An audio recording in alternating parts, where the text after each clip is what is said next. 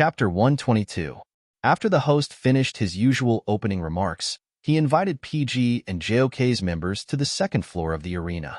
PG's 5 players sat down in the arena and familiarly adjusted the equipment while chatting about other things. Yihong. Hey, Yiming, aren't you usually quite talkative? How come I've never seen you talk in the group? The group Yihong was referring to was Li Yan's new QQ group called Professional League of LD. It was true that Luo Yiming had never spoken in that group. The reason was simple. Kids people are there too? That's true. Yihong shrugged. Speaking of which, kids people haven't spoken in the group either. Luo Yiming snorted. They're guilty. Yihong didn't know whether to laugh or cry. It seemed that Luo Yiming's grudge with Kid would never be resolved in this lifetime. Even though Luo Yiming said that he hated Kid because Kid wouldn't let him play, Yihong was sure that there was another reason. After all, Luo Yiming was a very simple person and didn't hold grudges. If he didn't let him play, he wouldn't hate Kid to this extent. As for PG's coach, Fong Luofan, he was really hurt by Kid. Anyone who was at the lowest point of their life and was heartlessly abandoned by the teammate they cared about the most would hold a grudge. This season, Kid was determined to win the championship. So was PG. If both teams could advance to the finals, then they would have a chance to play each other again. When that time came, they would definitely defeat Kid and avenge their coach and teammates. With that thought, Yihong took a deep breath. He put on his headphones and focused all his attention on the screen. Aban. Hello everyone. I'm commentator Aban. Tanghua. I'm commentator Tanghua Aban. Wow. I'm so happy to be able to commentate on PGs again. Tanghua. Haha. Everyone who follows the league now knows that Aban is Jingyu's little fanboy. Aban. Yesterday's match between PG and Ball C was amazing. The junglers of the two teams are amazing. Watching them fight is a feast for the eyes. That's true. My blood is boiling just from watching the amazing video clip released last night. Tanghua said. When she saw that PG and Jock had decided on their sides, she quickly returned to her commentary. Okay, we can see that PG has the upper hand this round. Aban. PG's luck is getting better. Tanghua. Yeah, I feel like PG has been getting the upper hand in the past few days. Aban. PG's points and popularity have been steadily increasing. I'm starting to think more and more highly of this team. Tanghua. However, their opponent today, Jock, is not to be underestimated. Especially Jock's XD. His match with Rule was a true pentakill. As the two of them spoke, PG chose Azrael as the first ban. They banned Azrael? Aban was a little surprised. Against Jock's Magic Burst team, their first ban wasn't a sorcerer. Tanghua. Instead, Jock's first ban was Nine-Tailed Fox. Aban. This is the first time Jock has banned Nine-Tailed Fox this season. This confirms Yezi's ability. Tanghua. XD and Yezi's Nine-Tailed Fox are both very good. I'm curious to see which of them is better. Aban. Yes, both of their Nine-Tailed Fox are very good, but they have completely different styles. XD's Nine-Tailed Fox is more dirty, while Yezi's Nine-Tailed Fox is more unexpected. As they spoke, PG chose the second ban, Heijiao. Tanghua. PG finally banned a sorcerer. However, in the past matches, PG banned Heijiao more often. Aban. Yes, you banned a Nine-Tailed Fox, and I'll give you a Heijiao in return. PG's team has always been like this. However, he didn't know if it was just his imagination, but he felt that PG had chosen the ban too decisively. It was as if they were back in the preliminaries. Back then, PG had always chosen the top, middle, and bottom lane. Even though they didn't know their opponent's ability, it still gave people the feeling that they didn't care about their opponent at all. As expected, after Jock banned Plunder Shadow, PG chose the third ban, Kamal. Aban raised his eyebrows. He had a hunch that something was going to happen. Tanghua didn't think that there was a problem. PG didn't deliberately target Jock's sorcerer this round. Instead, he chose to ban the top, middle, and bottom lanes. Now it's time to see who Jock's last ban will be. Yihong. Blind guessing Heart of Ice. Tanghua. Ah, he banned Heart of Ice. Jock gave 2 bans to PG's jungler in a row. Jingyu raised his eyebrows. He wasn't very surprised. So far, His Plunder Shadow had a 100% win rate in the tournament, and his Heart of Ice had defeated Li Yan's Sword Burial in the last match against Bal C. These two fiendish demons might not be released in the future. However, in this round, his Moonshade Spider wasn't banned. Jingyu, it's decided. I'll take Moonshade Spider this round. Yihong, do you think they'll burn their boats and steal Soul and Flower in the mirror at the same time? Hanlong, we've participated in so many matches, but I've never used Flower in the mirror. As long as their coach isn't an idiot, they won't steal Flower in the mirror, right? Qin Fei, okay, then Yiming will be the support this round. Use Flower in the mirror. After a pause, he added seriously, we'll rely on you to carry us. Luo Yiming raised his hand and stroked his blonde hair. TSK, PG can't do without me. Han Long stifled a laugh. Good luck. Yihong stifled a laugh. Good luck, Yiming, carry us. That's it. The plan works. Jingyu said. He took a deep breath and locked onto Moonshade Spider. Sure enough, when Jock saw Moonshade Spider, he quivered and locked onto Soul. Then, he hesitated for a moment in another position and locked onto Sword Burial. Are you afraid that I'll steal it? Qin Fei raised his eyebrows with interest. Jingyu smiled. After all, you're very good at Sword Burial. After a pause, he said to the other teammates, lock onto Wind of Condensation and Flower in the mirror. Thus, PG locked onto Wind of Condensation and Flower in the mirror. Jock wasn't the only one who was stunned when he saw the two magical creatures. The commentators and the audience were also stunned. After a short silence, Tanghua was the first to find her voice. She said in disbelief, Flower in the mirror? I've never seen PG's 3H wield Flower in the mirror before. Ah Fei. Actually, I did win it last season, but I wasn't that good at 3H's catoptric deflection. I couldn't crowd control anyone, and I always blinked right in front of the enemy archers, delivering kills to them. This Tanghua coughed. After all, it was last season. Maybe this season, 3H deliberately practiced it to match Jingyu's Moonshade Spider? Maybe. Although Aban said that, he didn't think that way at all. He didn't know why, but when he saw PG's ban position, he had a feeling that PG was going to cause trouble. Okay, JOK's bottom lane is Centaur and Mermaid. Let's see what PG's last two positions will be. As soon as Aban finished speaking, Qin Fei locked onto Lilith. Heh, JOK, are we going to settle old and new grudges together? Yihong locked onto Scarlet Fury. Old grudges. We were defeated last season. New grudges. We agreed to a mock competition, but they actually used the second team to fight against us. Who are they looking down on? Qin Fei. Old grudges are correct, new grudges are wrong. Huh. Yihong didn't remember them having any new grudges with JOK. Qin Fei sneered. XD is finished. If I don't kill him 5 times this round, I'll write my name backwards. One moment, he said that Jingyu and Li Yin were in a love-hate relationship. The next moment, he asked Jingyu if he had a girlfriend. This person was really annoying. If it wasn't for the fact that he couldn't crawl through the internet cable, Qin Fei would have fed XD's head to the fish tank. Jingyu obviously thought of the chat history in the group. His fingers tapped twice on the keyboard. Silencing a witness. That sounds pretty cool. He joined in as well. However, the other PG's focus was completely off. Yihong, you're writing the word fate backwards. Can't you be more sincere? Luo Yiming, no. I think Brother Fei means to change the order of the words in his name.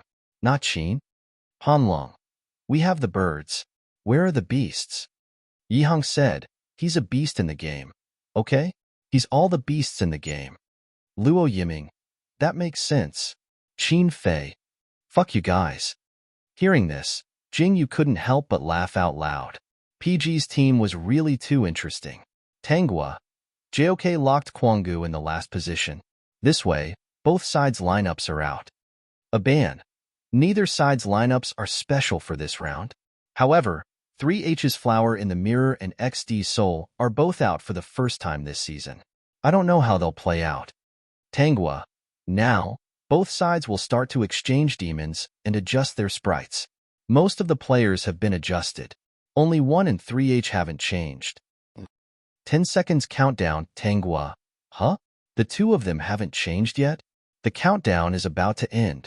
5 seconds countdown, Tangua. The two of them still haven't changed? Is it because they're stuck? 1 second countdown, Tangua. Yeah. When the countdown ended and the demons of both sides entered the battlefield, the big screen cut to PG's arena and gave Luo Yiming and Hanlong a close-up of their faces. Not only were they not panicking, they were even talking and laughing. Only then did Sweets realize what was going on. Her eyes widened in disbelief. Wait, there's only one support in this round. Aban couldn't help but laugh out loud. Ha ha ha. As expected of the PG, I know. Focus on causing trouble. Chapter 123. Luo Yiming's support. This was the first time most people could remember seeing it. After all, after he joined PG, he had only played support once in an official match, and he had scored more kills than a marksman. That match was last season's group stage, and all 4 groups played at the same time. The commentator picked the matches of the top 8 teams to commentate on, so Luo Yiming's support match wasn't seen by the audience at all. Basically, only the players themselves and their opponents knew about it. It was no wonder that the commentator and audience were so surprised to see Luo Yiming's support in PG and JOK's match. Jingyu had never seen Luo Yiming's support before. Although he was looking forward to it, he couldn't help but be a little worried. You haven't used Flower in the Mirror in a long time, right? Not really. Luo Yiming seemed a little excited. Although he liked to play the center position and liked the feeling of controlling the outcome of a match in his own hands, it actually felt good to play support once in a while. More importantly, PG needed him to get Flower in the Mirror, which made him feel very important. I knew this would happen, so old Han and I rehearsed beforehand. Jingyu raised his eyebrows. Before he could respond, Hanlong added, "We really put in a lot of effort to coordinate with your Moonshade Spider. I've cultivated the elemental spirit and Yiming has cultivated the mirror's flower, Water Moon. This way, no matter what the other party bans or steals, as long as you can get the Moonshadow Spider, we will have a way to cooperate with you." After hearing this, Jingyu was a little moved for a moment. But in the next moment, he couldn't help but complain. Actually, you guys are just tired of playing in your own positions and want to switch positions, right? Hanlong, Aya, you even found out. Luo Yiming, to be honest, I've wanted to get a pinnacle with Flower in the Mirror for a long time. I'll play support and old Han, you'll support me. Hanlong, okay. Jingyu, == Team PG was truly hopeless. As soon as they entered the battlefield, the camera was focused on Luo Yiming's Flower in the Mirror, as if to confirm something. Is PG really planning to let one support him? Tangua was still in disbelief. Isn't this a little too much? Aban held back his urge to laugh. I haven't seen once Flower in the Mirror, but 3H's Wind of Condensation has appeared in this season. He plays a little dirty and doesn't seem like a PG. However, his performance in the later stages was more stable than that of one. Tangua, yes, 3H's performance has always been very stable. I can see that he's a calmer person in real life. No matter how chaotic the situation is, he's very clear about what he needs to do. He hasn't made any big mistakes. Aban, that's right. This player doesn't seem to have a strong presence, but he actually laid the foundation for PG's final victory several times. He's PG's only archer in this match. I'm looking forward to his performance. As soon as he finished speaking, the red in PG's bottom lane was given to Luo Yiming's Flower in the Mirror. Aban, Tangua, the commentators and the audience were silent for a second. Then, as the audience whispered, Tangua hesitantly said, "Did PG make a mistake? Why did he give the red to the support?" Aban frowned. This kind of mistake shouldn't be made. It's very fatal. It's very likely that PG's archer won't have a good early game economy. Then, the two commentators saw Wind of Condensation return to the bottom lane to clear the army. However, in the end, Flower in the Mirror finished it off. Aban, Tangua. At that moment, the livestream chat was full of ha ha ha. Some were laughing at PG for causing trouble, while others were laughing at the commentators' reactions. Let me tell a joke. Flower in the Mirror's archer, Wind of Condensation support. Commentator. Who am I? Where am I? Whose match am I commentating on? Haha, I'm a fan of some godly team. I'm guessing flower in the mirror's AD equipment. Finally, as if he had just woken up from a dream, a band asked someone to click on Luo Yiming's flower in the mirror's equipment. The first equipment he dropped was a small vampiric dagger. Then, he looked at Wind of Condensation's equipment. It was a money box for transferring economy. Flower in the mirror's AD equipment? Aban was so shocked that he was tongue-tied. Wind of Condensation support? Tangwa couldn't believe her eyes. Is PG serious? Why didn't he let one be the archer? This time, Aban finally understood. It should be because of the Moonshade Spider. Soul was snatched by Jock, so PG could only use Flower in the mirror to coordinate with Moonshade Spider. However, there's something wrong with Flower in the mirror for 3H. Tangwa. Then why didn't one use Flower in the mirror to support 3H's Wind of Condensation? No matter how I think about it, that would be more advantageous. As soon as Tangwa finished speaking, Luo Yiming's flower in the mirror flashed and cast a crowd control spell. It just happened to control Jock's troops and Mermaid. Then, Wind of Condensation immediately moved and followed up with Flower in the mirror to deal damage. System, Flower in the mirror, 1 kill. System, the enemy troops have been killed. Mermaid immediately activated her shield after the crowd control was released. However, she was still a step too late and could only protect herself. He decisively flashed towards the second tower and pressed the return button. Luo Yiming had Flower in the mirror turn around and continue to deal damage. As he did so, he puffed up his cheeks and said, "I won't be happy if I don't get a double kill." Jingyu was convinced. "You used a support to get a first kill. What else do you want?" Yihong. "Of course I want to fly into the sky and stand shoulder to shoulder with the sun." Hanlong. "Haha, how can 1 kill be enough? I already said that we're going to win this game in 1 hit." Luo Yiming. "That's right. We should at least get a triple kill, right?" When Flower in the mirror was dealing damage, the enemy's sword burial went to the bottom lane and was forcefully chased away by Jing Yu's Moonshade Spider. There was no chance of a comeback in this 0-4-1 trade. Tangwa felt her face burning. PG is really amazing, huh? Aban couldn't help but laugh out loud.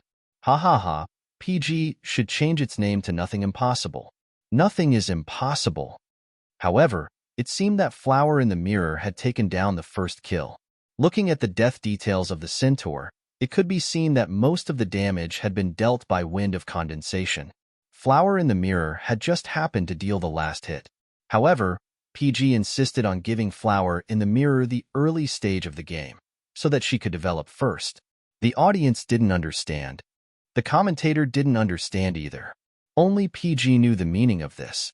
In fact, the focus of this game wasn't Wind of Condensation or Flower in the mirror, but Jing Yu's Moonshade Spider. Now, using the Moonshade Spider as a jungler was inseparable from the support of a control-type demon. In this game, Luo Yiming was indeed a support, but he only needed to support the Moonshade Spider. However, as for Luo Yiming's support, Jingyu didn't count on it. For a teammate like Luo Yiming, he couldn't command him. He could only guide and cooperate with him. In the past, Jingyu couldn't do that.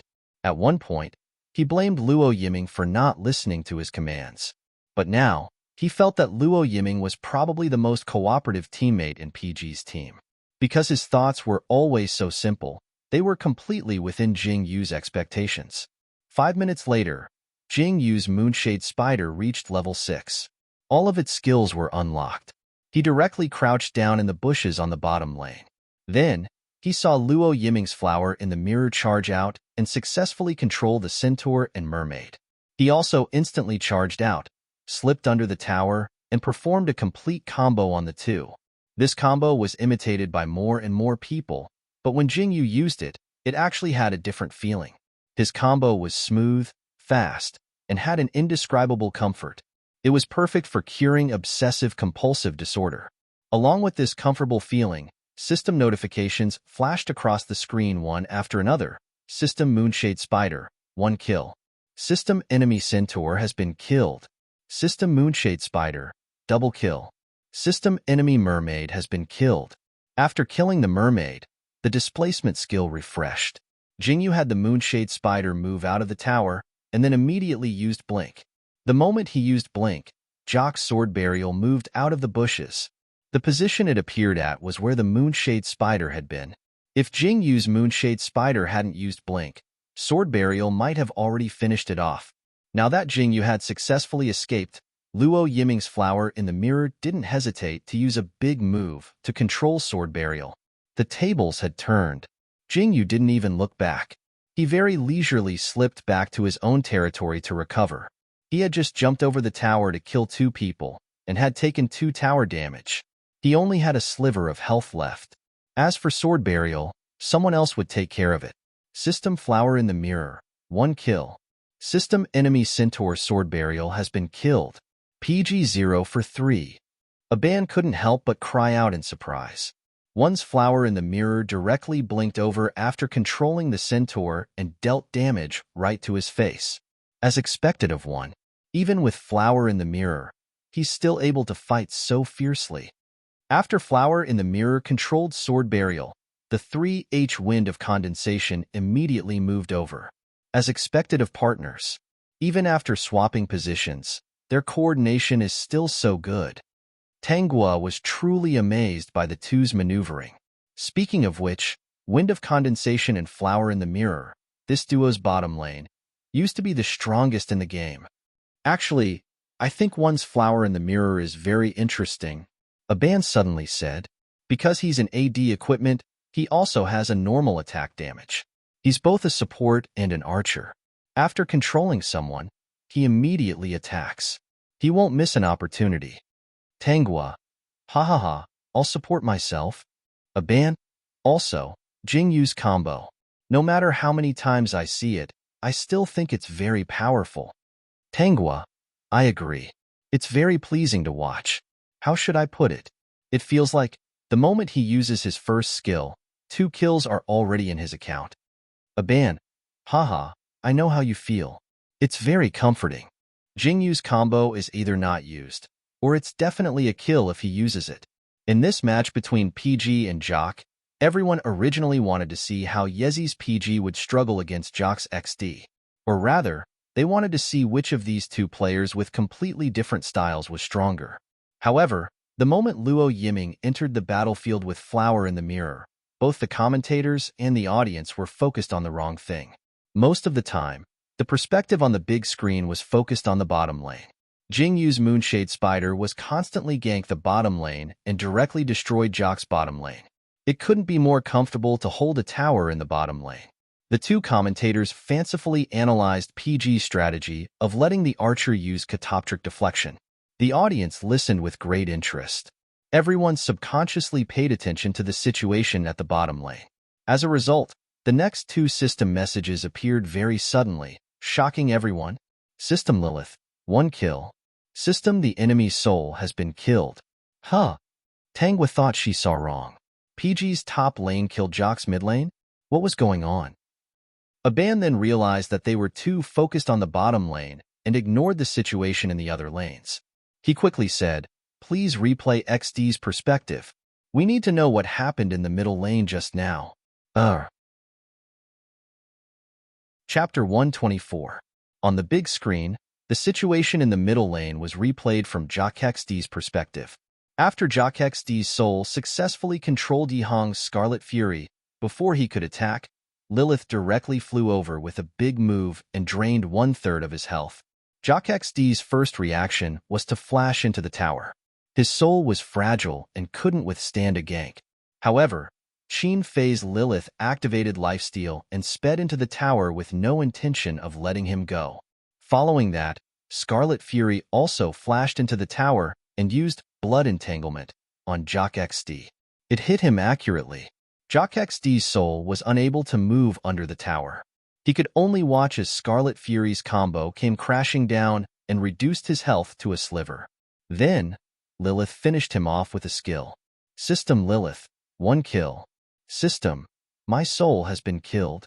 Seeing this, Aban still felt a little strange. Where's Jock's top laner? The big screen switched to Quangu's perspective again. After 5 minutes of the match, Quangu's health was already less than half due to Lilith. After Quangu refreshed his big move, He knew that Qin Fei's Lilith must have gotten a big move too. In order to prevent himself from being killed by Lilith, he decisively used his big move and fled to the second tower. Who would have thought that Qin Fei didn't even look at him and directly rushed to the middle lane?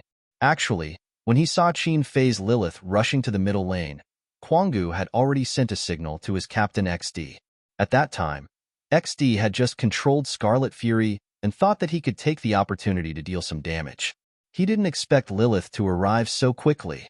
It was as if she had already targeted him. This thought flashed through his mind and XD shuddered. However, in the end, he still attributed his death to Lilith. "Sorry, I underestimated you." His teammates comforted him. "It's okay. It's okay. Be careful next time." Team PG is too good at seizing opportunities. We have to play dirty. In the past, one Qin Fei was troublesome enough. Now there's Jingyu. Yeah, because I was too concerned about Jingyu, I forgot about Qin Fei. XD pursed his lips and felt a little uneasy. However, he still pretended to be calm and said, "Be careful, top laner. Send me a signal before you retreat. Just defend the bottom lane." Jock's archer was on the verge of tears. "We can't hold on any longer." After Jock's first tower was destroyed, Luo Yiming's flower in the mirror directly led the minions to the second tower. Jing Yu's Moonshade Spider rushed to the middle lane after healing, helping Qin Fei and Yihong to destroy the first tower in the middle lane. Then, the three of them lined up to lead the minions in the top lane. The match has just begun and the situation is completely one-sided. Aban couldn't help but sigh.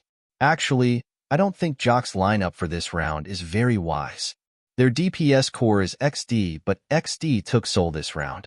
Although Soul has been strengthened, his DPS is still not as good as a sorcerer. I think so too. Tangua agreed. It's mainly because Jock didn't expect PG to take Flower in the mirror. However, even if XD didn't take Soul, he might still be suppressed by PG if he took a sorcerer. Sorcerers are the most commonly killed by PGs. That's true. Whether it was Qin Fei last season or Jingyu this season, both of them like to coordinate with each other. Li Yin of Bala. She also liked to gank sorcerers the most. After all, sorcerers were squishy and relied on their skills to deal damage. Once their skills were used up, they would be a real vase and could only be passively attacked. It was best to gank them. After depriving Jock of his vision in the middle lane, Jing Yu's Moonshade Spider would walk around the magic dragon from time to time. Then, it would go to the jungle and walk around the magic dragon after it was done. They're raising a dragon. Aban smiled. Jock's middle tower dropped too quickly in this round. If PG went to steal the dragon now, the magic dragon's army wouldn't be able to deal enough damage. So, they're planning to fatten it up before they fight. Is this the first time they've done this? Tangwa said uncertainly. PG has always tried to steal the magic dragon as soon as possible. This is the first time they've fattened it up like this? Yes. Aban replied. Then, he suddenly thought of something and raised his eyebrows. And now that you mention it, I suddenly feel that PG might have other reasons for doing this. As soon as he finished speaking, he saw Qin Fei's Lilith and Jing Yu's Moonshade Spider, one on the left and one on the right, crouching in the bushes near the enemy's second tower in the middle lane. At this time, Luo Yiming's flower in the mirror was leading the bottom lane. Han Long's Wind of Condensation was farming in the bottom lane. Yihong's Scarlet Fury went to the top lane. In this situation where the enemy could group up at any time, only PG would dare to spread out. Especially Flower in the mirror, who was leading by himself. Did he really think that he was an archer? Luo Yiming's reaction was, "I am an archer. What's wrong with that?" PG led the minions from the top, middle, and bottom lanes over. Jock's members were originally gathered together to prepare for a group battle. When they realized that there were minions coming from all three lanes, they had no choice but to split up and clear them. XD realized that there might be someone waiting for him in the middle lane. When he reached the bottom of the tower, he cautiously used his weapon to scout the bushes nearby. Sword Burial also rushed over. He was the first to rush out of the tower to clear the minions. The casters and audience had a bird's eye view. In their eyes, the four of them were practically standing in front of each other. Lilith is about to be discovered. Tangwa had just shouted this when Qin Fei's Lilith appeared behind Sol with a big move. Almost at the same time, Jing Yu's Moonshade Spider moved in front of Sol and released a spider web. The two of them surrounded Sol one after the other. After controlling him, they attacked him and stunned him. System Lilith, 1 kill. System, the enemy's soul has been killed. Qin Fei's Lilith took 2 hits from the tower and only had a sliver of health left. After killing Sol, he immediately flashed out of the tower. Almost at the same time, Sword Burial caught up to him and wanted to kill him. However, he was stopped by Jing Yu's Moonshade Spider. Lilith only had a sliver of health left while Sword Burial still had half of his health left. He didn't care about the healthy Moonshade Spider. He only wanted to kill Lilith. However, at this moment, Qin Fei had Lilith use lifesteal. He moved to dodge Sword Burial's enhanced attack and used Sword Burial's health to attack him. Just like that, the casters and audience watched as Sword Burial's health dropped lower and lower. Lilith's health fluctuated, and she was on the verge of death a few times. Finally, System, Lilith, double kill. System, the enemy's Sword Burial has been killed. Qin Fei's counterattack with a sliver of health left. Sweets cried out excitedly, "That's amazing!"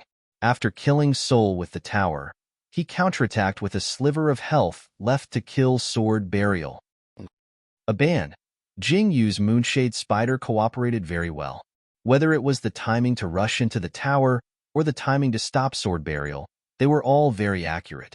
A slight mistake could have led to Lilith's death. On PG's side, his teammates were also amazed. Yihong, you two are amazing. Luo Yiming, wow, why didn't you bring me along when you were killing people? Hanlong, you two are the best. Jingyu smiled and then complained in a low voice, you didn't even give me a kill. Qin Fei couldn't help but laugh. When he heard Jingyu's words, if it weren't for the fact that they were still in the game, he would have patted his head to comfort him. But now, he could only comfort him verbally. It's okay. I'll let you have the kill next time. This time, you used all your skills when you killed Sol, so you didn't have the strength to kill Sword Burial. As for Sol, I have a reason to kill him. He didn't expect Qin Fei to say it so straightforwardly. Jingyu said seriously, if you want to talk about a reason to kill him, I have a reason too. Oh? Qin Fei raised his eyebrows. What's yours? He didn't remember Jock offending Jingyu in any way. Jingyu was taken aback by his question. What else could it be? Of course it was silencing him. Jock had almost exposed their relationship, which was why he got into trouble. Wasn't it? He realized that Qin Fei's reason might be different from what he thought. So he couldn't help but ask him while fighting the jungle, tell me yours first. Qin Fei shrugged. I swore before that if I don't kill him 5 times, I'll write my name backwards. So, I have to kill him 5 times. Huh. There didn't seem to be a problem? No. Jingyu almost got sidetracked by Qin Fei, but fortunately, his IQ was still somewhat online. This is also based on the premise that you want to kill him, right? What I'm asking is, why do you want to kill him? Are you sure you want me to say it? Qin Fei joked.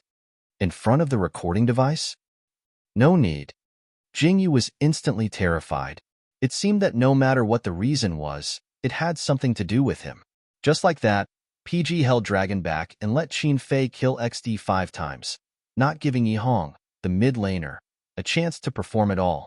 When Qin Fei successfully killed XD for the 5th time, PG's teammates all sighed. Yihong, to be honest, I kind of want to see Brother Fei slap himself in the face. Hanlong, agreed. I'm not interested in Brother Fei writing his name backwards. I just want to see him slap himself in the face. Luo Yiming, yeah, I think it'll be very interesting. Qin Fei's face instantly darkened. Are you guys tired of living? He felt that ever since Jingyu came, his teammates had been treating him less and less as a brother. Indeed, in the past, Yihong and the others didn't dare to tease Qin Fei. However, ever since Jingyu came, they saw a lot of different things in Qin Fei. Even his temperament had changed. In the past, Qin Fei was a beast of few words. Out of 10 sentences that he spoke, 9 of them were roars, as if he wouldn't speak if he didn't roar. But now, he could communicate with them in a normal voice, especially when facing Jingyu. He was so gentle that it was like he was a different person from before. Jingyu had never seen Qin Fei fight, but Yi Hong and the others had. Last season, when one of their teammates was kicked out of the team by Qin Fei, he fought with Qin Fei because he refused to accept it. After a few rounds, he was thrown out of the window by Qin Fei. Later, that teammate brought a group of bad friends to find trouble with PG. Qin Fei blocked them outside the club, didn't hold anything in his hands, and fought with a group of people who had sticks in their hands. He defeated 10 of them by himself. When he fought, he was even fiercer than when he was in the game. He didn't know how to control his strength. He was ruthless to others, and even more ruthless to himself. When others slashed at him with knives, he actually caught them with his bare hands, and then kicked them to the ground. Everyone in the club was scared witless, worried about his hands. For an esports player, hands were undoubtedly a very important part of the body, but Qin Fei didn't care about it at all when he fought. Of course, that group of people was beaten away by Qin Fei in the end, and never appeared in front of PG Club again. But Qin Fei also came back with a body full of injuries. Dripping blood all the way, he yawned and went into the bathroom as if nothing had happened. From then on, no one in PG Club was unconvinced by Qin Fei. No matter their age, whether older or younger than him, they all called him Brother Fei when they saw him. Take Yi Hong and Han Long, for example. They were a year older than Qin Fei, but they still called him Brother Fei. But at that time, they were in awe of Qin Fei, but now, they really regarded him as their brother. Yi Hong, I feel like this game has nothing to do with me. It's all up to Brother Fei to carry us. Han Long, haha, your Brother Fei is still your Brother Fei. On the side, after Luo Yiming killed a group of people with flour in the mirror, he puffed up his face. The damage was so low, and he didn't feel good about killing them. What happened to being the one to carry them? At this moment, Jing Yu's Moonshade Spider rushed into the dragon pit. Gather in the middle lane.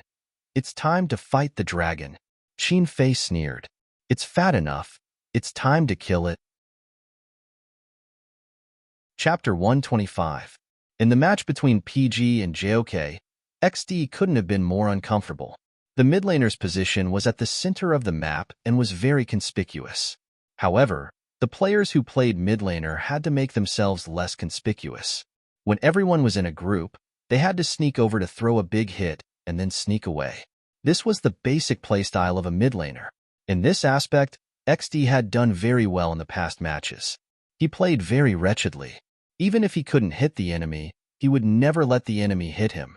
He made his presence as low as possible, and then he would come out at the crucial moment and use his explosive damage to kill the enemy in one move. Therefore, it was always fun to watch XD play. He either didn't take any kills or took them consecutively. It wasn't surprising for him to kill 4 or 5 times. However, in the match with PG, in order to prevent Jingyu from using Moonshade Spider to control the wave of attacks, he stole soul and sacrificed his spell damage to become a team control. This wasn't a big problem. As long as he could control people, his teammates' damage output was enough. The bad thing was that he didn't know how he angered Qin Fei and Jingyu. They stared at him and attacked him. This was really uncomfortable. At the 24-minute mark, PG attacked the dragon. He hurriedly asked his teammates to rush over and steal it. Of course, he also went over. As usual, he chose a very wretched route and waited for his teammates to arrive. After attracting PG's attention, he rushed out and threw a control at Luo Yiming's flower in the mirror. However, Luo Yiming seemed to have predicted it in advance. He flashed in front of him and pressed his face against his face. Then, he used a crowd control skill on him and attacked him. Luo Yiming complained that flower in the mirror's damage output was too low. He sold his shoes and didn't use split anymore. He only used critical hits. When the attack hit XD's soul, the floating damage value terrified him. Logically speaking, XD had never been so afraid of a support. Were all PG players poisonous? XD clicked to dispel the control and flashed away. However, the Moonshadow Spider flashed and caught up with him. Immediately after, a white web covered his soul type. Control wave. Okay, it's over. XD watched as his soul was killed by Moonshade Spider and Flower in the mirror together. It was worse than swallowing a fly. System, Moonshade Spider, 1 kill. System, enemy soul has died. System, Scarlet Fury, 1 kill. System, The enemy's troops have been killed. System, Scarlet Fury, double kill. System, enemy mermaid has died. System, Lilith, 1 kill. System, enemy Kwangu has died after Soul died. JOK's members were scattered in the blink of an eye. Only their jungler, Sword Burial, managed to escape by using block and displacement. However, just as he slipped under the tower, Han Long's wind of condensation caught up with him. A wind blade beautifully passed through the tower and hit Sword Burial in the back, taking away his last bit of health. System, wind of condensation, 1 kill. System, enemy Sword Burial has died. Yeah, PG 0 for 5, JOK wiped out. Aban was so excited that he almost jumped out of his chair. This PG is too strong. JOK has no way to fight back. Tangwa also said, 3H's last hit was too good. I feel that his marksmanship is very good. He doesn't lose to one at all. Aban, this game is really bad for XD. They were constantly targeted and couldn't get their economy up. This caused the entire team's DPS to be low. Tangwa, I feel like it's a problem with the lineup. It's mainly because JOK didn't expect PG to use Flower in the Mirror. To be honest, I didn't expect it either. After PG wiped out JOK, they started to fight the dragon comfortably. While they were fighting the dragon, a message suddenly popped up in the chat box. Frowny face enemy. Jock XD, Solim, do you guys have some misunderstanding about me? At first, no one paid attention to him. It was only after PG took down the magic dragon and returned to the city to recover that someone replied. Frowny face ally. PG sleep. Lilith, no. Ally. PG GF. Moonshade Spider, no. Enemy. Jock XD. Soul, then why are you guys targeting me? Enemy. Jock XD. Soul, do you dare to touch your conscience and say that again? Ally. PG sleep. Lilith, I don't dare. Ally. PG GF. Moonshade Spider, I really don't dare. Ally. PG Leafs. Scarlet Fury, you might not believe it, but they just want to kill you. Enemy. Jock XD. Soul. After the conversation ended, the PG members followed the Devil Dragon army and pushed forward. They destroyed all of Jock's towers in one go. After JOK's members revived, they left the Fountain of Resurrection and stepped into their own territory. Before they could do anything, they were controlled by Luo Yiming's Flower in the Mirror. Then, Yihang's Scarlet Fury's combo smashed down and instantly killed 3 of them. The remaining Soul and Sword Burial were both at low health. No matter how unwilling they were, they had to return to the city to recover. However, they were killed by Wind of Condensation. At this point in the match, Han Long's Wind of Condensation finally developed and dealt a lot of damage. After he got the double kill, he started to attack towers like crazy and destroyed JOK's territory in a short while, winning the match. Then, he looked at the word victory on the screen and took off his headphones in a daze. He only felt that his heart was beating very fast and his fingers were numb. He hadn't had such a good fight in a long time, especially in the last 2 team battles. He could feel the feeling of being able to decide the outcome of the match, the fear and desire of the enemy towards him. This was a treatment only available to the C position. When Luo Yiming took off his headphones, he pouted and said, I'm not playing Flower in the Mirror anymore. What happened to the promise that he would carry him? Why didn't he feel like he was flying as the game went on? Yihang didn't know whether to laugh or cry. You have the most assists, the highest participation rate, and the system's team MVP. What else are you unhappy about? After a pause, he added, on JOK's side, only Centaur and Sword Burial's damage is higher than yours. Be content. Luo Yiming didn't say anything. His damage was the lowest on PG's side, and he didn't get many kills. However, his Flower in the Mirror was a support. So, he couldn't ask for too much. It wasn't that easy to support a pentakill. Yihang, by the way, old Han, your Wind of Condensation is super good, right? I feel like I'm playing a lot better than before. Han Long took a deep breath and finally found his voice. I was so nervous. My hands were shaking in the end. It really isn't that easy to be the C position. I'll just play support. When he heard this, Luo Yiming's mood instantly improved. Sure enough, only he could be the C position of PG.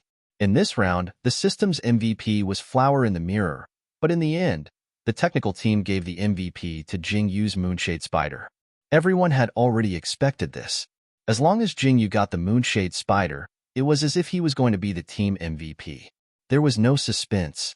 Moreover, he had taken advantage of several opportunities to harvest kills in this round and played a crucial role in the outcome of the game. But at the same time, everyone knew that all of this was based on Luo Yiming getting the flower in the mirror. Therefore, PG's teammates didn't hesitate to praise Luo Yiming. Jingyu, if it wasn't for Yiming's flower in the mirror, I wouldn't have been able to get the MVP. Hanlong, only Yiming's flower in the mirror could deal such high damage. Yihong, Yiming is really good. Qin Fei, yeah, he's really good. Luo Yiming, are you guys trying to coax a child? Even though he said that, he had to admit that Luo Yiming was very happy to be coaxed. Soon, the second round between PG and Jock began. The loser had the first pick, so Jock had the priority to ban monsters. They gave the first pick to the Moonshade Spider without hesitation. I guess they're going to ban all junglers. Yihong shrugged his shoulders. Little Goldfish is getting better and better. She's completely banned from jungling. In the past, only Ball, C's Li Yin had such treatment. It's okay. Jingyu rubbed his nose. He was happy but also a little guilty. After soloing Li Yin a few times, he realized that there was still a gap between him and the #1 jungler in the country. He still needed to work harder. What are we banning? He asked. Nine-tailed fox, of course, Luo Yiming replied. However, Yihong refuted. I don't think that's necessary. Jingyu thought about it, and also didn't think it was necessary. You can use Soul to suppress Nine-tailed fox. Yihong, yes. He still remembered that during the elimination round, he used Soul to suppress DJSSM's Scarlet Fury. Since that was the case, he would definitely be able to suppress Jock XD's Nine-tailed fox with Soul. What's more important is, Yihong smiled, I said that I would never ban myself. His teammates were speechless for a while and decided to ignore his pretense. Then for this round, we're still going to ban one version each? Hanlong asked. When we don't know what to ban, we'll just ban one version each. Jingyu said and banned Azrael. But for this round, since we're sure that XD will take Nine-tailed fox, we don't need to ban Heijiao anymore. I want to ban something else. Qin Fei raised his eyebrows. Ban what? Jingyu smiled. Sword burial. That's right. Yihong suddenly understood. They've banned so many of our junglers. There's no reason for us not to ban their junglers. Thus, PG's final 3 bans were Azrael, Sword Burial, and Satan. On the other hand, Jock's bans were Moonshade Spider, Plunder Shadow, and Heart of Ice. 6 junglers. After the match between PG and Ball C, there was another grand occasion of all junglers being banned in the elimination round. The commentator and audience were all shocked, but PG's 5 players couldn't be any calmer. Then, when it came to pick, Jock's first pick was Nine-tailed fox. Everyone expected this, but it still caused a small commotion.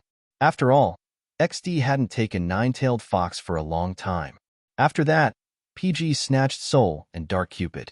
Then, Jock locked onto Flower Petal of Datura. Jingyu couldn't help but raise his eyebrows.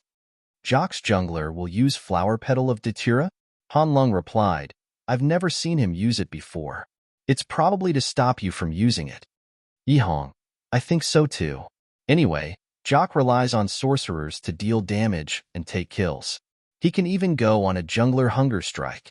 Luo Yiming, wow, Jingyu doesn't have a jungler to choose from? Should he use the newbie gift pack? Yihong said leisurely, our opponent is a sorcerer team, and we're the jungler core. Should we get a sorcerer jungler? Jingyu, that's a very dangerous idea. Hanlong, I think it's a good idea. Didn't Heijiao get released? Jingyu's jungler is a skill-based jungler, so is his sorcerer. Jingyu likes to use assassins as junglers. Assassins have high damage and low health. What a coincidence, sorcerers do too. Wow, what a coincidence, huh? Jingyu looked at him with disdain. Sorcerers' junglers will be scolded if they play ranked. Yihong, it's okay, we won't scold you. Luo Yiming, sounds interesting. Hanlong, sorcerers can use AD in the early game and switch to AP in the late game. They even thought of what equipment to use for him. These teammates were really poisonous. Jingyu decisively locked onto Wendy. You can cause trouble, but it has to be moderate. Yihong shrugged with a smile. He was just joking. He knew that with Jingyu's personality, he wouldn't pick a demon that he wasn't confident in. Luo Yiming really believed him. Seeing Jingyu lock onto Wendy, he sighed regretfully. Then he looked at the flower petal of Datura. Jingyu, didn't your Wendy lose to Li Yan's flower petal of Datura? You said it yourself. That's Li Yan. Jingyu smiled confidently. Fighting against Jock's flower petal of Datura, the newbie gift pack is enough. Chapter 126. Jingyu locked Wendy. Tanghua almost thought that her eyes were playing tricks on her. Even though Jingyu had taken Wendy in his match against Ball, yesterday, Tanghua was not the commentator for that match. Thus, she still found it unbelievable when she saw it in person. Not to mention, Jingyu had taken Wendy yesterday and lost to the flower petal of Datura. Today, he still dared to use Wendy against the flower petal of Datura. His courage was admirable. However, the player who had taken the flower petal of Datura yesterday was Li Yan. Different players took the same magical creature, so the threat was obviously different. The final lineups of the two teams were PG, Lilith, Soul, Dark Cupid, Sarier, Wendy Jock, Quangu, Nine-Tailed Fox, Centaur, Mermaid, Flower Petal of Datura. Although Jingyu said that he was looking down on the other party's Datura petals, when he entered the battlefield, he still focused 120% and seriously dealt with them. He had always been like this. PG was a team that fought in the early stages of the game. However, before joining PG, Jingyu had fought in too many late stages of the game. Many times, he had been the one to bring up the tempo and turn the tables. In order to win, he would not let go of even the slightest opportunity. He treated every match so seriously that he would not make a low-level mistake like underestimating his opponent. However, when he saw his opponent take the flower petal of Datura, Jingyu felt a ding in his heart, as if announcing the victory of the match. Before the match, Jingyu had watched the videos of Jock's team. Jock's midlaner XD was very strong, but Jingyu would not just look at him alone. He had watched every JOK player's performance in every match, so he had a rough understanding of their abilities. Jock's bottom lane was more reckless. Although archers were not afraid of death, they could not just die for nothing. It was because of this that Jingyu had been fighting against Jock's bottom lane in the previous round. He had destroyed their bottom lane in a matter of minutes. XD's sorcerer was indeed powerful. In the early stages, he was probably on par with Yihong. In the later stages, he was definitely much more stable than Yihong. Or rather, XD was the type that felt better in the later stages. If he wanted to suppress him, he had to rely on Yihong in the early stages. In the later stages, he had to keep an eye on XD and not let him disappear from his sight. Then there was Jock's jungler. He had the awareness, but he was always one step behind. He had the mechanics, but he would lose his mind the moment he saw a sliver of health. In any case, from Jingyu's point of view, Jock's jungler could not even compare to Li Yan's pinky finger. As for his own skill, even if he was not on par with Li Yan, he was at least on par with Li Yan. Therefore, when he saw Jock's jungler holding the flower petal of Datura, Jingyu felt that victory was in his hands. What? Jock had a top laner? There was nothing much to say. Brother Fei was the best. This was not the first time Yihong had used Soul against a sorcerer. In fact, before Soul was strengthened, he had used this demon to suppress the enemy sorcerer. Sorcerers were very afraid of being controlled because they were very fragile. Once controlled, they would basically be killed instantly. After Nine-Tailed Fox was weakened, she became the most fragile of all the sorcerers. Now, other than Heijiao, only Soul could fight against her. Then, the question was, why didn't he use Heijiao? When Yihong and AI Min were playing solo against DJSSM in private, AI Min had asked Yihong this question.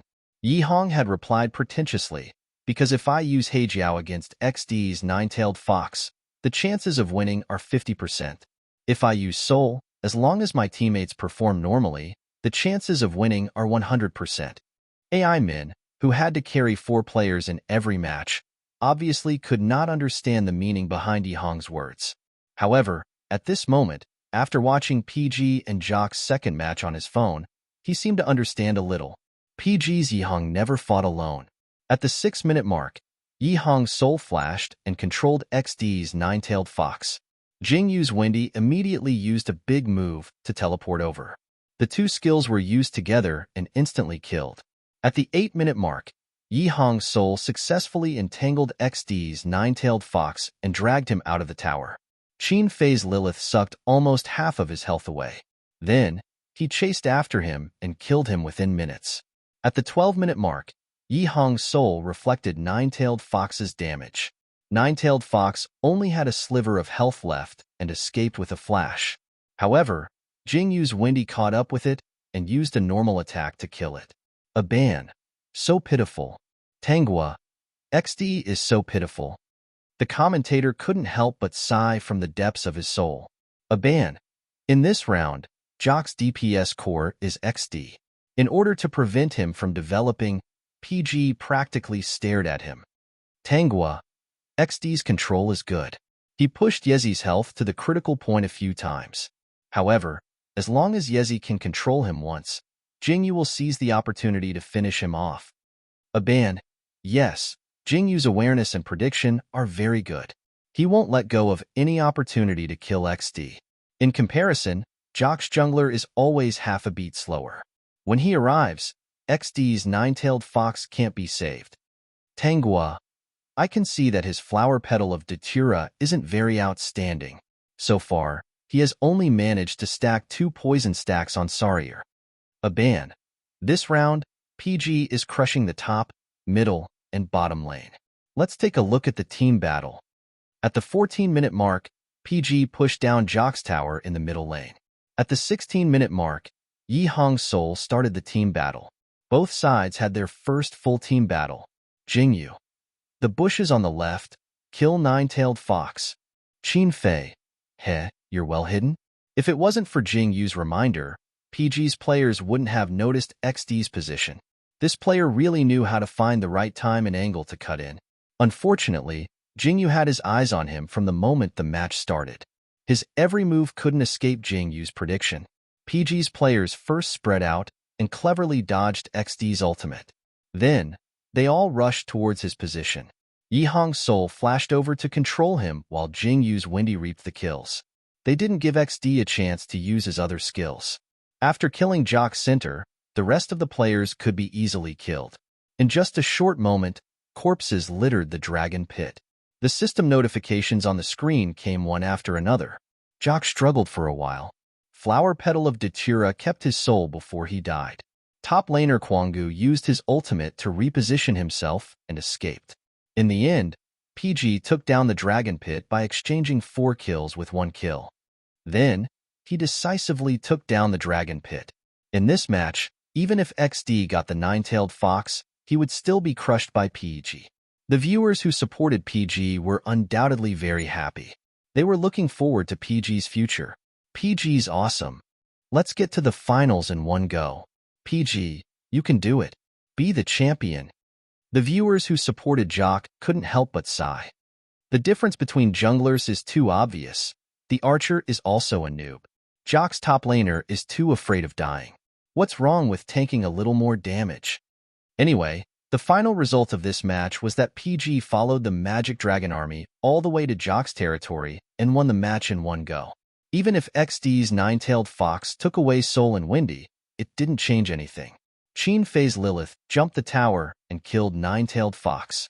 Hanlong's Sarier activated his ultimate to lock on Lilith and Luo Yiming's Dark Cupid at the same time. Then, Luo Yiming crazily attacked the tower with low health and finally destroyed Jock's territory before Qin Fei's Lilith died.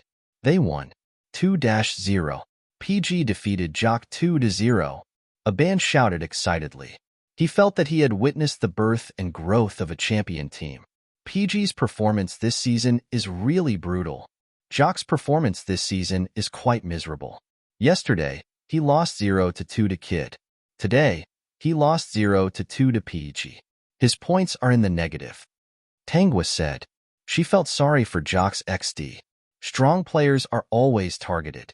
Whether it's Ball, Ceasley Yin, or Jock's XD, they've been targeted very miserably this season.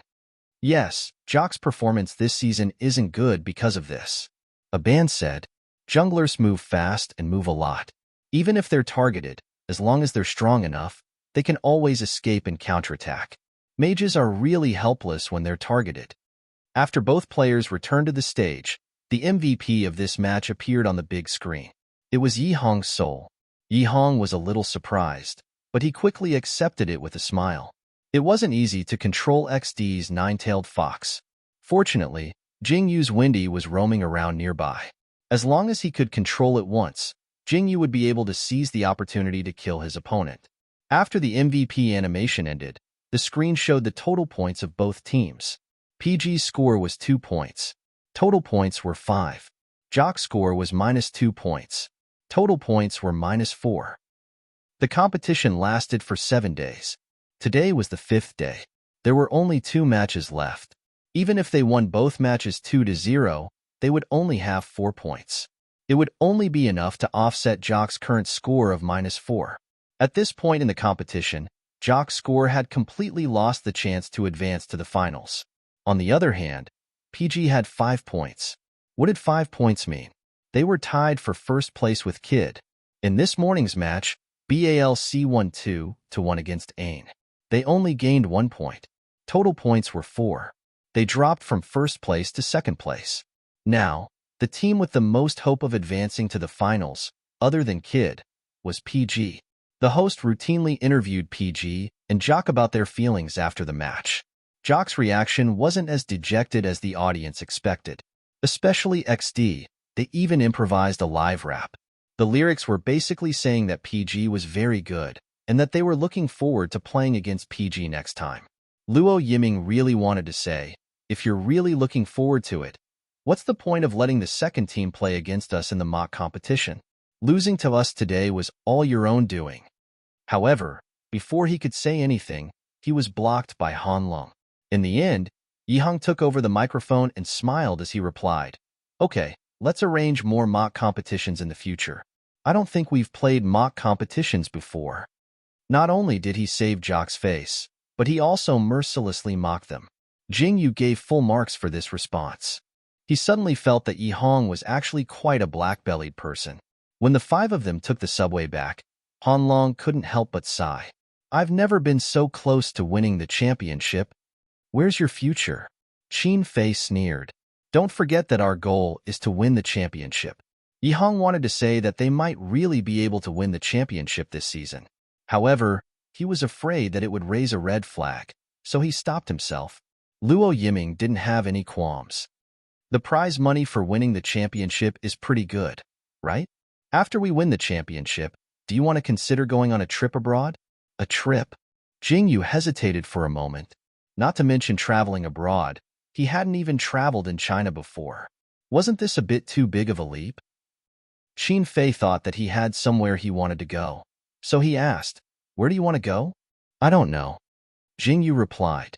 When he thought about Qin Fei accompanying him, he suddenly didn't feel nervous. Whatever. I'll go wherever you guys go. Hanlong. We can go on a trip abroad, but shouldn't we bring someone who understands English? Qin Fei glanced at him indifferently. What misunderstanding do you have about my English level? Yi Hong also looked at him indifferently. What misunderstanding do you have about my education level? Luo Yiming looked surprised. Old Han, you don't understand English? Jing Yu. Han Long. I really don't fucking understand. Jing Yu knew that Yi Hong skipped a grade in high school and went to university abroad. After graduation, he came back to play esports. However, what about Qin Fei and Luo Yiming? Qin Fei dropped out of university and Luo Yiming graduated from technical secondary school. These two didn't look like they knew English. Qin Fei seemed to know Jing Yu's doubts. He smiled and patted his head. Before I went to primary school, I lived abroad for a while. When I came back here, it was a bit difficult for me to learn Mandarin. So, my English grades have always been pretty good, but my Chinese grades are a bit worse. Yi Hong couldn't help but roll his eyes when he heard this. Pretty good and a bit worse were too subtle. He knew which university Qin Fei dropped out of. It was one of the top universities in China. Chinese wasn't something that could be passed just because you were a bit worse. If he were Qin Fei's parents and knew that Qin Fei dropped out of such a good university, they would break his legs. However, Qin Fei dropped out of school. Dropping out of school and coming out of the closet almost angered his parents to death. After dropping out of school, he created PG. He deleted all contact information with his parents and never returned to that so-called home. At that time, he didn't have as much passion for esports as he did now. Everything he did was just to escape from that home. As for the reason, only he knew. Even his cousin Xiao Yun was kept in the dark. Oh, there was someone else who knew. That was his birth mother, Qi Xian. Yiming? Han Long didn't believe that his English couldn't beat a technical secondary school graduate. Where did you learn English? Luo Yiming. You guess what you'll see. Literal translation. You guess. Jingyu and Qin Fei and Han Long. Is this how English grammar works? Han Long.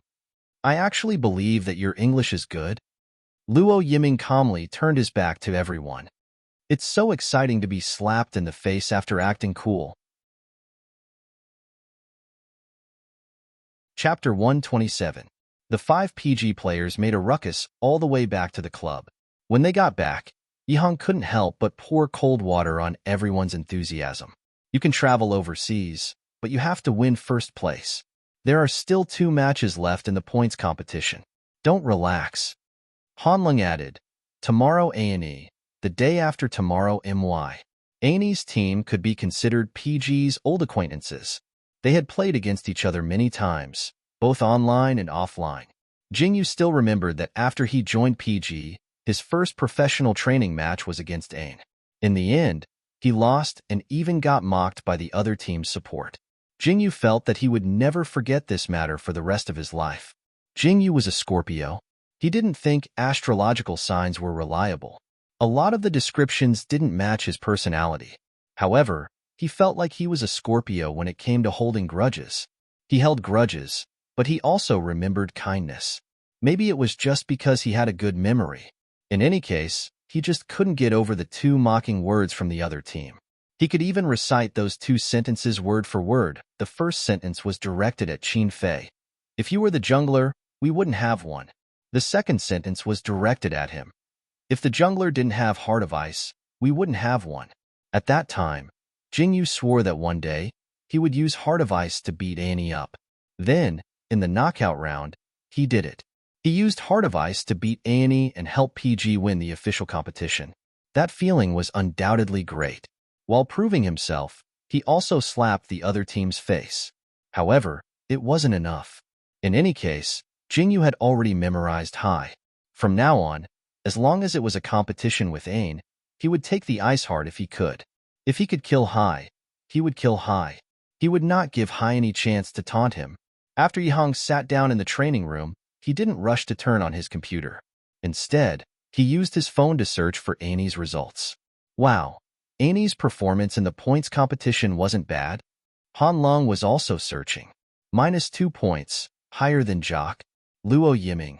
No matter what, they defeated the kid. I love them. Yihang. To be honest, if it weren't for Ain, we wouldn't be tied for first place with the kid. Luo Yiming. So treat them to a meal. Han Long. I think it's a good idea. Yihang couldn't help but laugh a few times. Sure. I said I would treat you before. Qin Fei said, sure. I'll treat Ain to a meal after tomorrow's game. Yihang. Okay, Luo Yiming. Sure. Han Long. On the spot? Qin Fei. Anything is fine. Jingyu. =_ hey. Hey, are you serious? Jingyu was shocked by his teammate's decision, but he didn't take it to heart. After all, this group of people might say that, but they might not necessarily do it. If he really did that, treating the opponent to a meal after winning the game, wouldn't that be a bit too much?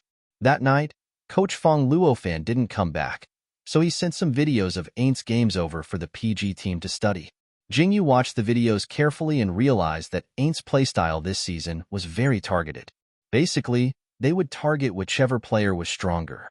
Ball, Ceasley Yin had been killed by the 5 of them at a crucial moment, and then they took advantage of the opportunity to win.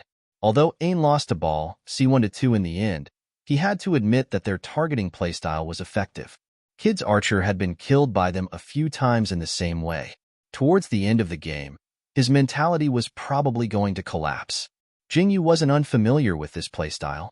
When he played against Ain, he realized that Ain was clearly targeting him.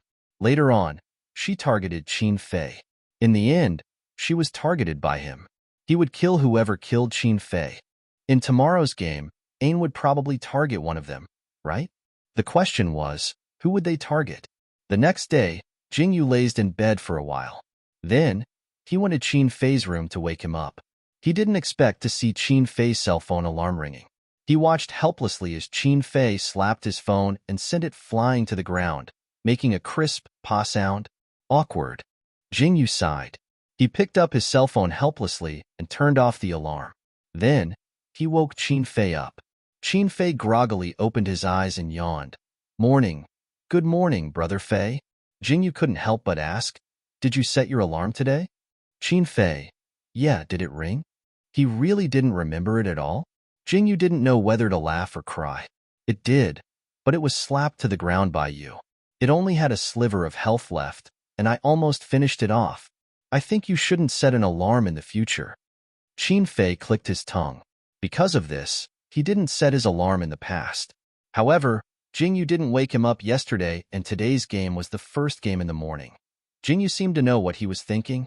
He coughed and said, Don't worry. From now on, I'll wake you up every day. His tone was careful, but it carried an unquestionable firmness. Qin Fei couldn't help but laugh. He got up and grabbed Jingyu's arm. After pulling him into his embrace, he wrapped his arm around his neck and patted his head. Okay, I believe you. Jingyu's face turned red. He didn't move an inch in Lu Zhou's embrace until Lu Zhou let go of him and gave him a push. Qin Fei, go wash up. Okay. Jingyu was a little absent-minded. He obediently walked out the door and washed up. Qin Fei looked at his back and smiled helplessly. Why was this person so soft in front of him? He really didn't resist at all? After washing up, they put on Team PG's uniform and set off in a domineering manner. What did the esports players talk about on the way to the game? Lineup? Tactics? None of those. The 5 players of PG were talking about food. Luo Yiming. How about a revolving restaurant? A buffet. You can eat as much as you want. Hanlong. I don't think so. It's too expensive. You don't have to pay so much to treat Ain to a meal. Yihong. We also want to eat. A revolving restaurant is fine. It's fine. Brother Fei will treat us anyway. Qin Fei. Why should I treat you? Yihong said seriously, You're the captain. Then he smiled and wrapped his arm around Jingyu's neck. Little Jingyu also wants to eat. Jingyu, huh? Qin Fei glanced at Jingyu. Oh, it's my treat. You guys choose a better place. Jingyu. Yihong gave himself a thumbs up for being so quick-witted. Jingyu didn't want to talk anymore. He thought that they were joking when they said they wanted to treat Ain to a meal. But today's discussion, why did it seem like they were serious? Speaking of which, did you ask Ain for her opinion on treating her to a meal? They chatted all the way to the game venue, and even when they entered the esports room. Hanlong. I think it's better to go to a revolving restaurant. Yezi likes seafood. Yiming wants to eat steak. Brother Fei and Jingyu don't eat raw food. There's a buffet in a revolving restaurant. Everyone can eat whatever they want. Isn't that great? Luo Yiming. Huh? There's steak in a revolving restaurant? Yihong. Isn't this the place you chose from the start? I thought you knew. Luo Yiming. Oh, I've never been there before. I've only heard about it from others. I've always wanted to experience it. Yihong. What about Brother Fei and little Jingyu? Okay. Qin Fei. It doesn't matter. Jingyu. It doesn't matter to me either. But can we talk about this after the game? PG's attitude before the game really worried him. Fortunately, after confirming their teams and banning the monsters, everyone immediately got into the zone. Yihong, Ain Ban Lilith, Shadow Plunder, and my 9-tailed fox. Heart of Ice and Moonshade Spider were both released.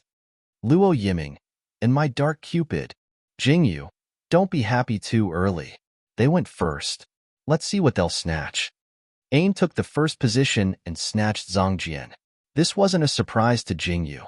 He calmly said, top laner and archer. Thus, Qin Fei locked onto Satan, and Luo Yiming locked onto Dark Cupid.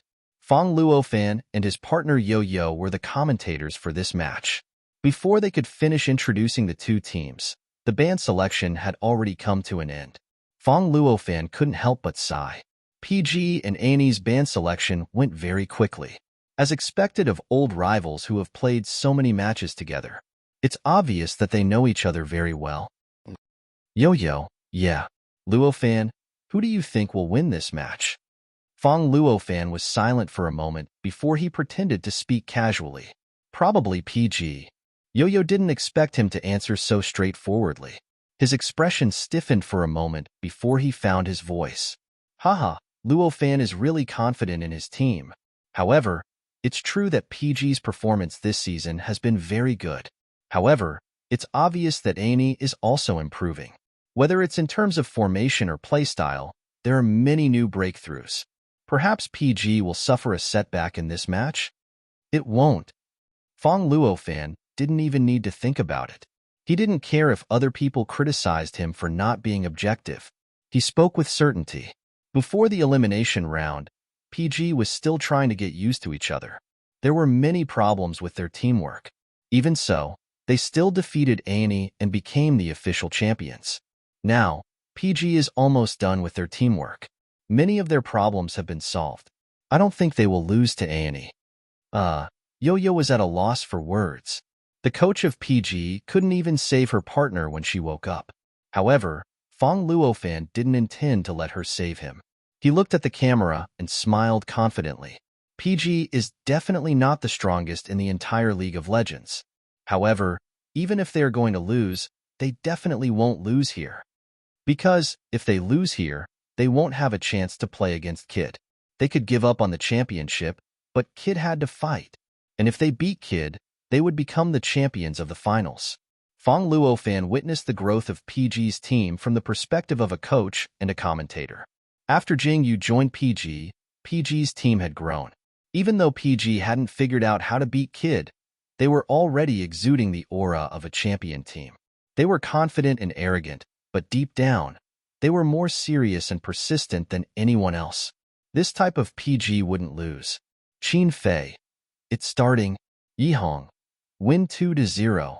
Luo Yiming. Then treat Annie to a meal. Hanlong. Let's go to the revolving restaurant. Jingyu. == Hey. Is there really no problem? Chapter 128. In the first round between PG's and Ain released her Heart of Ice. When it was Jing Yu's turn to pick, he chose Heart of Ice without hesitation. Their lineups were the same as before. The only thing that surprised PG, the commentator, and the audience was that Annie's support picked Maha. When they entered the battlefield, their lineups were as follows: PG, Satan, Scarlet Fury, Dark Cupid, Sarier, Heart of Ice Annie, Quangu, Peacock Plume, Kamal, Maha, Sword Burial. Yihong saw through the truth. They knew that we would be weakened in the later stages, so they wanted to fight us until the later stages? Jingyu understood. We will watch their videos.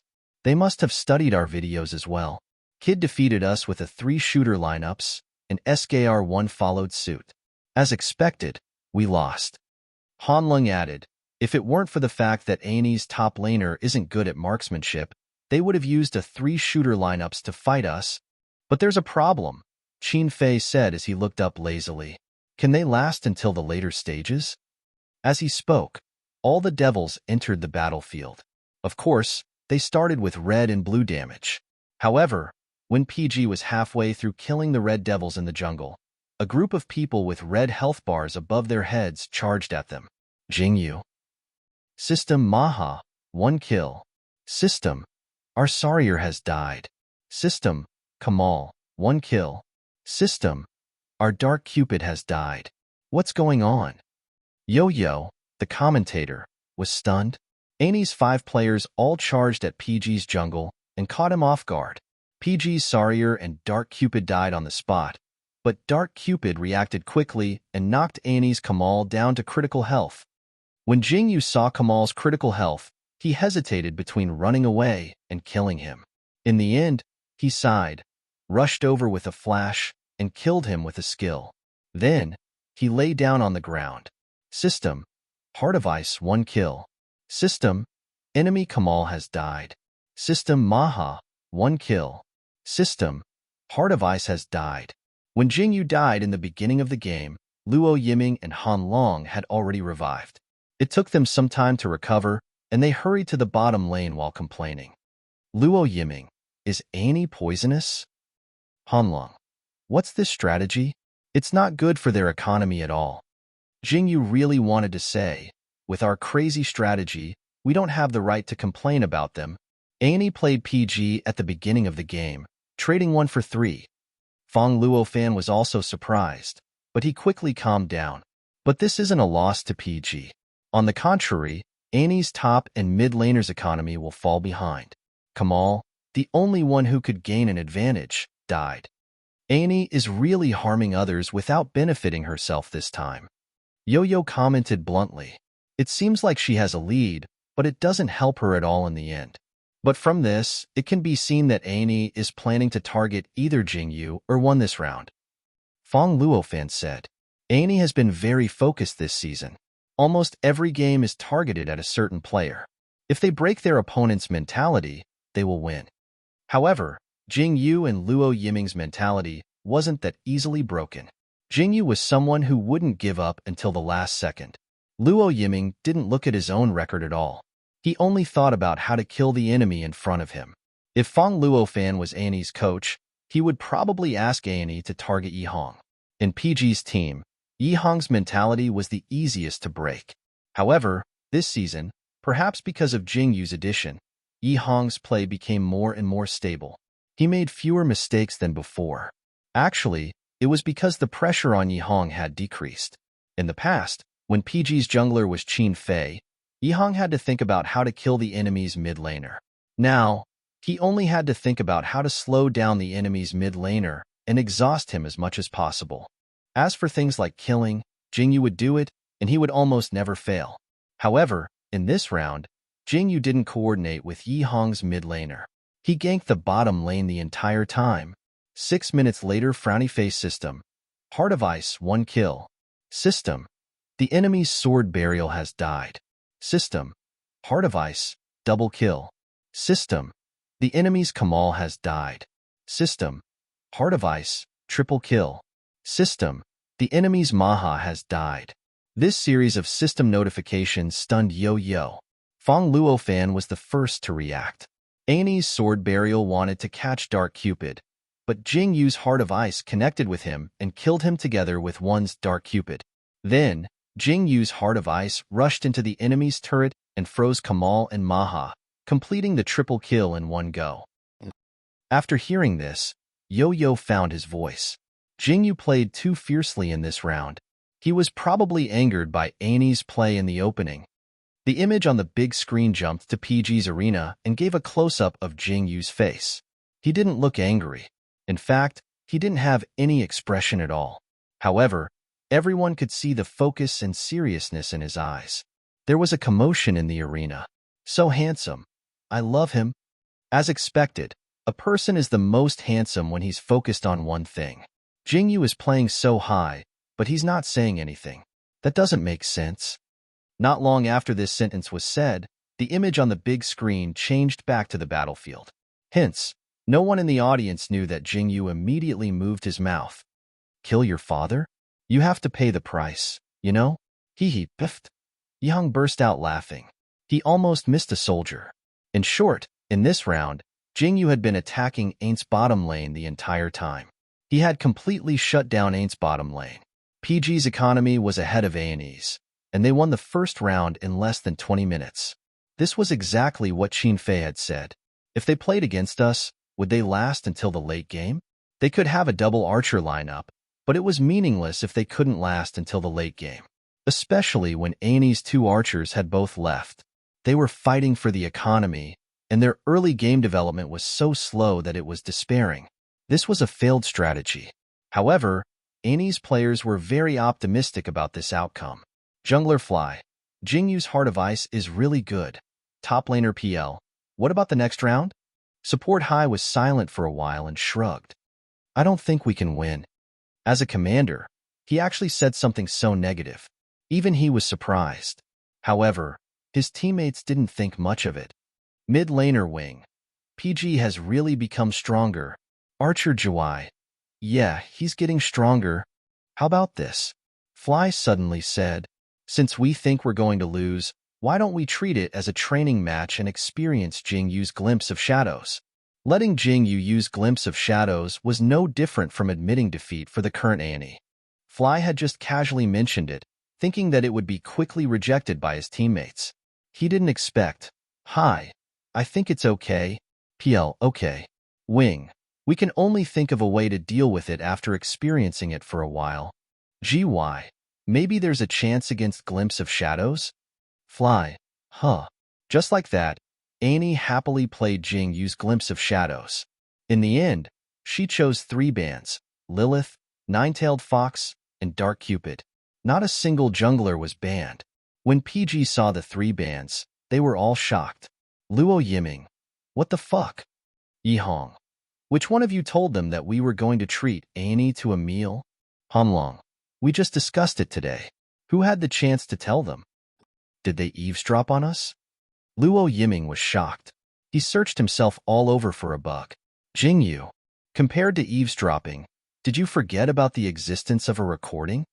If this recording was released, he wondered if people would question the relationship between PG and Aang. Yihong was the first to react. Oh, about that, let me explain.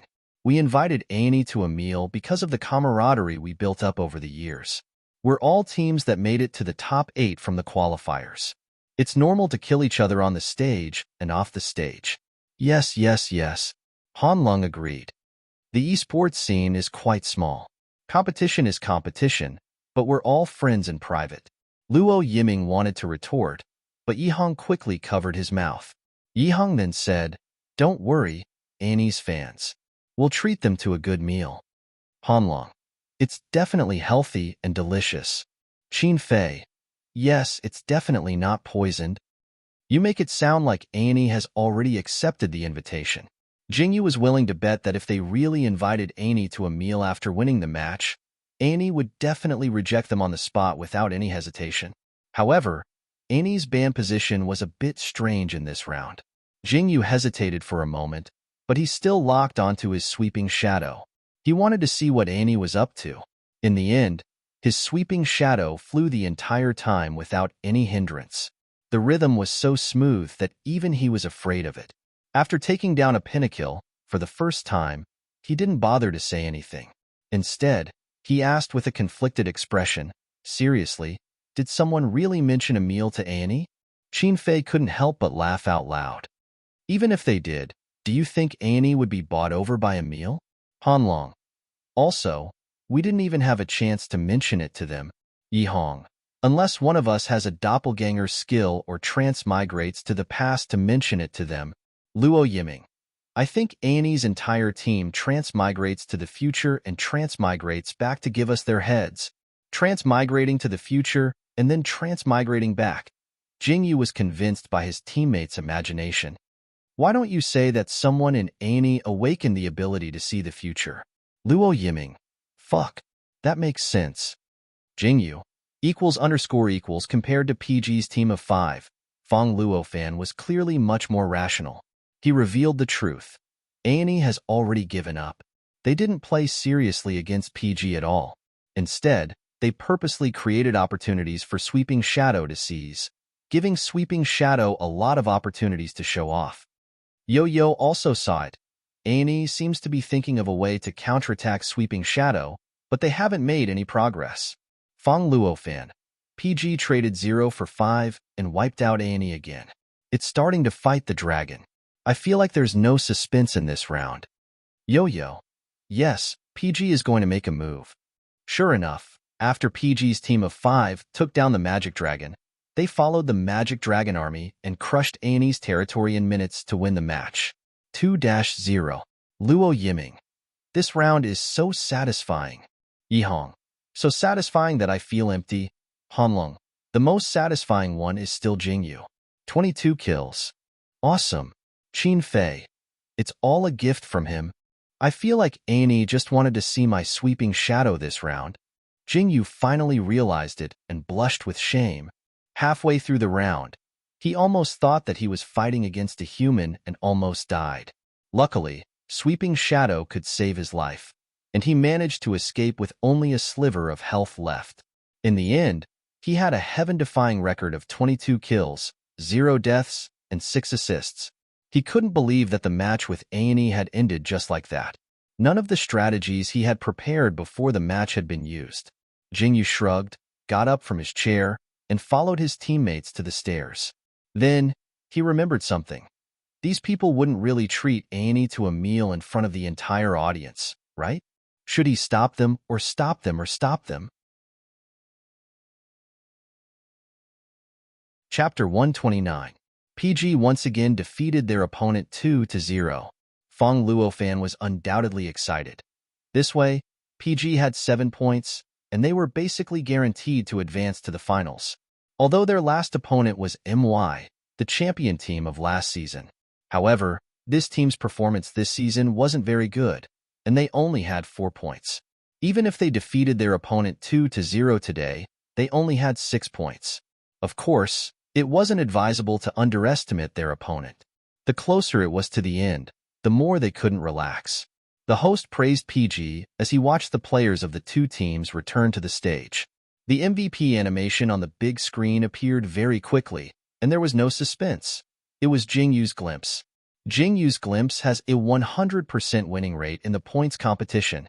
The host excitedly said this fact, and then walked in front of Jingyu and asked him. In the netizens' poll of LD's most difficult demon to use, Glimpse was ranked first, but you used it so smoothly. Is it easy for you? When Jingyu took the microphone, he found that his teammates were winking at each other, especially Luo Yiming and Yihong, the two who wanted to see the world in chaos. Jingyu obviously understood what they meant, but he directly ignored them and seriously replied to the host. It's okay, playing Glimpse does require a certain amount of proficiency, but as long as you understand it, it's fine. He spoke the truth, but to others, it was more abstract. Players who wanted to learn Glimpse would undoubtedly want to hear more, and wanted to know some shortcuts to playing this demon. But in this world, how could there be so many shortcuts? Jingyu's comprehension ability was higher than others, and he spent a lot of time practicing. The host clearly didn't plan to learn Glimpse, so after asking Jingyu this question, he took the microphone back and went to interview Ain. While he was interviewing Ain, Luo Yiming whispered in Jingyu's ear, "Why didn't you say something about the meal?" Yihong didn't mind and smiled. "We'll talk about it later." Jingyu pretended that he didn't hear anything. The host's question to Ain was rather sharp. "You guys don't seem to be playing seriously these 2 rounds? Have you given up on yourself?" The person who took the microphone was Annie's assistant, Hi. She replied calmly, "It's nothing. We've always been serious about matches, but we knew that we wouldn't be able to beat the current PGs with our old lineup and playstyle, so we wanted to try a new strategy. In the first round, the original plan was to have 4 players protect 1 player, which meant that everyone else would be sacrificed and the economy would be given to the shooter to ensure the development of the shooter. Obviously, this tactic was a failure. In the second round, we tried to find a breakthrough on Fleeting Shadow, but we failed. Therefore, we have nothing to say about the 0-2 result. It's because we're not as good as them. But we will continue to look for a breakthrough, and one day we will win back the points from PG. His speech was flawless and hot-blooded. Even he himself believed it. His teammates also looked at him with admiration. Fly even secretly gave him a thumbs up. The audience was no doubt curious about PG's feelings after hearing this. The host picked up the microphone and walked over to PG's team. "Is there anything else you'd like to say to Annie? Here's my chance." Luo Yiming immediately reached out to snatch the microphone. This time, he managed to snatch it. But before he could say anything, Yihong snatched it away.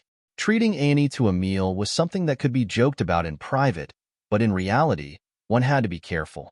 At this time, only Yihong could do it. He picked up the microphone and smiled at Annie's team.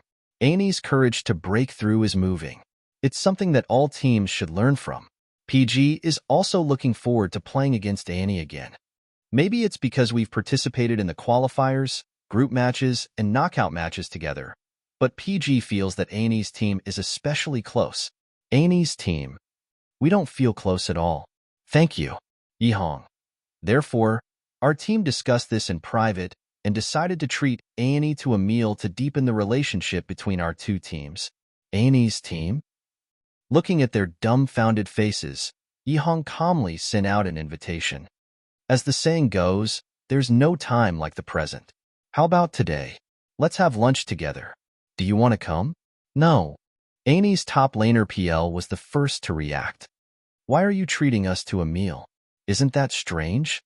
Jungler Fly's thoughts gradually changed. He just said that he feels that we're very close and wants to deepen our relationship. I think that's pretty good, right? Support high. Aren't you afraid that they'll poison you? Mid laner wing. It shouldn't be, right? The match is over. Archer GY. It still feels weird? Because there was no microphone, the audience couldn't hear these words. Only the host and PG's team could hear them. Yihong pretended that he didn't hear anything. He smiled and said, "Then it's decided. Don't go back yet. Come with us." Then, he handed the microphone back to the host. Host, Annie's team. PG's team was too self-centered, right? Amidst the audience's discussion, the host smiled and concluded the match. The two teams went upstairs to pack their things and prepare to leave. A few minutes later, they met at one of the entrances of the competition venue. Hai saw PG's team and asked, "What's the meaning of this?" Luo Yiming. "I'll explain. Actually, it's like this." Luo Yiming exaggerated the grudge between him and Kid's team. Yihong added Coach Fong Luofan's version. Hanlong concluded, "In other words, it's to thank you for defeating Kid, Annie's team." This reason was completely unexpected. However, after a period of silence, they accepted it without any hesitation. PL. Kid is too fucking bad. Hi. That's a bit too much. Fly. I didn't expect Kid to be like this. Wing. Luckily I wasn't there. GY. So what are we going to eat? Hanlong told them the address. Qin Fei yawned. Wait a minute, coach. And so, after a period of time, the two teams and Fong Luofan booked an entire floor of the revolving restaurant. Jingyu didn't have any interest in this development. It was too flirtatious. PG's action of treating Annie to a meal was too flirtatious, but Annie actually accepted it. After taking the elevator to the restaurant, Jingyu obediently followed behind Qin Fei. Basically, he took whatever Qin Fei took. Qin Fei didn't know whether to laugh or cry when he realized this. What are you doing? Take whatever you want to eat. You don't have to follow me. Jingyu just didn't want to be too far away from Qin Fei. My tastes are similar to yours. This was a good reason. Qin Fei gave up. Then find a seat. I'll take 2 portions of everything. No. Jingyu surrendered and told the truth. I want to follow you. Okay. Qin Fei sighed helplessly. Thinking that Jingyu really didn't have any interest in food, he let him be. After a period of time, the two of them sat down on an empty sofa with a plate in their hands. After sitting down, Jingyu subconsciously looked out the window. The revolving restaurant was slower than he had imagined, and the scenery outside was moving at a very slow speed. As he looked, he couldn't help but become absent-minded. Before he could react, he felt a warm touch on his lips. He froze for a moment and looked back. He saw Qin Fei supporting his head with one hand and looking at him lazily. He held a fork in his other hand and touched his lips with a piece of freshly cut beef. The warm touch that Jingyu felt came from this piece of beef. He tentatively opened his mouth, took the beef, and chewed carefully. He didn't notice that this scene was seen by Fly, who was passing by. Fuck. Fly almost knocked over the plate in his hand. Whoosh. He flashed to his own territory. No. He rushed all the way to his teammates and sat down. PL and HI were faster. They were already sitting down and eating. Seeing Fly so flustered, they were a little surprised. PL. Little Fly. What's wrong with you? HI. Did you see PG poisoning? No. Fly took his plate that didn't have much food and sat down next to the two. He secretly glanced in the direction of Qin Fei and Jingyu. After making sure that they didn't notice him, he whispered, I think the relationship between Brother Fei and Jingyu is not normal. Is he gay? This was PL's first reaction, but he just said it casually. Unexpectedly, Fly nodded affirmatively. I saw Brother Fei feeding Jingyu. They're two big men. It's not like Jingyu doesn't have hands. PL. Fuck. He's really gay? Hi. Top laner and jungler? It's quite strange that they can be together. At this moment, Wing and GY arrived. As soon as the two of them sat down, they were fed the gossip about Qin Fei and Jingyu. Then, Wing put down his knife and fork and stood up. I'm going to see. The other four? HI, you're really not afraid of being silenced. Wing ignored them and crept toward Qin Fei and Jingyu. However, he was stopped halfway by Yihong. What are you doing? Yihong smiled. Wing coughed and raised his hand to scratch his head. Actually, I'm Brother Fei's little fan. I want to ask him for an autograph. As he spoke, he saw his teammates line up one by one toward Qin Fei and Jingyu. Wing almost vomited blood. Was he trying to distract them? Thus, while Qin Fei was feeding Jingyu cake, the four of them sneaked behind the sofa.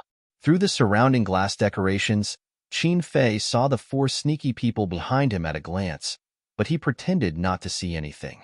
He turned his gaze back to Jingyu's face and found that the corner of Jingyu's mouth was stained with cream. Without thinking, he leaned over and kissed the corner of his lips. Even if it's a buffet, you can't waste it, understand? Chapter 130. Jingyu didn't expect Qin Fei to suddenly kiss him, so he stopped chewing. After Qin Fei licked off the cream on his lips, the corners of his mouth unconsciously raised a playful arc. It's clean. Jingyu coughed and was about to respond when he suddenly heard a noise behind him. He was shocked and instinctively turned around, but there was nothing but glass. He secretly sighed in relief and turned around. He didn't dare to look at Qin Fei. Brother Fei, we're in public. Okay, I understand. Qin Fei used a fork to pick up a piece of steak and put it into his mouth, pretending that nothing had happened. While chewing, he casually forked a piece for Jingyu. Jingyu looked at him helplessly. In the end, he didn't say anything and obediently took the piece of steak from his fork. At this moment, Ain and the others were covering their mouths and squatting behind the sofa. They were almost suffocating from holding their breath. They finally found their way back to their original seats and sat down. They couldn't help but sigh. I'm blind. I was kissed in the face. Seriously, you've blinded my 24K single dog eyes. Actually, I think it's a little sweet. After Xiao Fei said this, he was immediately targeted by 3 pairs of eyes. In the end, he shrugged and said, it's good. Lovers eventually become gay. PL. No wonder they have such good chemistry. Jawai. PL. Don't be dirty. At this moment, Wing finally got rid of Yihong and came back. He looked at the four of them with resentment. Did you guys have fun watching? Although he said this, he actually saw a little from afar. After confirming that Qin Fei and Jingyu were really together, he was relieved. He sat down next to the four of them and said, to be honest, I never imagined Brother Fei having a girlfriend. Now, he has a boyfriend. When Wing told Yihong that he was Qin Fei's little fan, it was true.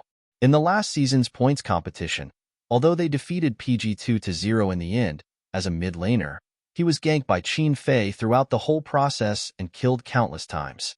No matter how careful he was, no matter how hard he tried to escape, as long as Qin Fei's demon appeared on the screen, Wing would definitely be chased to death. Then, as he died, Wing could not help but admire Qin Fei. This person was really awesome. He was probably suffering from Stockholm Syndrome. The 5 of them chatted for a while and soon talked about other things. They chatted as they ate, and the atmosphere was quite harmonious. Yihong looked at them from afar as he took the sauce.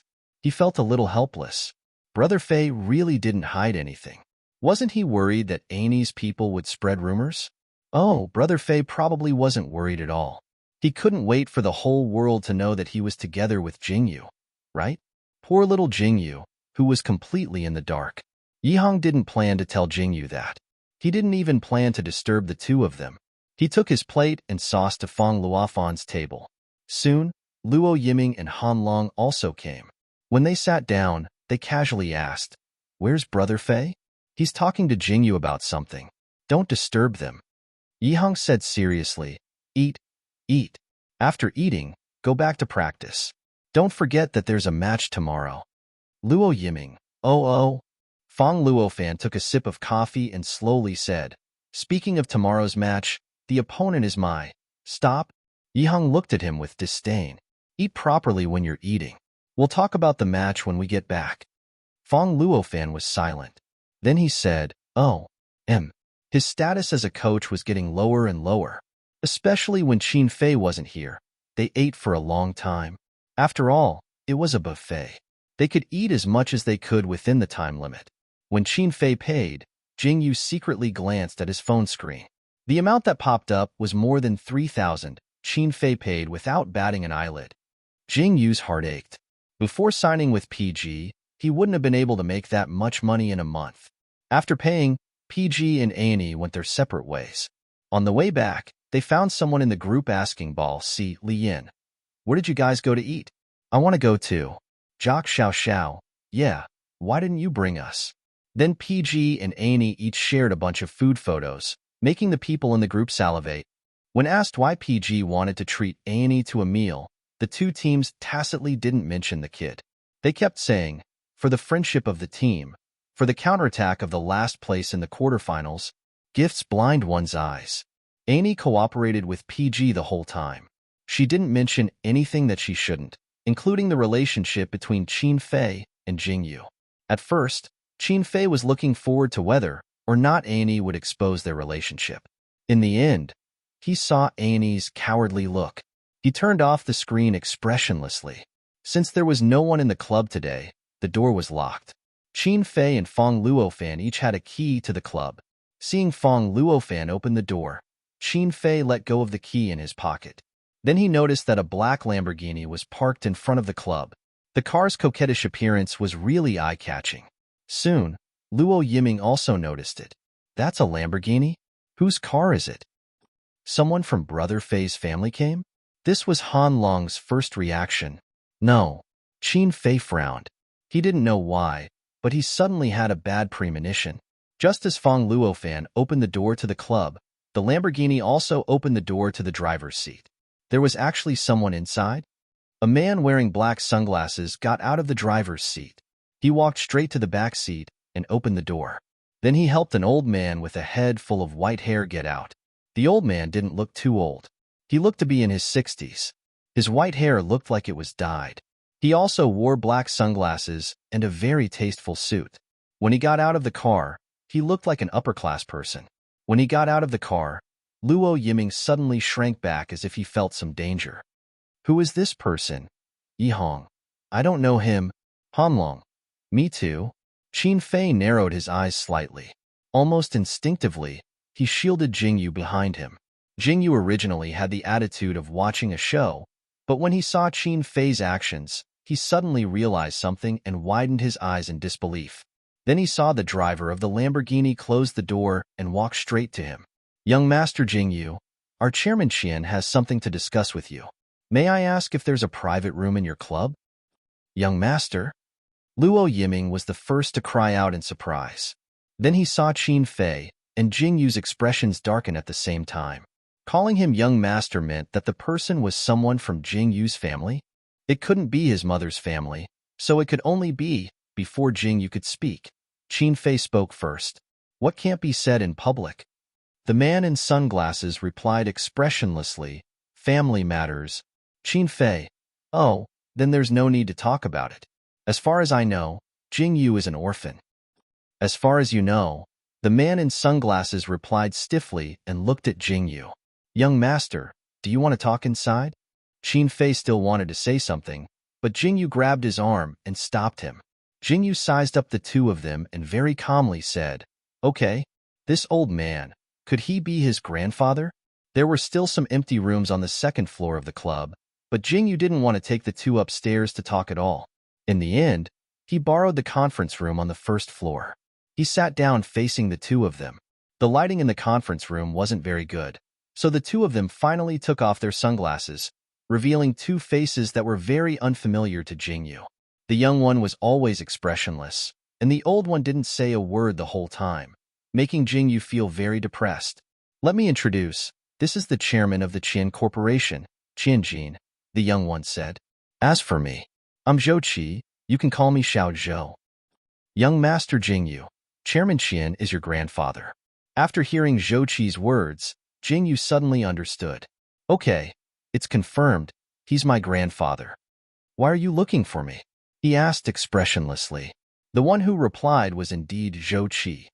You're the young master of the Qin family. Chairman Qian is obviously here to take you home. I'm not going back. Jingyu calmly interrupted him and continued. Is there anything else? Zhou Qi seemed to be a little embarrassed, and after a while he said, the Qin family doesn't object to you playing games, but at your age, you probably won't be able to play for many more years, so you have to think about your future. Chairman Qian's intention is, after you retire, why don't you come to the corporation for an internship and then inherit the corporation? Jingyu laughed, but it was different from the kind of laughter that came from the bottom of his heart. At this moment, his laughter was a little mocking. He turned his head and looked at his so-called grandfather. Let me guess, because your only son died and you can't give birth to another son, you came to find me? After all, I have a quarter of your blood in me. As he spoke, he saw that the two of them didn't refute him, and he almost laughed out of anger. What do you take me for? The carrier of your genes, a tool for you to carry on the family line? First of all, I don't admit that you're my grandfather. I don't even admit that I have a father, Jingyu said coldly and firmly, not giving the two of them a chance to interrupt. I was brought up by my mother, and I grew up because of her alone. What have you done for me? You've never given me any warmth. What right do you have to say that you're my family? When I said I wouldn't admit it, I didn't admit it. Now that you've finally admitted it, why should I accept it? Jingyu was too young to understand a lot of things back then, so his words were all based on his feelings. However, this anger was real. He hated everyone, including his father, who was nominally his family, but ignored him and his mother, and even tried to kill them all. If these people didn't come to provoke him, it would be fine. He could treat them as strangers, each living their own lives and having nothing to do with each other. However, they came to find him, and Jingyu had a target to vent his anger on. You actually have the face to come to me. I really admire you. Jingyu was angry, and both his voice and tone were extremely cold. You should know how your son died, right? Hearing this, Qian Jinjia's expression changed, and Zhou Qi didn't understand. Seeing Qian Jinjia's expression, Jingyu was more certain of his guess, but he didn't intend to reveal it on the spot. After all, he didn't want to be hunted down again. You can go back and pretend that nothing happened today. Anyway, it's impossible for me to be your grandson, not in this lifetime. Zhou Qi frowned, not understanding why Jingyu would give up such a good opportunity. Do you know the Qin Corporation? He was so anxious that he even forgot to use honorifics. Jingyu replied pretentiously, I don't lack money. Okay, there was no way to chat. Zhou Qi silently looked at Qian Jinjia, waiting for him to decide whether to leave or stay. After a period of time, Qian Jinjia expressionlessly opened his mouth. His slightly aged voice carried an indescribable majesty, causing Jingyu to have goosebumps all over his body. He said, what money can do is far more than you think. Whether it's reputation or women. Hearing the word women, Jingyu felt nauseous and almost reflexively shouted, shut up. He thought of his mother, Jiao Shi. She was the only person he relied on for the first 20 years of his life, and also a wound in his heart that could never be healed. Before he met Qin Fei, he felt that he was born for Jiao Shi. He was a sinner, and he had to treat her well for the rest of his life to atone for his sins. He even felt that he was lower than everyone else, and that he didn't deserve to be loved by anyone. That was why he acted so lowly in front of Qin Fei, afraid that he would lose him if he wasn't careful. Qian Jinjia shouldn't have mentioned women at this time, regardless of whether he meant that he could buy women with money, or that he could get women with money. When Jingyu heard these two words coming out of his mouth, the first thing he thought of was his mother's weak but strong back, which made his fingers tremble in pain. I'll say it clearly, I don't hate money, but I hate you, Jingyu said as he stood up from the chair. If they didn't leave, he would leave, okay? He really didn't want to stay with these two people for a moment longer. And he took one last look at Qian Jinjia, and said in a gloating tone, "I don't like women, I like men. So even if I inherit your company, I can't carry on the family line for you. Give up." After saying that, he didn't give the two of them a chance to respond. He rushed to the door, pushed it open, and walked out. When Jingyu went out, his eyes were a little red. With his blurred vision, he didn't see what was going on outside at all, and directly bumped into a strong embrace. It was a familiar scent. It was Qin Fei. From the moment Jingyu entered the conference room, Qin Fei had been standing at the door waiting for him, ready to rush in to save him. He didn't expect Jingyu to come out by himself, and the moment he came out, he threw himself into his arms. Yi Hong and the others were sitting in the hall out of curiosity, so they all saw this scene. Qin Fei was hesitating whether to push Jingyu away, but unexpectedly, in front of everyone, Jingyu raised his hands and hugged his waist tightly. "Brother Fei?" Hearing his weak call, Qin Fei immediately gave up on the idea of pushing him away. He hugged him back with one hand and patted his head with the other. "Are you in a bad mood?" Jingyu replied with an His whole body relaxed as he nestled in Qin Fei's arms and closed his eyes. He knew that his teammates were in the hall, but he didn't care what they thought of him anymore. In any case, they would find out sooner or later. In any case, he had already come out to his grandfather. Coming out of the closet could only happen once or countless times. The current Jingyu really wasn't afraid of coming out of the closet at all. He believed that Jiao Shi would also support him. He was 20 years old this year. If it were someone else's mother, she would probably be urging him to get a girlfriend. But Jiao Shi, whether it was in the past or now, most often said to him, "Don't be fooled by women." Jingyu hugged Qin Fei like this for a while. When Qian Jinjiao walked out of the meeting room and saw this scene, his face became a lot gloomier. He originally thought that Jingyu would say this to find an excuse to completely get rid of him. Could it be? When Jingyu heard footsteps behind him, he knew that the two of them had come out. He looked up at Qin Fei and said, "Kiss me?" Qin Fei smiled helplessly. He knew that what Jinyao wanted to perform for the two of them, but he still lowered his head and kissed him. Yi Hong whistled on the spot. Luo Yiming and Han Long were stunned. Luo Yiming. What the fuck? Han Long. So exciting. After the kiss, Jingyu was a little shy. He buried his head in Qin Fei's chest. However, he didn't regret it at all. Qian Jinjiao left with an ashen face. When he walked out of the door, he tripped on the ground and was quickly caught by Zhou Qi. After the two of them left, Jingyu poked his head out of Qin Fei's chest. He didn't dare to look at the expressions on his teammates' faces. Qin Fei put his arm around Hua Jinyao's shoulder and faced the three of them together. He said jokingly, "Let me introduce you guys. This is GF, my girlfriend, Jingyu." Hanlong. What does that mean? Yi Hong. No way. Don't you know? Girlfriend. Hanlong.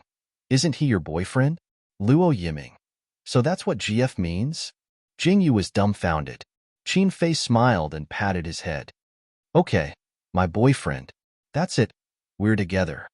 Since Qin Fei came out of the closet first and treated Jingyu differently, the teammates accepted it very quickly. Yi Hong. That's great. Two of us are no longer single. Hanlong. A handsome guy and a beautiful girl. What a perfect match. Luo Yiming. Can we treat each other to a meal? Fong Luo Fan, who was sitting in the corner and watching the entire process, coughed and said, "We'll talk about the meal another day. Let's go to the meeting." After that, he got up and walked to the conference room. The others followed. Jingyu looked at them and blinked in surprise.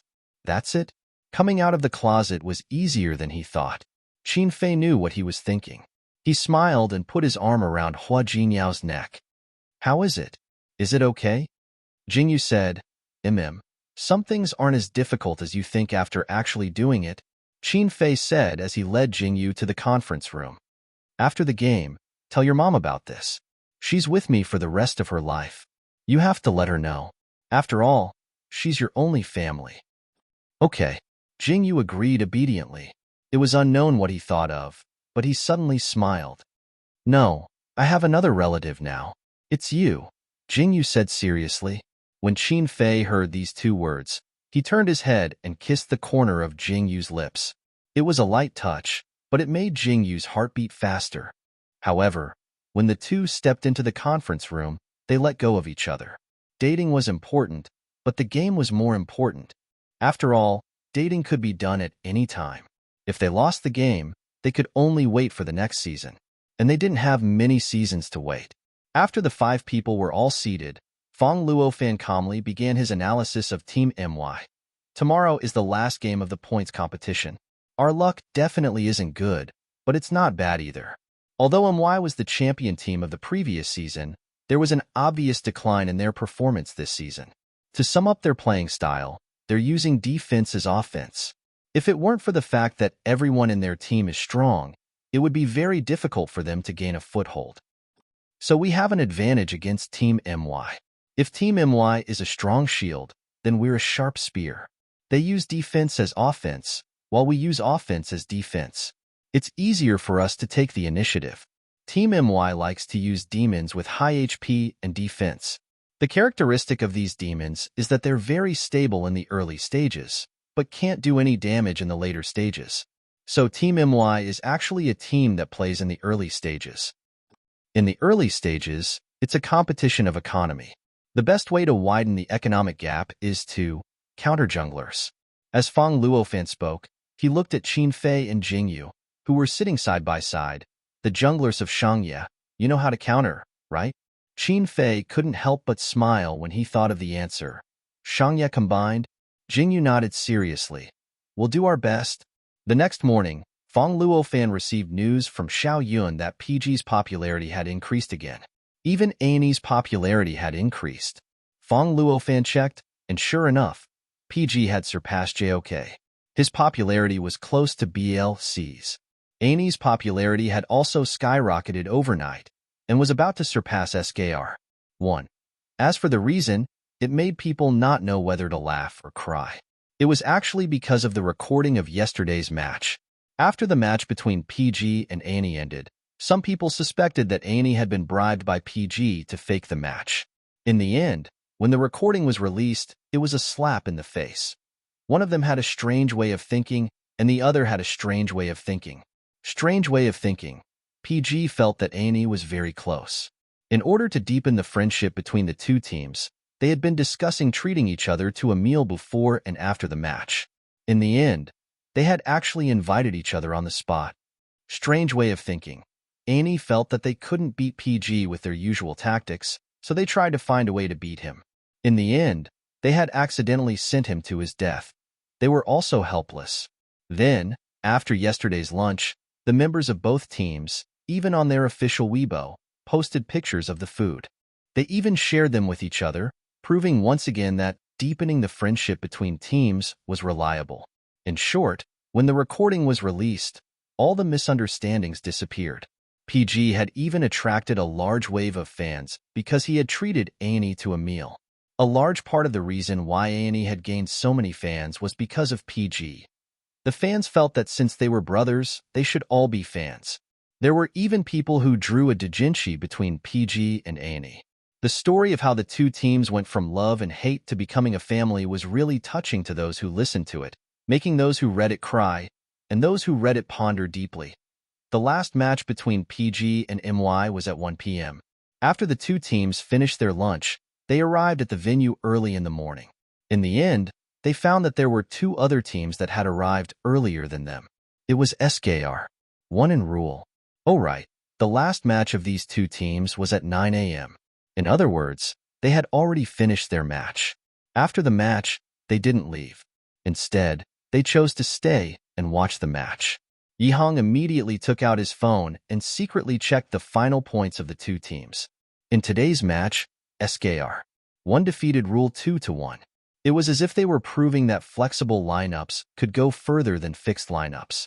SKR 1's final points were -4, while Rule's were -12. With a score of -12, they were basically at the bottom. It was still hard to say if they had a score of -4, but they definitely wouldn't be able to enter the finals. In other words, whether it was SKR 1 or Rule, they wouldn't have a chance to play this season. That was why they could sit in the audience without any worries, waiting to watch PG and Mai's match. I suddenly feel so stressed, Luo Yiming said. Yihong immediately retorted, I'd believe it if anyone said it, but I don't believe it if you say it. In PG's team, the one who was the least nervous was Luo Yiming. But this time, Luo Yiming was really nervous. I have to win. Only by winning can I enter the finals and take revenge on Kid. As if he knew what he was thinking, Han Long patted his shoulder and said with certainty, "We'll win." Jingyu also laughed. "Yeah, we'll definitely win." Joining PG was like getting a new life for him. He liked Qin Fei, and he liked everyone in PG. So, for Luo Yiming, for his coach, for PG, he would do his best and lead the team to victory. This way, Jiaoshi would be happy watching the live broadcast, right? Just as he was thinking this, his right hand was suddenly grabbed by Qin Fei. Qin Fei grabbed his hand, pried open his fist, and gently rubbed the nail marks on his palm. "Don't be nervous. We'll just play as usual." Do you still remember PG's slogan? Causing trouble? This was Jing Yu's first reaction. Qin Fei laughed. "We're just having fun. Don't forget, PG's full name is Playing Gaily."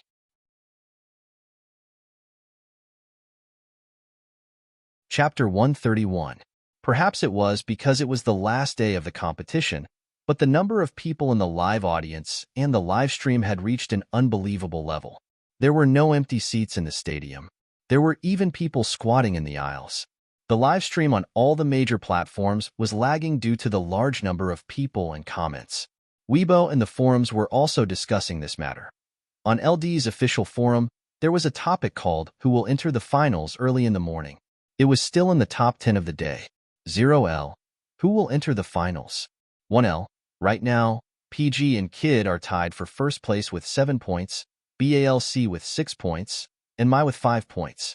The 2 spots for the finals are basically decided by these 4 teams. 2L. PG's opponent is Mai. One of these 2 teams will definitely enter the finals. Kid against BALC, only one of them will enter the finals. 3L. This devilish schedule. It's so unfriendly to people like me who support both Kid and BLC. 4L. Hugging the person above me. I support both PG and Mai. 5L. Me too, supporting both PG and Mai. Hugging myself with heartache. 6L. Between PG and Mai, I think Mai has a higher chance of winning, right? But I really hope PG can win. 7L. I like Brother Fei, I like Jingyu, and I like PG's aggressive team. Good luck, PG. 8L. I like PG too. Every time I watch PG's match, I feel so excited. 9L. Yes. It was so satisfying to watch the goldfish collect heads. It makes me feel like my OCD has been cured. 10L. Me too. Every time I watch PG's match, my hands itch to play a match myself. In the end, I get pinned to the ground and taught a lesson. 11L. Ha ha ha ha. Upstairs, I'm dying of laughter. Today's commentators were Aban and Tanghua. Through the screen, they watched the 2 teams enter the competition room. When they heard the applause and screams outside the commentary room, they couldn't help but sigh with emotions. Tanghua. There are so many people here today. Aban. Yeah, it's so lively. Tanghua. It feels like there are more people here than in the morning. Are there a lot of fans of the 2 teams? Aban. After all, there are 2 teams in this competition. One is the champion team from last season, while the other is highly regarded this season. Both teams are very popular. Tanghua. Speaking of which, I feel that this season, whether it's PG's strength or popularity, they've shot up like a rocket. However, they should be under a lot of pressure now since they're up against a veteran champion team like MY, right? Aban. Mai and PG are like 2 extremes. When MY participated in the competition, both sides would always get the same number of kills. Usually, until the end of the competition, both sides would only get single digits of kills. PG's were the exact opposite. Whenever PG's participated in a match, the number of kills obtained by both sides would always be inconceivable. In the last match between PG and A&E, Jingyu alone had taken 22 kills. It was simply too shocking. Of course, that match had something to do with Ain's terrible tactics. When he said the last sentence, Aban's tone was somewhat helpless. Ha ha ha ha ha. Tanghua couldn't help but laugh out loud. A&E is also a very interesting team. This season, Their lineup and playstyle are much more flexible than last season. Although they're not as stable as last season, their results are incomparable to last season's. A ban. Okay, let's not waste any more time. Let's watch PG and Mai's match. In the last elimination match, Luo Yiming was the one to throw the dice. He swallowed hard and clicked on the dice with his mouse. Then, he closed his eyes, not daring to look at the result.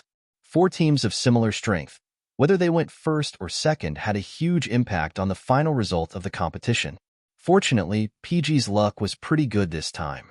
Blue team went first.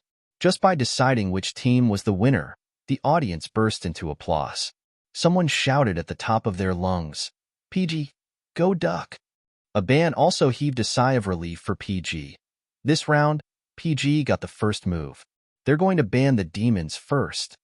To put it bluntly, the difference between going first and second was that they could snatch the first spot. After the first team snatched the first spot, the second team could snatch 2 spots in one go. It was considered fair. However, the first spot was often the key to victory. Against MY, a team that specialized in defense, PG didn't hesitate to give the first ban spot to Azrael. Then, it was Mai's turn. Everyone held their breaths, waiting for Mai's choice. The countdown ticked rhythmically, but Mai's 3 ban spots were still empty. They seemed to be hesitating. Luo Yiming couldn't help but guess. Shadow Plunder? Heart of Ice? Moonshade Spider? Yihong. I think it's... Before he finished speaking, an animation of Nine-Tailed Fox appeared on the screen. Mai's first ban spot was given to Nine-Tailed Fox. As expected, Yihong said with a helpless smile. It seemed that even the champion team was afraid of Nine-Tailed Fox. For the second ban spot, Jingyu thought for a while and decided to ban Quangu.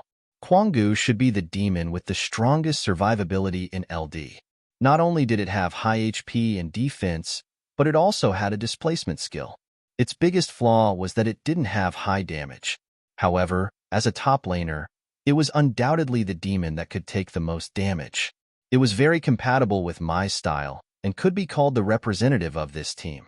Just like Ariel to SOS, Lilith to PG. Sure enough, Mai's second ban spot was given to Lilith. Huh. Luo Yiming blinked his eyes in surprise. If that's the case, won't the goldfish demons be released? Qin Fei was also a bit surprised, but he only raised his eyebrows and didn't say anything.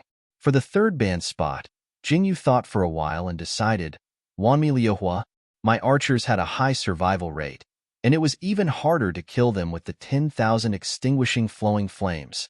After Yihong banned Wanmi Liuhua, he heard Jingyu say, let's see what Mai's last pick is. If it's Dark Cupid, then we'll grab Heijiao. If not, then we'll grab Dark Cupid. Yihong. Okay, in the end, Mai's ban was Dark Cupid. PG didn't hesitate and decisively locked onto Heijiao. This was PG's first pick. Obviously, Heijiao was what PG thought was the key to victory. There was an uproar in the audience. Everyone could not hide their excitement. However, it was not because of the Black Flood Dragon's PG lock, but because of the Mai's ban position. The demons of the goldfish were all released. They didn't ban Jingyu's Glimpse of Shadows and Heart of Ice. Tangwa exclaimed, this is the same as not banning Li Yan's Sword Burial. Isn't Mai's too confident? A ban also didn't think highly of Mai's ban spot. The grass on the grave of the last team that banned Mai's team is taller than me. Tangwa was amused by Aban's words and finally managed to stop herself. Aban, don't be like that. Well, I'm just stating a fact. Aban shrugged nonchalantly. But Mai's ban has its reasons. After all, Mai's style is to tank. Even an assassin with high DPS and critical hits might not be able to kill them in one go. On the other hand, assassins have low HP, so it's easy to kill them. Therefore, not only are they not afraid of Jingyu's assassin, but they also hope that he can take it down. Tangwa, that makes sense. While they were talking, Mai locked onto Sword Burial and Satan. The audience was in an uproar, and even the commentators couldn't help but exclaim, Tangwa, all the commonly used demons in the top lane have been banned. What's PG planning to use? Qin Fei's natural Lilith was banned, and his second natural Satan was stolen. Azrael and Quangu were banned. Even Sword Burial, which was usually used as a jungler, fell into the enemy's hands. In the previous matches, Qin Fei had used Wami Liuhua to go up, but it was also banned in this match. What was he planning to use to go up? Under the nervous gazes of the commentators and the audience, PG locked onto Moonshade Spider and Soul. It looks like Jingyu is planning to use Moonshade Spider as a jungler. Aban explained, "That's a wise decision.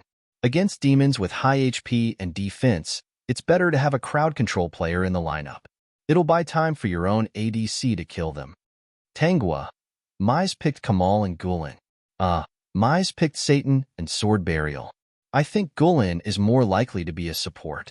Ever since PG used Gulen as a support, more and more teams have started to follow suit.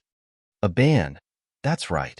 Now it's time to see who PG will pick for the last two positions. Most importantly, it's the top lane.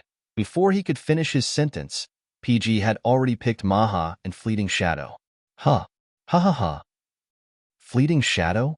Aban thought his eyes were playing tricks on him.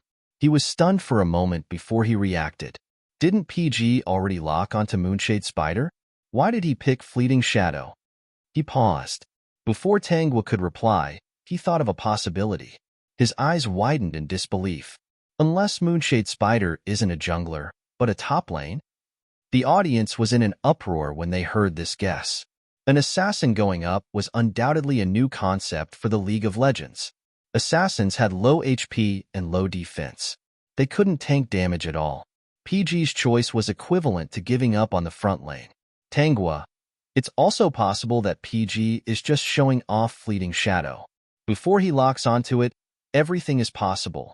Before she could finish her sentence, PG had already locked onto Fleeting Shadow. This time, not only were the commentators and the audience stunned, even the two teams sitting in the audience were stunned. After they came back to their senses, they started to complain. PG's team they're really brave. They're always causing trouble. In previous matches, it was rare for an assassin to appear in a lineup. Now, PG's lineup had two assassins at the same time. However, the PG players were very calm about this. Yihong, Brother Fei is using Moonshade Spider. TSK, if he can suppress the other team with that, the other team will start to doubt life. I think it's very possible, Hanlong said. To be honest, I've never seen Brother Fei lose to anyone in a match. Luo Yiming said straightforwardly, Brother Fei, go. Kill the other team's top lane. Qin Fei couldn't help but laugh. I think you guys have a bit of a filter on me. It was true that he had never lost to anyone in a match. No matter what kind of monster he was using, he could always suppress the other team. However, this was the first time he was using Moonshade Spider in an official match, and it was against his best player, Satan. He wasn't confident. Satan was very good. So when he saw the other team using Satan, he couldn't help but define that Satan with his own skill level. He felt that he was too awesome and couldn't beat him. Perhaps, sometimes, the onlooker sees more clearly. Jingyu, who had locked onto Fleeting Shadow, smiled and said with certainty, Brother Fei, you'll be fine. Tisk Qin Fei, who had high hopes placed on him by his boyfriend, had no choice but to bite the bullet. Okay, it's just Satan. I can't kill him. I chose Scarlet Fury, who had a crowd control skill, as the last player. The two teams' lineups were confirmed. PG, Moonshade Spider, Heijiao, Maha, Soul, Fleeting Shadow My, Satan, Scarlet Fury, Kamal, Gulen, Sword Burial, two assassins. PG's lineups for this match are really exciting. Aban said, it's obvious that they're planning to use high damage to break Mai's high defense. Tanghua, this match is like a battle between a spear and a shield. The sharpest spear or the sturdiest shield. Who will win? The commentators' words heated up the atmosphere in the stadium. The audience discussed the possibility of a double assassin lineups, but their eyes were fixed on the big screen, afraid that they would miss any details. At this moment, Fong Luo Fan was sitting in the club and watching the live stream. When he saw the PG lineups, he was worried for Qin Fei. For a long time, the demons that Qin Fei used were quite average. They belonged to the kind of demons that were not outstanding in terms of HP, damage, and defense, but they were not weak either. Take Lilith, for example. As a spell tank, Lilith's HP and defense were not high. Her damage was not bad, and she almost relied on her excellent lifesteal ability to tank damage. It was fine when she used defensive equipment, but when she used AP equipment, her HP would fluctuate, and she would be on the verge of death several times in a short period of time. It was not recommended for people with weak hearts. On the other hand, Satan's HP and defense were higher than Lilith's, but his normal attack damage was not enough. He completely relied on his big moves to deal damage. After using his big moves, he was like a piece of trash. Only Qin Fei could suppress him in the tower without using his big moves. All in all, Qin Fei's demons were balanced in all aspects. He would use different equipment according to the situation and use these demons flexibly. However, Moonshade Spider? The basic attributes of an assassin determined that the damage she could tank was limited. Even if she used defensive equipment, she would be easily killed, and her damage would be greatly reduced. However, if she used offensive equipment, her damage would be high, but her self-defense would be even lower. Especially after using a set of skills, she would be no different from a glass vase that would break at the slightest touch. In any case, before the start of the match, Fang Luofan could not imagine how Qin Fei would fare with the Moonshade Spider. Would he be courting death? Or courting death? Or courting death? After the match started, Tanghua, oh my god! Brother Fei's Moonshade Spider's bite directly crippled Satan. Satan counterattacked with his intimidating aura, and the Moonshade Spider escaped. Satan seemed to be preparing to retreat. The Moonshade Spider flashed in the opposite direction and used Corrode on Satan and dealt a flat attack. Satan died. First blood is born. Fuck. As expected of Brother Fei, your Brother Fei, the match has only been going on for a minute. His playstyle is too brutal. Yes, the match had only been going on for a minute, and Qin Fei's Moonshade Spider had instantly killed Satan, taking the first blood. Fang Luofan's expression looked like this. Equals he really should be worried about anyone but Qin Fei. Qin Fei's Moonshade Spider had 1/3 of its health left after killing Satan. He pondered for a moment and calmly said, Jingyu, come here. Coming. Jingyu replied. He immediately had Shadow Plunder give up on killing half of the monsters and followed Qin Fei's Moonshade Spider as fast as he could. The two of them sneaked into the upper jungle without any fear. The anti-jungler was definitely aiming for monsters with buffs. The two of them stole the green goblin that boosted attack speed in the upper jungle as fast as they could, and then retreated back to the top lane. During this time, the mid laner realized that the two of them were in his own jungle and went to take a look at the monster pit. When he saw that the monster's health was low, he decisively used a skill to steal it. Unfortunately, he failed to steal it from Jingyu. It was impossible to chase after him.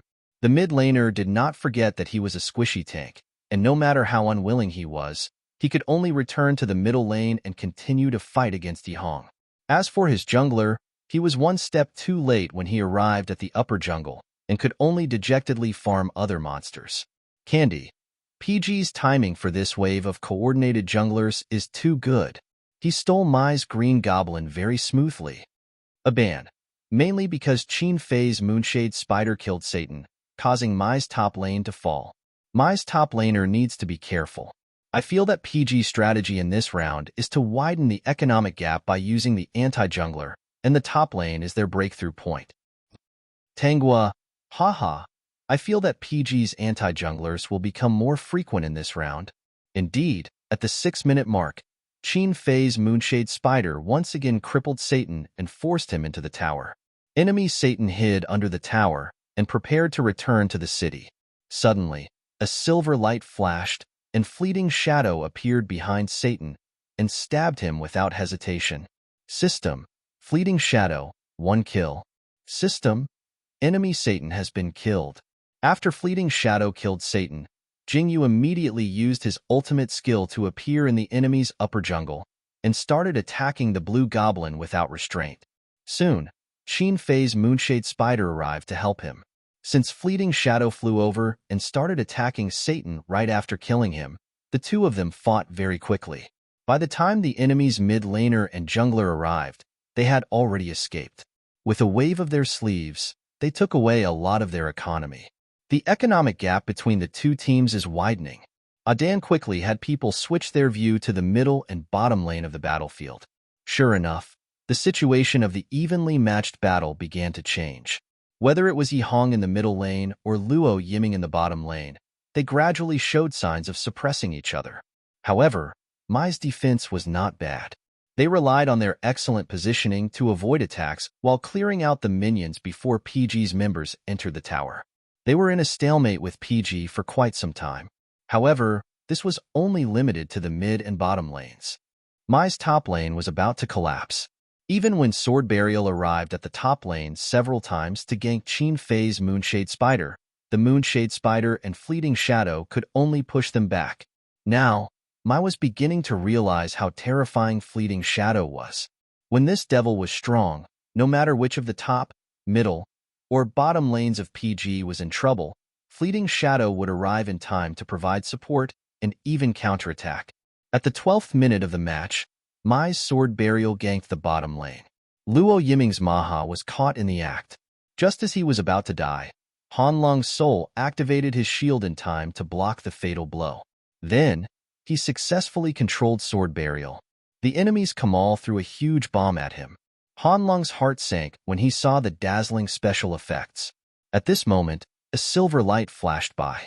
Fleeting Shadow's black figure appeared behind Kamal, who was at critical health, and finished him off with a single slash. System: Fleeting Shadow, 1 kill. System: Enemy's Kamal has been killed. After killing Kamal, he quickly teleported over Sword Burial and used his big move to push him back. Sword Burial was pushed back and forth by Fleeting Shadow. His health was low, and because Fleeting Shadow was too agile, he missed and was killed by Fleeting Shadow. System: Fleeting Shadow, double kill. System: Enemy's Sword Burial has been killed. At this moment, Luo Yiming's Maha and Han Long's soul only had a sliver of health left. They could even kill the minions. However, the two had no intention of retreating. They both used flash at the same time. One of them stalled Gulen, while the other dealt damage like crazy. They actually managed to instantly kill Gulen, who still had a healthy amount of health. Then, Fleeting Shadow teleported over and used his big move to push him back. In an instant, he entered and exited the tower. While killing Gulen, he didn't need to take damage from the tower. System: Fleeting Shadow, triple kill. System: Enemy's Gulen has been killed. The audience was in an uproar. All of the PG fans couldn't help but raise the support cards in their hands. Fleeting Shadow's triple kill was too thrilling, too thrilling. Tanghua: I originally thought that this 0-for-2 was a sure win, but Jing Yu's Fleeting Shadow suddenly appeared and turned the situation around. Oh my god, this is unbelievable. Aban's heart was also beating wildly. This 0-for-3 was too thrilling. If Fleeting Shadow had come one step later, not only would he not have been able to save Maha and Soul, he might have even died in the bottom lane. Tanghua: if that's the case, my bottom lane's tower will be taken by PG, right? On the big screen, Maha and Soul returned to the city to recover, while Jing Yu's Fleeting Shadow followed the minions into the enemy's tower and destroyed it in a matter of minutes. System: Fleeting Shadow, destroy the enemy's tower. Aban: the economy of the two teams has been pulled apart. Mai has lost 1 tower each. If the middle tower falls as well, the only way to win against PG is to win as a team. Tanghua: that's right. Will MY be able to defend the middle tower? As a defensive team, if they can't defend, there's a high chance that PG will win this round. The two of them were excitedly commentating, completely unaware that in PG's battle room, Jingyu was already in high spirits. Jingyu: come on, let's have fun, there's plenty of time anyway. Chapter 132. His teammates could see that Jingyu was having a lot of fun. He even sang happily. He shared his happiness with his teammates through the headset. It was simply demonic.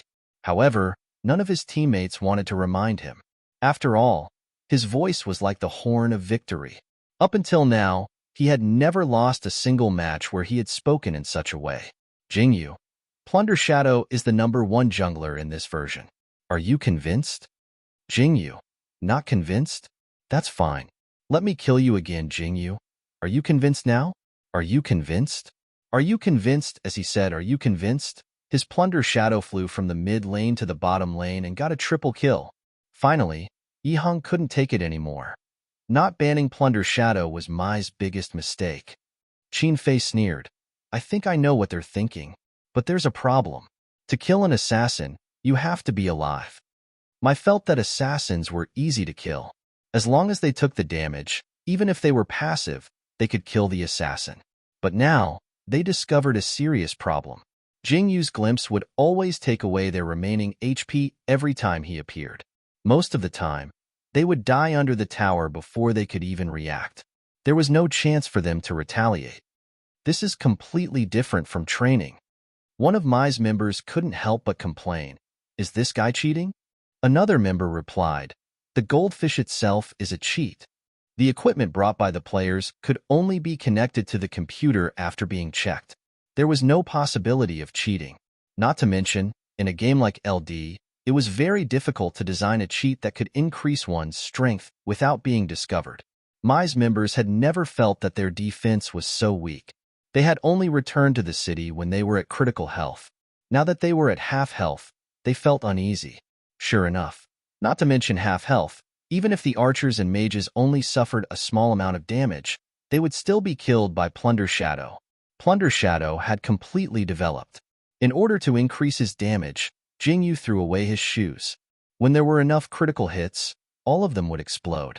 When he attacked the enemy monsters, the damage numbers would pop up. In the later part of the team battle, Hanlong's soul tricked all of Mai's members into releasing the crowd control.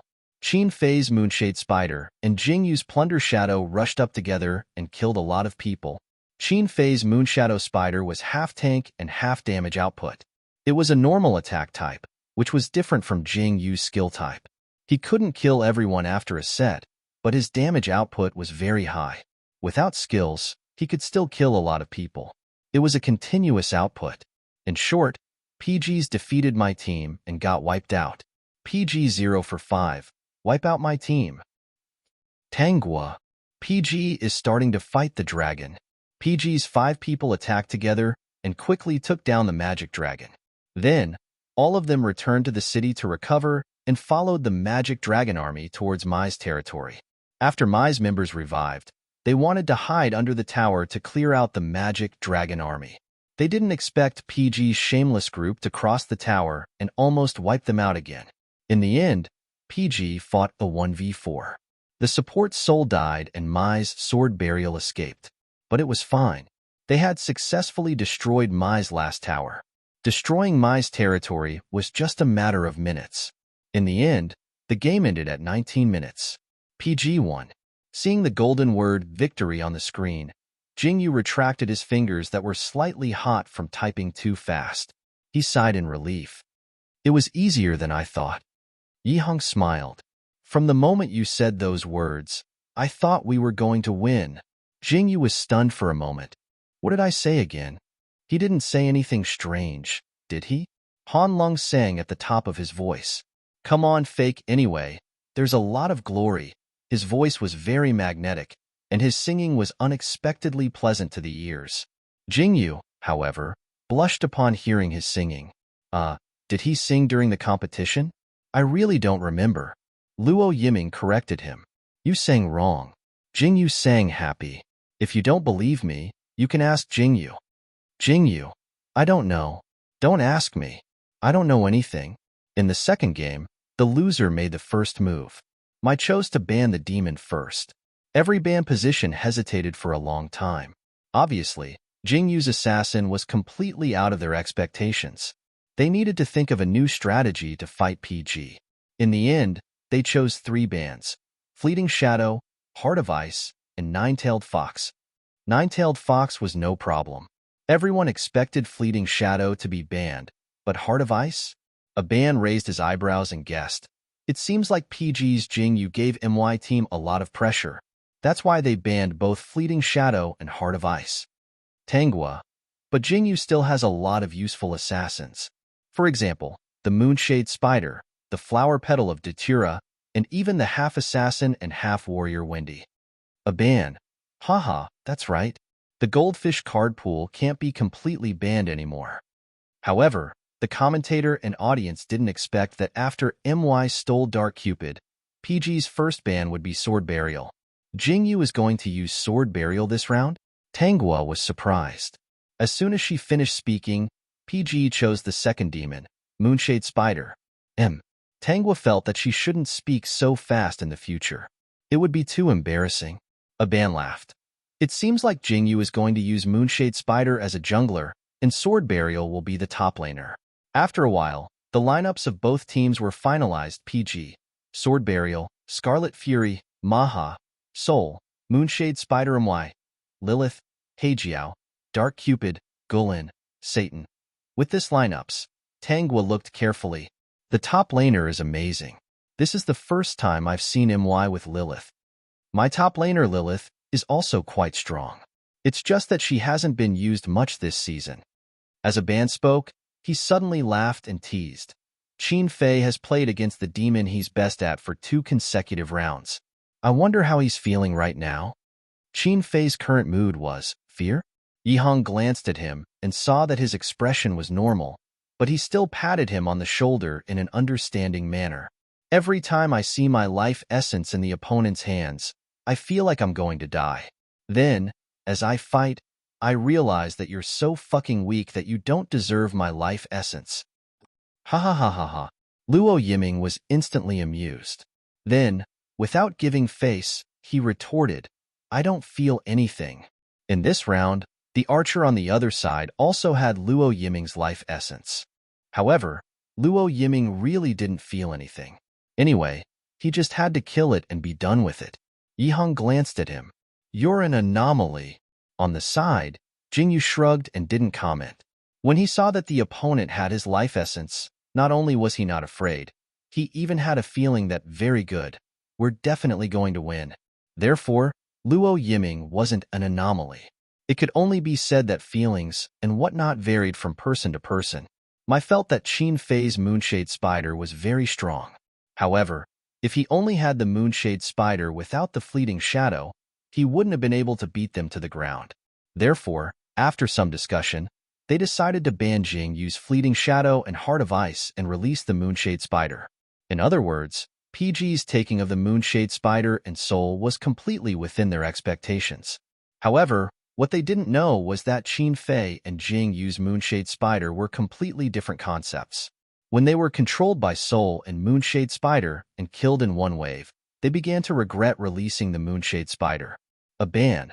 Moonshade Spider, 3 kills in one go. That's amazing. Soul's coordination is very good. PG's control of one-wave rush is getting better and better. Tanghua. Brother Fei's Sword Burial killed Lilith?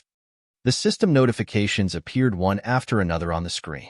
After Jingyu's 3 kills in the bottom lane, Qin Fei also took down Lilith. Aban immediately replayed the entire process of Qin Fei killing Lilith. When both sides were at critical health, Lilith took the initiative to use her ultimate. Qin Fei's Sword Burial blocked Lilith's ultimate, then immediately counterattacked and killed Lilith. Aban couldn't help but exclaim. As expected of Qin Fei, the timing of his block is too good. Almost at the same time as he said this, Yihang's Scarlet Fury flashed and controlled the enemy's Heijiao. After a series of attacks, he actually killed Heijiao. My team wiped. The live audience was in an uproar, and the commentators were also shocked. My team was wiped. Tanghua couldn't believe her eyes. This is my team. Many teams couldn't even move, but they were wiped out by PG right at the start of the game? Aban. The other teams were playing more conservatively, but PG really didn't have to worry about this. Qin Fei's Sword Burial killed Lilith with low health, so he can only return to the city to recover.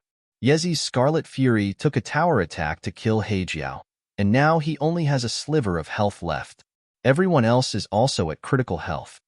Luo Yiming's Maha had a quarter of its health left, which was slightly more than Hanlong's Soul. Jingyu's Moonshade Spider also had a sliver of health left from the tower attack. Everyone's health was low, but what did it matter? They wiped. My team wiped. The 2 teams sitting in the audience couldn't help but click their tongues when they saw this scene. Tisk. PG is a bunch of lunatics. They're too cruel. I feel a little sorry for my team. Fei is really amazing. I'm a little curious. Can he still suppress people under the tower with a support?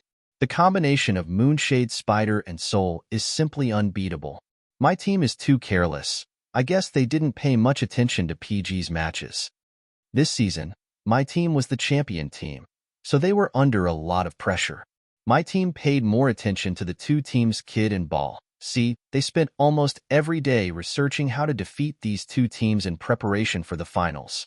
In the end, a PG appeared out of nowhere.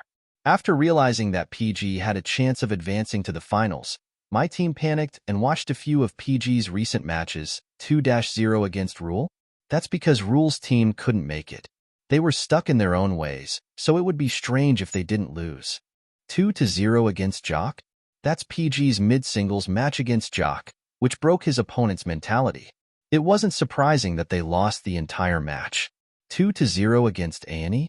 Haha, that was a gift from Annie. After watching for a while, my team still couldn't tell where PG was strong. My team calmed down and decided to go with their usual formation and tactics.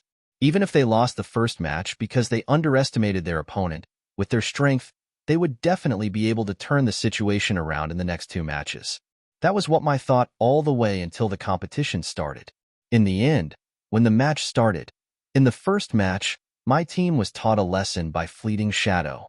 In the second match, my team was defeated by Moonshade Spider. I was defeated. I was completely defeated. 0-2, this was a result they never expected.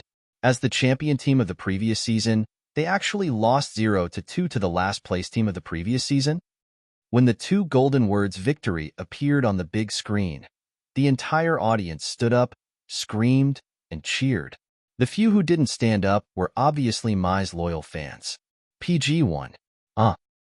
Good luck for the finals. PG is the champion. PG.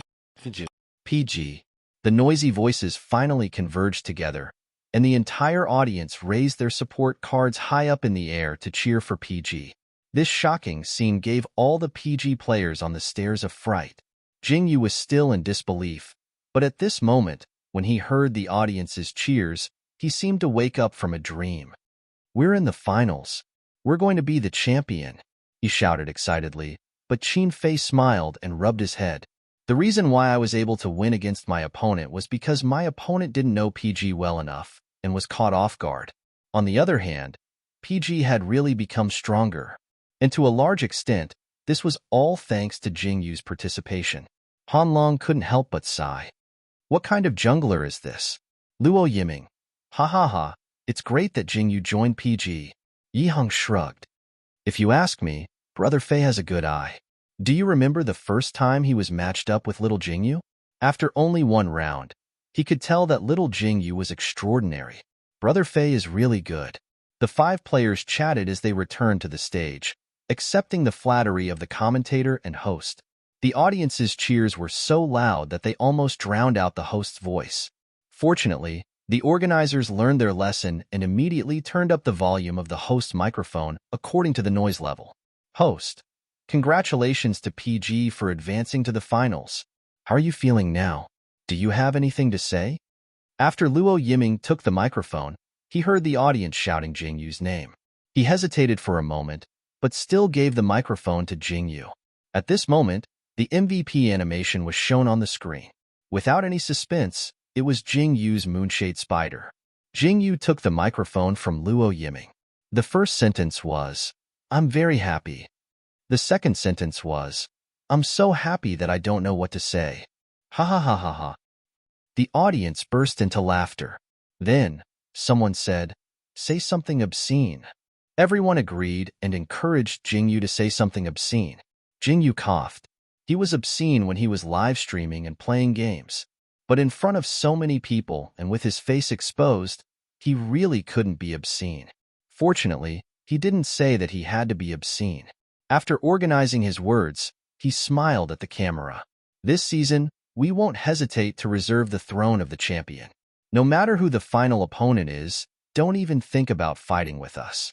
Because no matter how fast you are, you can't be faster than my ultimate move, hee hee. Ha. Hee. The audience followed suit. Jingyu realized that he had accidentally said something obscene again.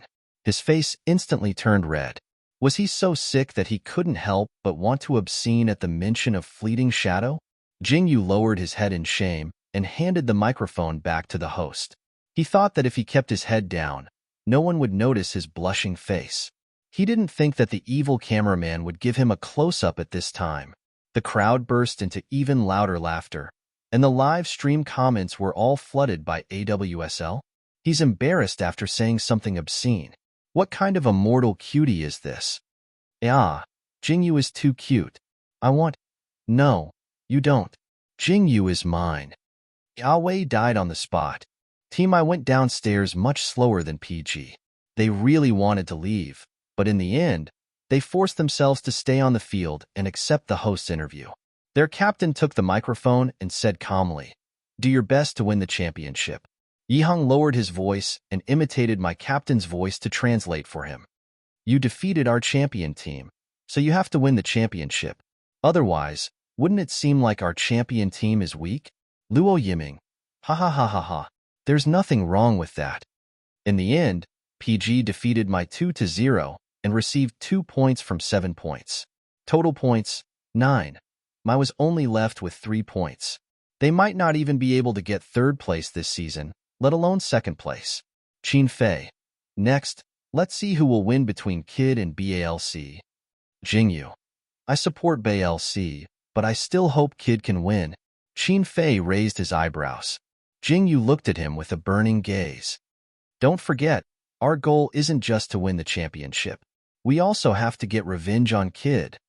Therefore, only if Kid also advanced to the finals would PG have a chance to fight him again. Then, they could settle old and new grudges together. Qin Fei laughed. Yes, you're right. After PG's 5 players returned to the club, they immediately held a strategy meeting. Even though Ball C had a chance of winning, in comparison, Kid was more difficult to deal with compared to Ball C. Therefore, the strategy they were discussing was basically prepared for Kid. The simplest and most brutal way to deal with a 3-shooter lineup was to prevent the opponent from getting 3 shooters. 3 bans definitely weren't enough. What else could they do? Snatching shooters. We can also practice 3 shooters, Fong Luofan said calmly. He didn't seem worried that his team wouldn't be able to do it.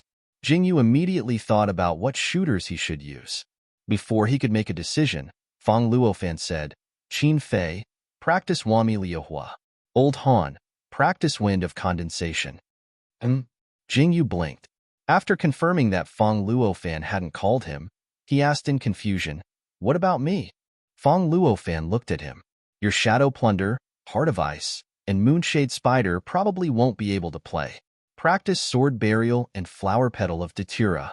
Just in case, Satan and Azrael should practice as well. Jingyu, 0. Seeing Jingyu's confused expression, Fong Luofan had no choice but to explain more clearly.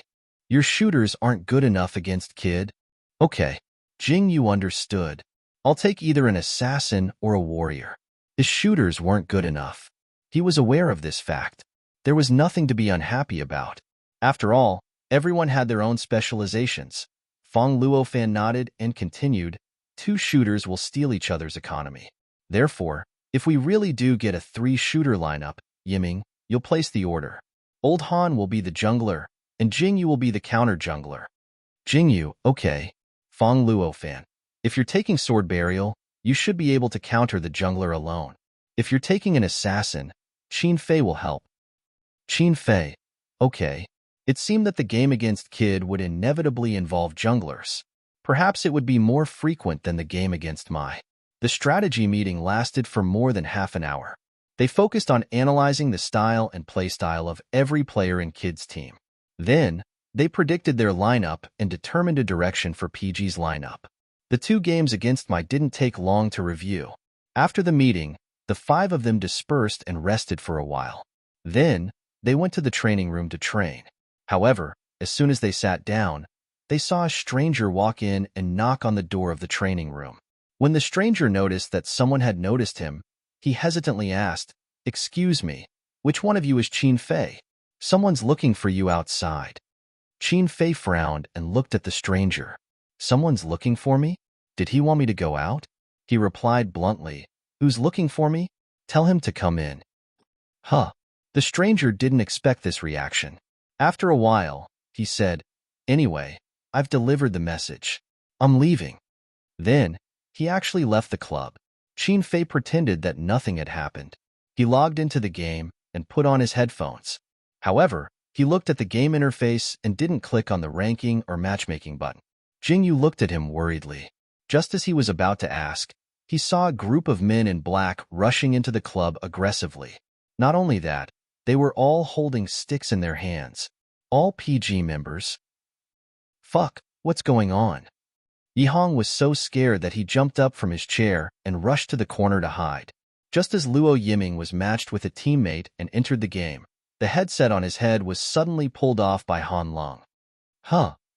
Before he could react, Han Long pulled him out of his chair and threw him to Jingyu. Jingyu pushed Luo Yiming to Yihong. Thus, Yihong hugged Luo Yiming. The two of them trembled as they looked at the men in black outside the door. After a rough count, there were more than 10 of them. Han Long frowned and made a tisk sound. Without turning his head, he asked Qin Fei, Who did you provoke this time? Who knows? Qin Fei stood side by side with him. Facing the dozen men in black, he couldn't remember who he had provoked recently. Suddenly, he noticed that one of them was holding a phone. The battle was about to start. The dozen men in black with sticks all rushed into the training room. The last person held his phone up high. It was obvious that he was taking a picture of something, or rather, recording something. You hold them off. Qin Fei calmly said this to Han Long. Then, he rushed toward the men in black. After easily knocking down a few of them, he rushed to the last person and snatched the phone from his hand. Damn it!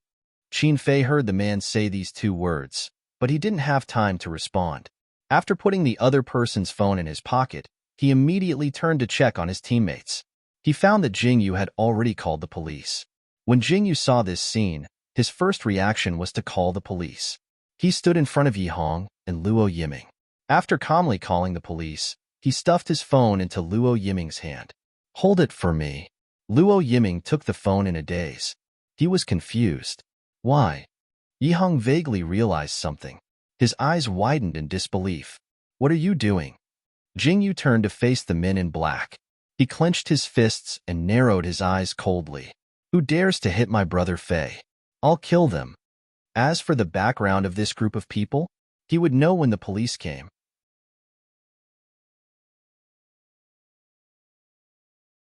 Chapter 133. Jingyu's eagerness to give it a try really scared everyone. Han Long snatched the baton from a man in black and shouted without turning his head, Jingyu, don't be rash. Step back. Stand back.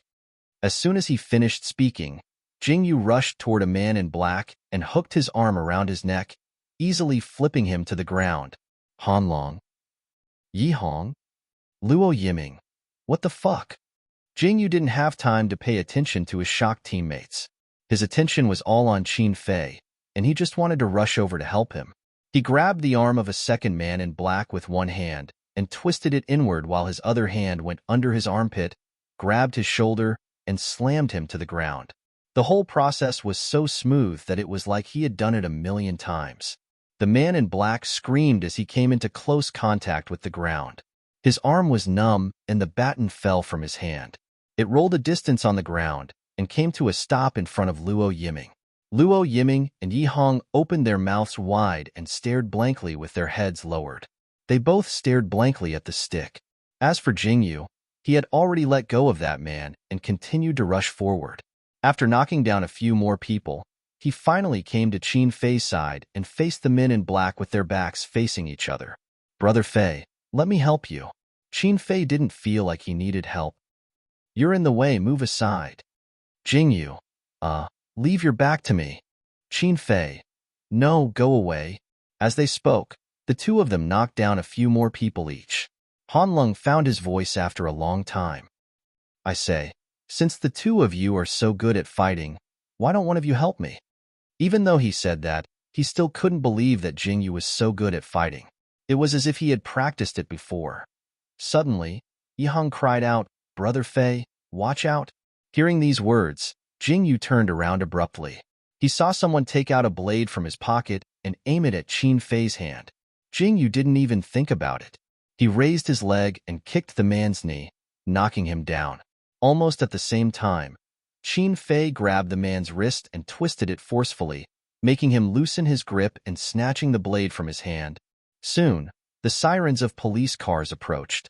The men in black fled in panic, but because of Qin Fei and Jingyu's obstruction, none of them managed to escape from the club. In the end, they were all caught by the police. Are you hurt? Yihong asked the three of them anxiously. Especially your hands. It's not that I want to say this, but you guys are esports players after all. Can't you be more careful when you're fighting? He, who didn't know how to fight, watched from the back with trepidation. Han Long raised his hands and clenched them into fists. I'm okay, just a little tired. Qin Fei replied bluntly, I'm fine. Jingyu finally realized that he had been exposed. He raised his hand and touched his nose guiltily. I'm fine. Luo Yiming had fought before, but he was basically the one who was pressed to the ground. So, no matter how much he wanted to help earlier, he could only hide in the back with Yihong. He still had lingering fears. Who are these people? Isn't it too scary to suddenly rush in? Qin Fei remembered the phone and blade he had just snatched and took them out. He threw the blade to Jingyu and opened his phone to check. He found that it required a password to unlock, so he could only click his tongue and throw it to Jingyu. Hand it to the police later. Jingyu obediently agreed. Seeing these two evidence, Yihong immediately reacted. Someone doesn't want us to play in the finals? Luo Yiming was completely dumbfounded. What do you mean? Yihong pointed at the phone. At first, they probably wanted to record a video of us fighting. Fighting is strictly prohibited during the competition. If the organizers find out, we will be banned. Later, Brother Fei snatched their phone, so they changed their plan at the last minute and attacked Brother Fei's hand.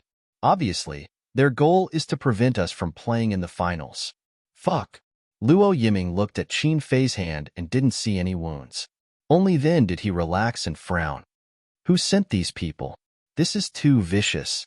Jingyu also frowned. They are completely targeting Brother Fei. If I wasn't afraid of being banned, I would kill them. Luo Yiming, Yihong, and Han Long. So this is Jingyu. Qin Fei looked at the speechless faces of the three people and couldn't help but laugh. He raised his hand and patted Jingyu's head. Okay, calm down. I'm fine, aren't I? After a pause, he said calmly, next time when I fight, don't rush over. You're really in the way. Jingyu made an O sound. In the end, he still submitted to Qin Fei's palm and obediently replied, okay. Soon, the police subdued all the men in black and stuffed them into the car. Then, they asked everyone in PG Club to go to the police station with them to make a statement. Fang Luofan, who had been hiding in the conference room and didn't dare to come out, was also taken away. He was faster at calling the police than Jingyu. After calling the police, he hesitated for a moment and wanted to come out to help. However, as soon as he opened the door, he saw Jingyu flipping over a person and then fighting side by side with Qin Fei back to back. He instantly calmed down and quietly closed the door, pretending that he didn't exist. At the same time, he couldn't help but sigh. PG Club was really full of crouching tigers and hidden dragons. After arriving at the police station, Jingyu handed the phone and blade to the police. After checking, they found that there was a half-recorded video on the phone, which clearly recorded the men in black charging at the 5 PG Club members. At the end of the video, Qin Fei knocked down a few people in succession, rushed in front of the camera, and reached out with one hand to grab the phone. This could almost be used as a stone hammer for Qin Fei to fight. However, because the men in black were the ones who attacked first, both the police and the organizers would judge Qin Fei's actions as legitimate self-defense. Esports players weren't allowed to cause trouble or fight, but there was no reason not to fight back after being hit for no reason. Fortunately, when the police arrived, neither the 5 PG Club members nor the dozen men in black had any serious injuries. There was enough evidence to prove that the men in black were the ones who attacked first. After making a statement, the police felt that there were no problems and let them go. They said that they would investigate the identity and purpose of the men in black as soon as possible and would contact them when they had results. The PG Club members were sent back to the club by the police. However, after logging back into the game and starting training, they were a bit absent-minded. After Luo Yiming died 11 times with his Maha, his teammates mocked him by saying, "AD, you should go AFK, we can win." In a fit of anger, he directly logged out of the game. Yi Hong, who had died 13 times with his peacock plume, said, "Yiming, you can't do this. You'll be reported if you go AFK." Qin Fei glanced at him. "You'll also be reported if you maliciously deliver kills." In the end, Fang Luofan realized that everyone was out of it and clapped his hands to interrupt their training. "Okay, stop training if you're not in the mood. How about we have afternoon tea together? It's my treat." Luo Yiming's mood instantly improved. "Okay, what do you want to drink?" Sure enough, Yi Hong, who had lost a round, stretched. "I want to eat pizza." "Luo Yiming, didn't you say afternoon tea?" Yi Hong took off his headphones and repeated, "I want to eat pizza."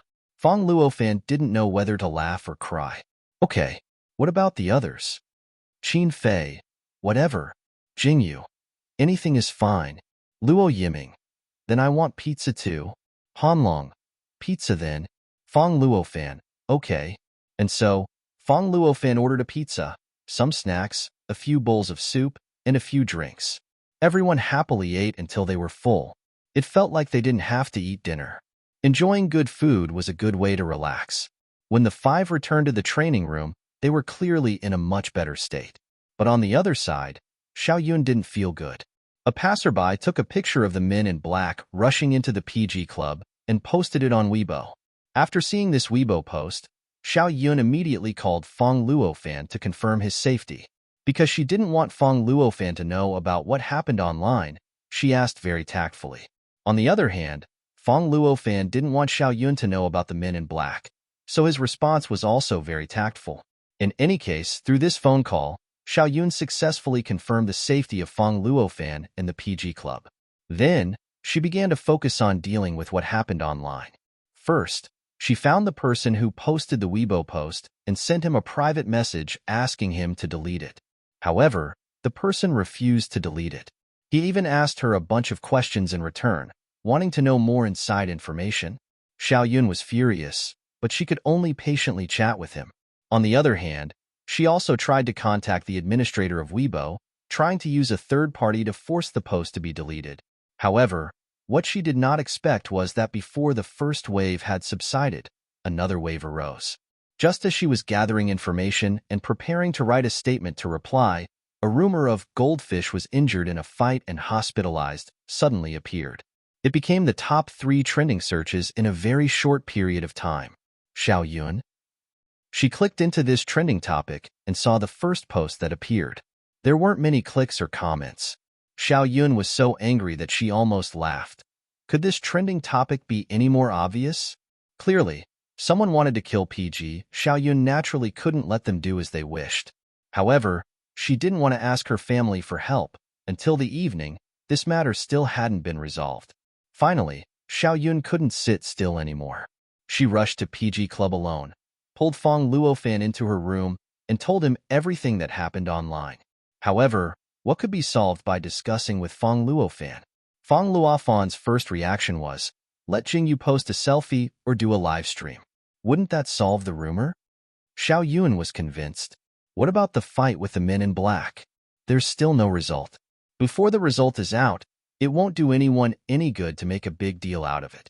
Now, Jingyu is injured is helping to divert attention.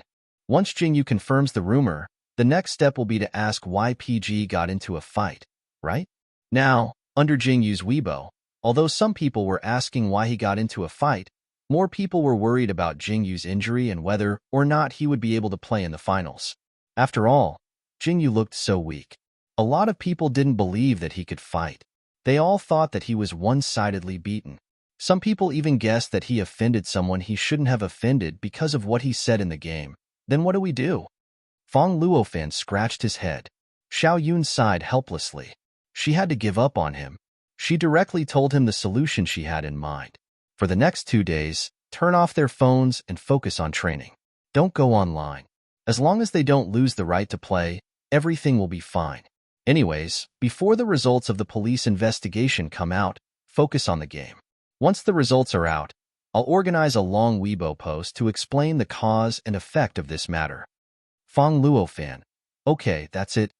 So, after the two finished talking, they immediately confiscated the phones of the 5 PG players and turned off everyone's phones. They reminded them not to go online and to focus on training. The 5 didn't think too much about it. After all, the finals were tomorrow. This was their first time playing in the finals, so they were both excited and nervous. A new lineup needed practice and high-intensity training, so they didn't have the energy to think about anything else. Xiao Yun let out a sigh of relief. She returned to her room and contacted the organizers of the 4th season of World League as quickly as possible. As long as the police helped prove that the men in black attacked first, and that PG was acting in self-defense, there shouldn't be any problems. After all, the organizers weren't stupid. However, she neglected one very important thing. She forgot to tell the 5 to tell their families that they were safe. The 5 didn't know what happened online, so they didn't know that their families would find out. Naturally, they didn't have the intention to tell their families that they were safe. So, when Qi Xin and Jiao Shi saw this online, they called and messaged their sons, but they couldn't reach them. Qi Xin immediately called her male secretary over. Go to PG Club. Now. Bring a few bodyguards over. 10 or so. No, a few dozen. Go. Male secretary. Okay, I'll go right away. Jiao Shi directly took off her costume. After taking it off, she said to her agent without looking back, I have something to do today. I'll do it another day. As she spoke, she put on her private clothes. I'm really sorry. I'll have to trouble you to talk to the director. The agent was stunned. Before she could say anything, Jiao Shi left the dressing room. When she finally reacted and opened the window to call her back, she found that Jiao Shi had already driven away. She was like the wind. So, after a while, Jiao Shi and Qi Xin sent a few dozen bodyguards to PG Club. Jingyu had just finished a round of ranking, and before he could start the next round, he heard a series of hurried footsteps. He subconsciously turned his head. Before he could see who it was, he was pulled into a soft embrace. Xiaoyu. Hearing this familiar voice, Jingyu's pupil shrank. He just let Jiao Shi hug him. After a while, he found his voice. Why are you here? Aren't you afraid of being photographed? Jiao Shi's heart was beating a little fast because she had run all the way here. She hugged Jingyu for a while before letting go. She completely ignored the shocked gazes of the other 4 members of PG Club. She looked at Jingyu and let out a sigh of relief. I heard that you were injured in a fight, so, anyway, it's good that you're okay. I was injured in a fight? Jingyu looked confused. He clearly didn't know what happened online. At this moment, the 5 of them finally realized what might have happened online. Qin Fei suddenly had a bad feeling. Sure enough, not long after, there was the sound of a car braking, opening and closing the door. Then, a few dozen bodyguards in black rushed into PG Club. Jiao Shi suddenly turned around and shielded Jingyu behind her. One by one, the other members of PG Club also jumped up from their chairs. Yi Hong. Fuck again? Luo Yiming. Fuck? Hanlong. Call the police. Qin Fei. Wait. Qin Fei looked carefully and indeed saw a familiar face behind the group of people. Qi Xin's male secretary. Qin Fei. Okay, we're on the same side. Don't panic. On the same side. Luo Yiming almost bit his own tongue. The next second, a few bodyguards in black walked up to Qin Fei and let out sighs of relief. President Qin, are you okay? Qin Fei, don't call me that. He didn't have any position in Qi Xin's company. Because Qi Xin said, seeing him is like seeing me, everyone in the company regarded him as the heir of the company. When they saw him, they would respectfully call him President Qin. This actually made Qi Xin quite depressed, but she didn't plan on correcting them. In short, the title President Qin was just an honorific and didn't have any real meaning. However, it shocked Qin Fei's teammates. Luo Yiming, Brother Fei, you actually started a company behind our backs? Hanlong, fuck. People always say that I have a domineering aura, but you're the real domineering one. Yi Hong, I thought that Brother Fei's family was very rich, but I never thought that he was the president himself. Jingyu was deep in thought. Does the CEO prefer gentle and obedient girls? He could. Qin Fei. Tisk, it's not what you think. But I'm too lazy to explain. Han Long. You're indeed domineering. Qin Fei. If you fucking say anything else, I'll beat you up. Han Long immediately shut up and made a zipping motion with his hand. So, Qin Fei ignored them and hooked his finger at the male secretary who squeezed in. Come here and explain. The male secretary came in front of him and helplessly told him the whole story. In short, President Xi was very worried about you, so she sent us here to save you. There are more than 10, no, dozens of people here? Qin Fei walked into the hall and glanced at the cars and people blocking the road. She's exaggerating. She said that she didn't care about him, but when something happened to him, she did this kind of thing? You guys can go back. The road is blocked. Qin Fei said helplessly, tell her that I'm fine. I turned off my phone because I didn't want to be disturbed before the game. I'll turn it on and reply to her message later. The male secretary nodded. Okay. Just as he was about to turn around and leave, Xiaoyun suddenly opened the door and walked out. When she saw so many people in black, she was so scared that she almost fell down. However, she quickly noticed the male secretary. After holding on to the door frame to steady herself, she widened her eyes in disbelief. Huh, it's you? The male secretary was stunned for a moment. When he turned around and saw Xiaoyun, he smiled and made a show gesture before leaving with dozens of bodyguards. He didn't take everyone away. Instead, he left 4 of them at PG Club, saying that it was Qi Xin's order to protect Qin Fei. Qin Fei was speechless. What kind of nonsense was this? However, what surprised him was that he asked, Sister Xiao, do you know him? Xiaoyun finally came back to her senses from the male secretary's last move. She replied blankly, he talked to me and asked me not to investigate him. Qin Fei. Xiaoyun said, ahem, it's like this. There were some bad comments about PG Online before, but they were all suppressed before I could do anything. I felt that someone was secretly helping us, so I wanted to investigate.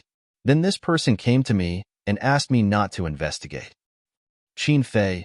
So Qi Xin had said that she wasn't interested in what he was doing, but had been secretly helping him settle some things? Xiaoyun was confused. Who is this person? Your gay friend? Qin Fei. Fuck off. My mom's secretary. Xiaoyun. Huh? Isn't your mom? Qin Fei. My birth mother. Xiaoyun was stunned and didn't react for a long time. His birth mother was. Xiaoyun's eyes widened in disbelief. You are President Qin's illegitimate son? Yeah. Qin Fei replied indifferently. Under Xiaoyun's shocked gaze, he calmly sat down on the sofa. So, you don't have to worry about my relationship with those 2 people. One of them is not related to me, and the other is a scumbag who lied to my mom. Xiaoyun was dumbfounded. That was a bit too much information. She suddenly felt that she was an idiot for trying to report and explain to Qin Fei's parents, hoping that they would understand and support Qin Fei. Why didn't you tell me earlier? Xiaoyun felt that Qin Fei only told her now because he didn't treat her as one of his own. To be honest, Qin Fei didn't treat her as one of his own. After knowing that he was an illegitimate son, it was hard for him to trust anyone. He didn't trust anyone and only wanted to live a good life. So, why did he tell Xiaoyun? Qin Fei looked at Xiaoyun in silence, not knowing how to respond. Instead, Xiaoyun found an excuse herself.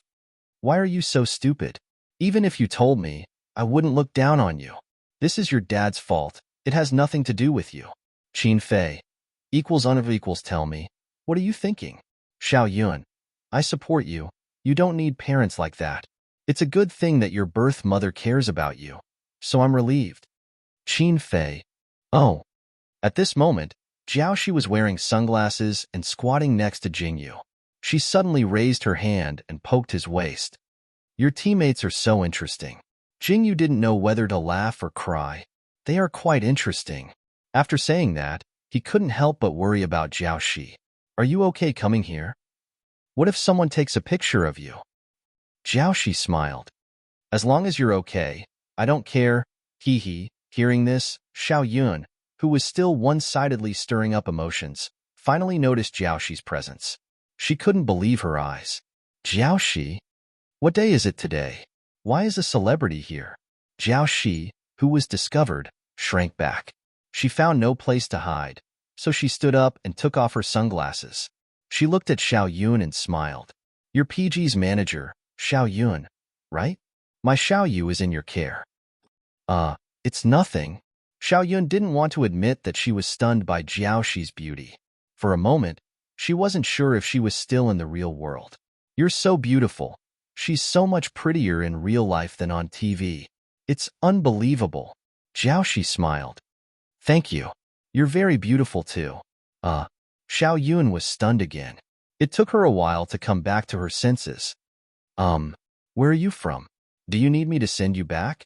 Jiaoxi, no need. I drove here myself.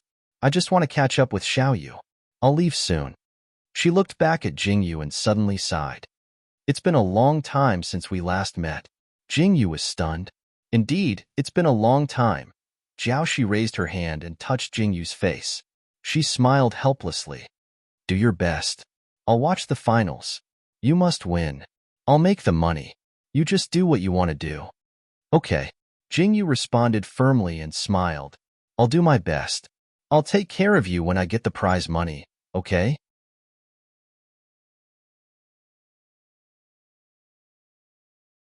Chapter 134.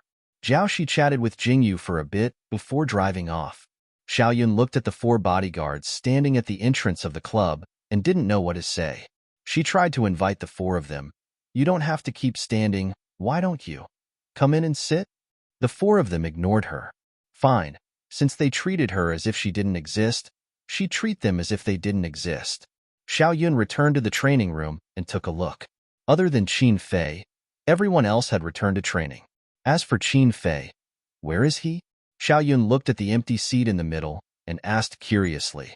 Jingyu replied, Brother Fei went upstairs to make a call. Qin Fei took back his phone and turned it on as he went upstairs. While his phone was off, there were a lot of messages and missed calls. He glanced through them and found Qi Xin's number and dialed it. The other party picked up almost instantly. Yo, you didn't get killed? This annoying tone. Qin Fei didn't know whether to laugh or cry. No, I didn't get hurt. It won't affect tomorrow's game. Who cares if you can play or not? Qi Xin sneered and then said in a commanding tone, Don't turn off your phone in the future. You have to reply to my messages immediately. Qin Fei helplessly replied, Yes, ma'am. Qi Xin, don't worry about what's going on online. I'll take care of it. Train well and play well. I'm hanging up. After saying hanging up, she really hung up the phone. She didn't give Qin Fei a chance to respond. She really did things her own way as always. When Qin Fei returned to the training room, Xiao Yun had already left the club and gone home. Fang Luofan was sitting in the conference room, watching the other team's matches. He was mainly watching the match between Kid and BALC. Their score directly determined who PG's opponent would be in the finals.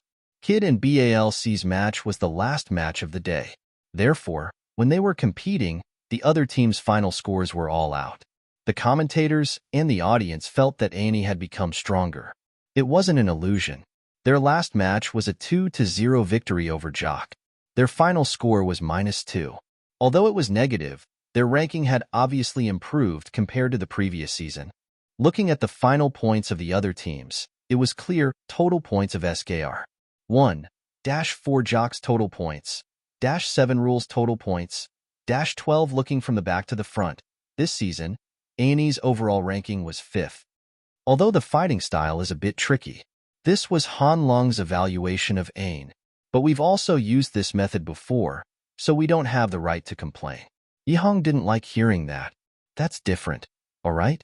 If we target someone from the enemy team, it's most likely because we have a grudge against them. No matter which team we're fighting against, we'll always target one of them. The people we target are too pitiful. Han Long glanced in the direction of Qin Fei and Jing Yu. But on our side, no matter who is targeted, it seems that the other side will end up worse off. Yihong couldn't help but laugh. Indeed. At this time, Luo Yiming had just finished a solo match. He took off his headphones. Do you guys think that the men in black today were sent by Kid? Qin Fei, no. Yi Hong, no. Han Long, that's not very likely. Luo Yiming, do you guys have to answer so straightforwardly? Yi Hong patiently explained, first of all, Kid's strength is obvious. Whether it's their lineup or their fighting style, it's very effective against us. Objectively speaking, their chances of winning the championship are much higher than ours, so there's no need for them to do anything unnecessary. Secondly, we're at risk of being banned for fighting. If they send people to cause trouble, they're also at risk of being banned. If the police investigate and confirm that they sent people, even if they win the championship, they'll still be disqualified. So, no matter how you look at it, doing this will do more harm than good for Kid. Luo Yiming was confused. He didn't really understand the process of the analysis, but he understood the conclusion. In any case, the boss behind the men in black couldn't be Kid. Then who could it be? Luo Yiming couldn't figure it out. Qin Fei, don't think so much now. Play well in the finals. Luo Yiming, that's true. Whether or not they were sent by Kid, we have to take revenge on them. Qin Fei didn't say anything else. Although he said that he didn't know who sent the men, he already had a rough guess in his heart. To be able to hire so many people to cause trouble without any scruples, and to buy a trending topic that even Qi Xin couldn't remove immediately, it was most likely someone with money and power. He thought of Jing Yu's grandfather, the chairman of the Qian Corporation. Thus, after Qi Xin hung up the phone, he sent this person's name to Qi Xian. Before the finals, Qi Xian would have full authority to deal with this matter. The match between Kid and Ball C lasted for a long time. The first round lasted 35 minutes. Ball C took the dragon twice, while Kid took the dragon once and the phoenix once. Comeback, comeback, comeback, comeback. The hearts of the commentators and the audience couldn't calm down. In the end, when both teams were at full level and had lost all their turrets, Kid traded 3 for 5 to wipe out Ball C. He destroyed Ball C's territory in one go and won the first round.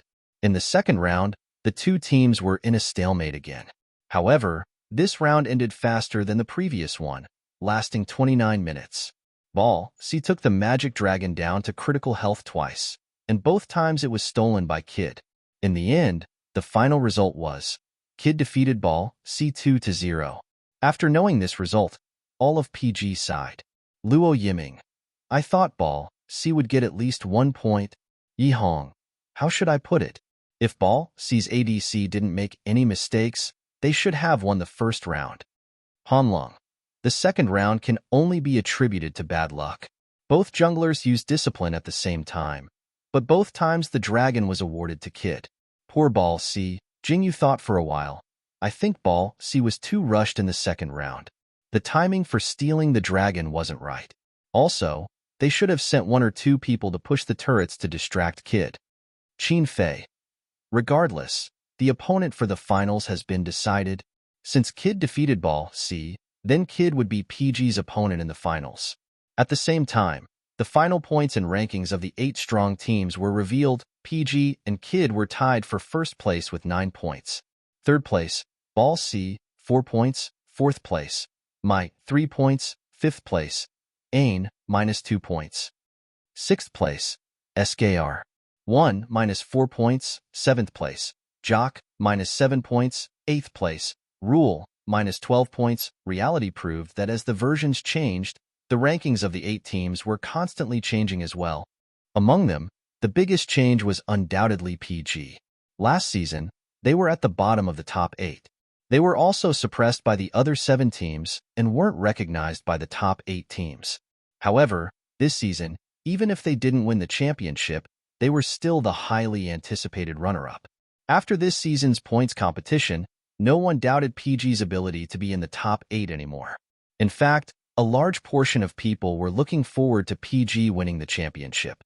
The next afternoon, when they stepped into the finals, Fong Luofan took a deep breath and said calmly, "Take back the championship." PG's 5 players roared in response. Their morale was high. The finals was a best of 7, which gave the 2 teams plenty of time to fight for the championship trophy. However, it was clear that this long competition wasn't good for PG. Therefore, Their goal was to finish the competition as soon as possible. We have to win 4 games. That's a lot of pressure. Yi Hong was smiling, but his forehead was already sweating. Qin Fei reminded everyone, when we enter the arena later, keep your mouths shut. Don't mention anything about the men in black. His teammates all agreed. This was the 8th time they stepped into the arena, but the feeling was completely different from the previous 7 times. Jingyu plugged in his mouse and keyboard. After logging into his game account, he felt that his heart was beating abnormally fast, as if it was going to jump out of his chest. He took a deep breath and then concentrated on using his fingers to feel the touch of the mouse and keyboard. He was definitely nervous, but he believed that no matter how nervous he was, it wouldn't affect his performance in the competition. It was like when he took the college entrance exam. Before the exam, he was so nervous that he couldn't even hold a pen. However, when it came to answering the questions, all emotions and thoughts unrelated to the questions would be automatically blocked by his brain. His attention would be highly focused on the questions, and he would only think about how to answer the questions in front of him. The members of the 2 teams entered the preparation room one after another and clicked to prepare. After everyone was ready, the system randomly selected a person from the 2 teams to throw the dice. PG threw a 1, and Kid threw a 6. Kid went first on the blue side. Luo Yiming, Goddess of Luck, doesn't love me anymore. Hanlong, you're pretty good to be able to throw a 1. In short, in the ban and pick round, Kid had the advantage of being the first to ban the devil. According to the order of rotation, today's commentators were originally supposed to be Fong Luofan and Yo-Yo. However, because Fong Luofan was also PG's coach, after the organizers obtained the agreement of the 2 teams, the commentators for the finals were changed to Aban and Tangua. This guaranteed the viewing quality of the finals to the greatest extent. At this moment, Fong Luofan was sitting in the audience, nervously looking at the big screen above the entire arena. He unconsciously clenched his fists. A backup plan? It's fine. Even if you get the first move, Kid will still be the backup plan after you win. If you can't beat Kid with a backup plan, then you don't even need to think about winning 4 out of 7 games. Kid's first pick was very decisive. It was a glimpse. However, after they chose the glimpse, they didn't click confirm for a long time. Clearly, they wanted to drag out the time to discuss tactics. At the same time, PG's side was also discussing Jingyu. In the first round, no matter what they ban, we'll take the first 2 shooters. It was time to test the results of their training. If they didn't try it in the first round, they wouldn't dare to try it later. Luo Yiming, are we going to ban shooters? Yi Hong, of course we are. If we're playing against Kid, what else can we ban other than shooters? Hanlong, right now, there are 6 shooters commonly used. We'll ban 3, leave 1 for them, and take the other 2. That's just right. Qin Fei, the plan works. Thus, the final picks for the 2 sides were PG, Kamal, Sagittarius, Maha Kid, Glimpse, Nine-Tailed Fox, Moonshade Spider. Then Kid unhesitatingly took the first pick for Dark Cupid. Sure enough, it's Dark Cupid. A band said in a tone as if he had seen through everything. With 1 on the other side, even Kid wouldn't dare to give Dark Cupid to him. Tangua, haha, after all, Dark Cupid is very flexible. It's too compatible with one's playstyle. It's PG's turn to pick. Who will they pick first? Aban looked at PG's picks. Qin Fei and Jing Yu's first picks have been released. I'm guessing they'll pick Lilith and Heart of Ice first. As soon as he said that, PG's first 2 picks were locked. Wind of Condensation and Wami Liuhua. Tangua couldn't believe her eyes. Huh. 2 shooters for the first pick? Aban was also very surprised. This doesn't seem like PG's style. Have they changed their playstyle?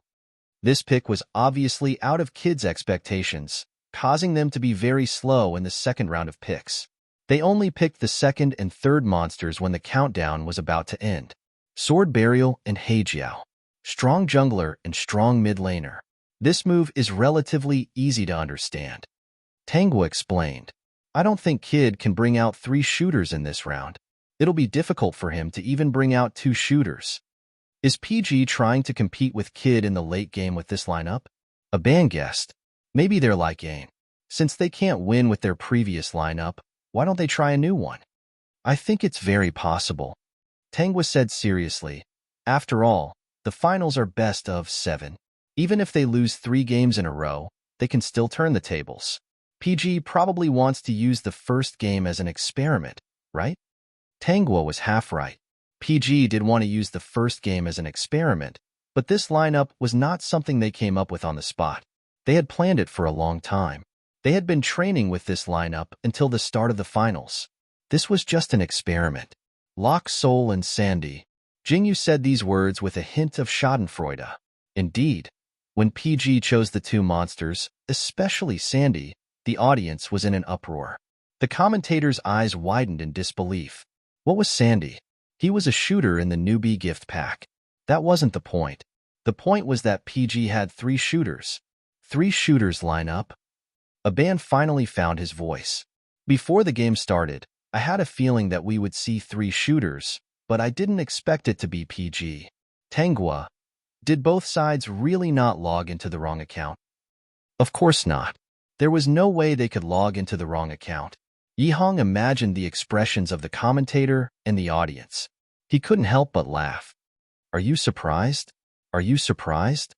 Luo Yiming, isn't it just a 3 shooters lineup? Let's show them one too.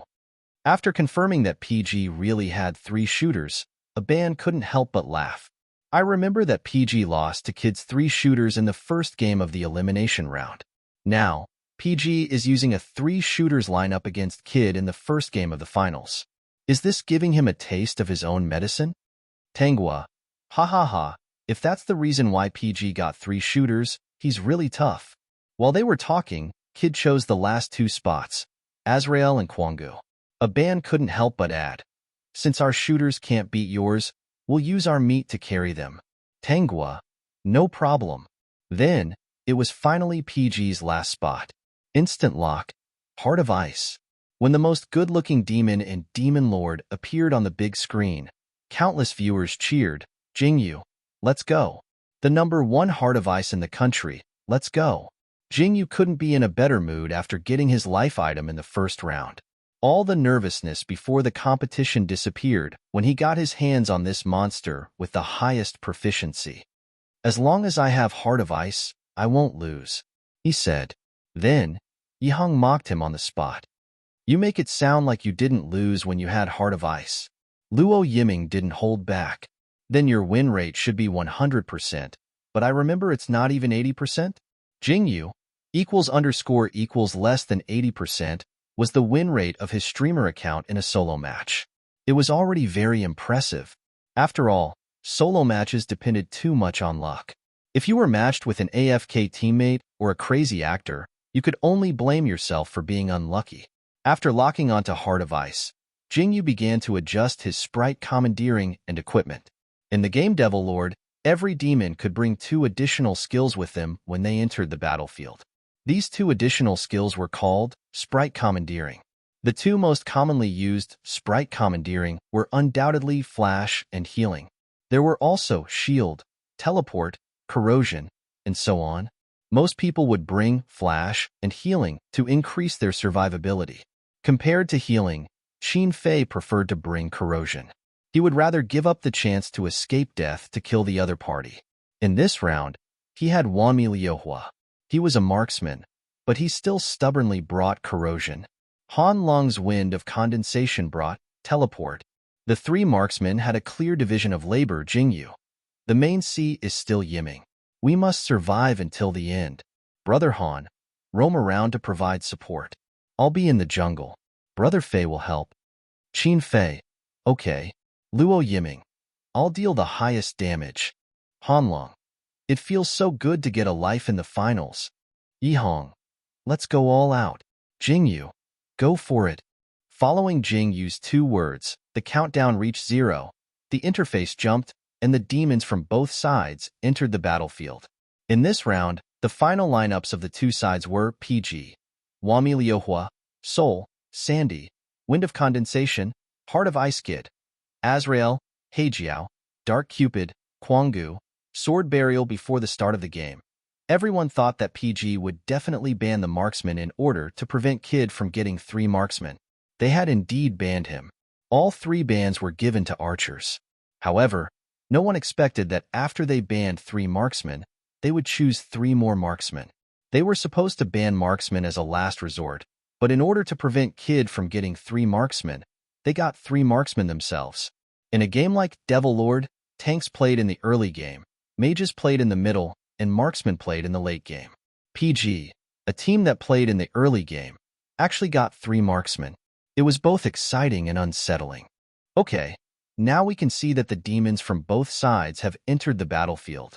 When he saw Jing Yu's Heart of Frost go to the jungle, he couldn't help but be surprised. In this round, PG's jungler chose to help in the opening. I wonder if there's some kind of strategy? On the big screen, Heart of Ice and Wami Liuhua went to the top lane together after helping Yi Hong's soul get mana. Then, Heart of Ice crouched in the grass, and Wami Liuhua started to line up with Azrael. In the early game, marksmen had no advantage against tanks, except for their long hands. Indeed, the live stream cut to the top lane. Everyone saw that Wami Liuhua's HP was getting lower and lower as Azrael kept retreating into the tower. This was probably the first time that Qin Fei lost to someone in a line of battle. However, Azrael's HP was only a little higher than Wami Liuhua's. Kid saw that Wami Liuhua's HP was low and felt that he could definitely kill him, so he used Flash and chased after him. However, the moment he used Flash, he was connected to by a cold light. In the next second, Heart of Ice flew over along the light and killed him with a normal attack.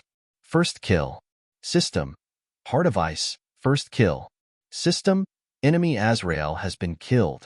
Following these 2 system messages, Jing Yu couldn't help but laugh. Good acting. Hearing the laughter in his voice, Qin Fei couldn't help but smile. You ganked well too.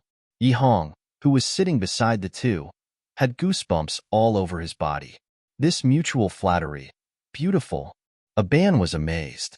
Then, he looked at the replay and explained. Qin Fei pretended to be suppressed and lured Kid's Azrael into Jing Yu's hunting range. Jing Yu seized the opportunity to kill Azrael.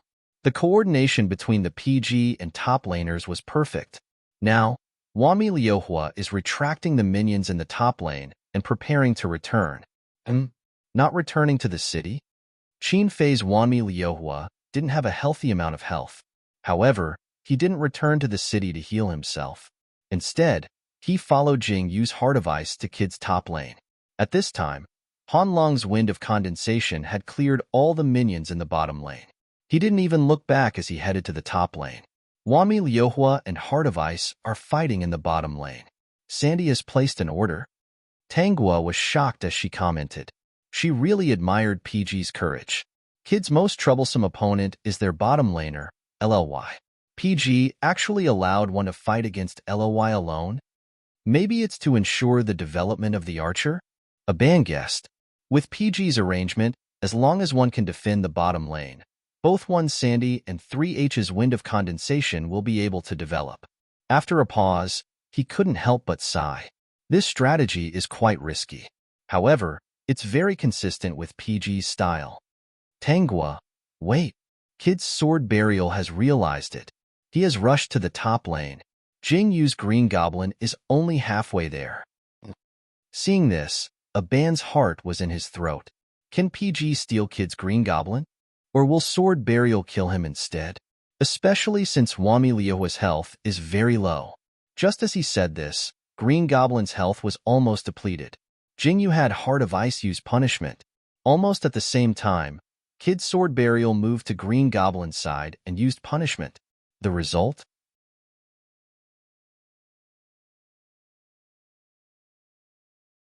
Chapter 135. Tanghua. Sword Burial got Green Goblin. Aban. Wait a minute. Heart of Ice has connected to Sword Burial. Are you preparing to attack? Almost as soon as Kid's Sword Burial got Green Goblin, Jing Yu's Heart of Ice connected to him. Qin Fei's Wami Liuhua had already attacked him the moment Sword Burial appeared. Sword Burial received a buff to his attack speed, and his hit rate against Heart of Ice increased significantly. Even though it was a 1v2, his and Heart of Ice's health decreased at the same time. The audience held their breaths and focused their attention on the two's health bars. They didn't even dare to blink, afraid that they would miss the most crucial moment.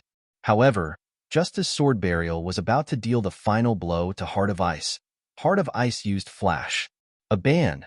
Jingyu escaped with Flash. Sword Burial missed. Sword Burial has been killed. System. Wami Liuhua, 1 kill. System. The enemy's Sword Burial has been killed. Seeing these 2 system notifications, the audience was in an uproar. They didn't expect this to happen. Just like that, the attack speed buff fell to Qin Fei's Wami Liuhua. Let's go. Jingyu said this word calmly and returned to the city with Qin Fei.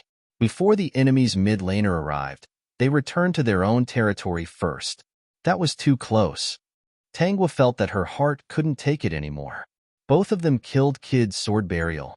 Kid's Heijiao was controlled by PG's soul and couldn't arrive in time to help. Both of them successfully escaped. Aban looked at the replay on the screen and saw the buff that fell to Qin Fei's hands. He couldn't help but laugh. Haha, PG gives me the feeling that he'll fight anyone who tries to steal from him. Hearing this, Tanghua couldn't help but laugh. PG is really tough. I'm curious. If Sword Burial didn't get the Green Goblin, would they still try to kill Sword Burial? After all, their health isn't good and their level and economy is low. I don't know. Aban shrugged. I only know that PG's economy will surpass Kid's. After the replay, the live stream cut to the bottom lane. Luo Yiming's Sandy was hiding under the tower and fighting 1 against 2. Sandy was also a shooter with a displacement skill. He was as agile as Dark Cupid, but his damage output wasn't as high. His advantages were the short cooldown of his displacement skill, the strong slow effect of his first skill, and the crowd control effect of his big move. All in all, he was a shooter with strong survivability. But in Luo Yiming's hands, he became an unkillable cockroach. Luo Yiming, come here. Luo Yiming, come and hit me. Luo Yiming, come and hit me. Yihang laughed so hard that he wanted to roll on the spot. Jingyu, listen to that. You were like this when you used Skimming Shadow, but you're more cunning, more reckless, and more despicable than him. Jingyu. Equals shut up. Fuck off. Tanghua. LLY's Dark Cupid is missing all the time. I have to say, one's positioning is amazing. Aban. This round, Kid chose to use Kwanggu as support. It's easy to understand because Kwanggu is tanky and can take a lot of damage. Unfortunately, Kwanggu's arms are too short, and he can't hit Sandy without entering the tower. Tanghua. Yeah, Kwanggu's health is mostly taken out by the tower. He entered the tower along the creeps several times, and once he was hit by one, he would take damage from the tower. Aban. LOY has given up on killing Sandy. He's starting to attack the tower. However, one is clearing the creeps very quickly and doesn't give him a chance to attack the tower. On the big screen, Kid's Kwanggu entered the tower along the creeps several times. LOY's Dark Cupid would attack the tower whenever he had the chance, but Luo Yiming was always able to clear the creeps in the shortest amount of time and transfer the damage from the tower to Kwanggu. He even had time to lick Dark Cupid's health. His hand speed and control had reached an incredible level. Sandy was a thunder spirit, and its normal attack special effect was to shoot a blue lightning bolt forward. After it moved, its normal attack would be strengthened for 5 seconds, and the lightning bolt it shot out would turn red. Although it was a novice fiend, its modeling and special effects were not bad at all. It even had a sense of attack that other fiends couldn't compare to. Abba. 1. This contestant is also growing, and the speed of her growth is astonishing. However, there's still too much pressure to deal with. LLY's progress in attacking the tower isn't fast, but there's always a chance to attack the tower. PG's bottom lane is about to collapse. As soon as he finished speaking, a fiend suddenly flashed behind Dark Cupid and wrapped a silver thread around him. Soul's first ability, Inextricable Threads. The camera cut to the bottom lane, so they had no idea what was happening in the middle lane. They only knew that Yi Hong's soul had suddenly wandered to the bottom lane and controlled LOY's Dark Cupid. Almost as soon as he controlled Dark Cupid, Luo Yiming had Sandy teleport over and started attacking like crazy. Blue lightning bolts struck the body of the Dark Cupid one after another, reducing its health points to less than half in just a short moment. After Kwanggu activated its shield, It immediately used its big move to attack Luo Yiming's Sandy while tanking the damage for Dark Cupid. However, Yi Hong's soul cast a puppet strangulation technique, Skill Reflect. After Soul activated its big move, it immediately used a crowd control on Dark Cupid, not giving him a chance to escape. Luo Yiming continued attacking. Finally, System Sandy, first kill. System, enemy Dark Cupid has died. Seeing that its archer was dead, Kwanggu could only flash away as a support. However, it unexpectedly bumped into Jing Yu's Heart of Ice, and Luo Yiming's Sandy decisively used Flash to chase after it. System, Sandy, double kill. System, enemy Kwanggu has died.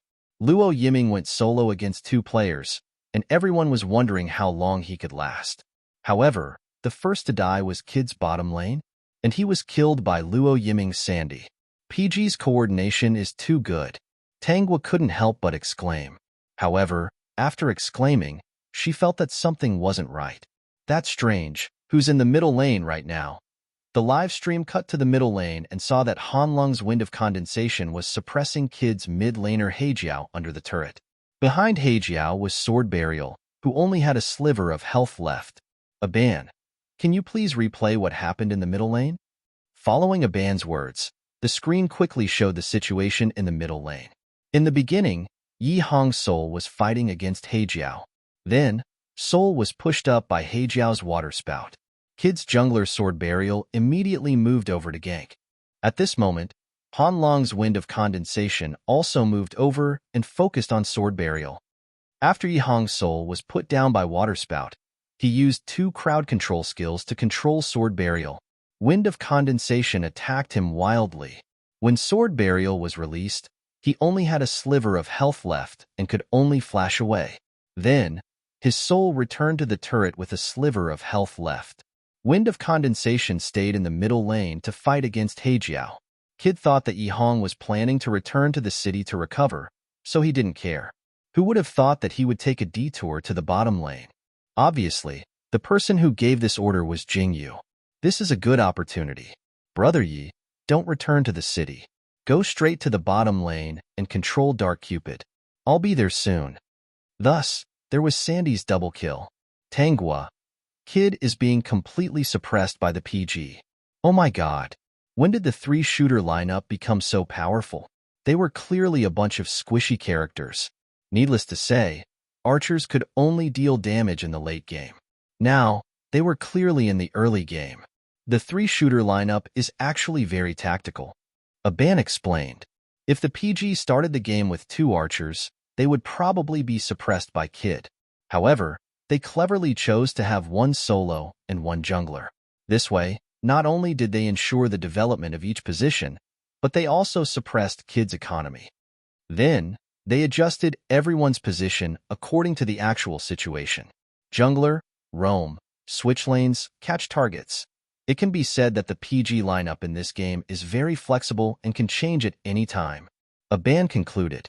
After killing Kid's bottom lane combo, the PG destroyed their bottom lane tower in a few minutes. Then, they conveniently took a magic disc and gathered together to destroy Kid's middle lane tower. Archers were very scary once they gained the early game advantage. The 3 archers worked together to destroy the tower. They wanted to experience this demon's speed.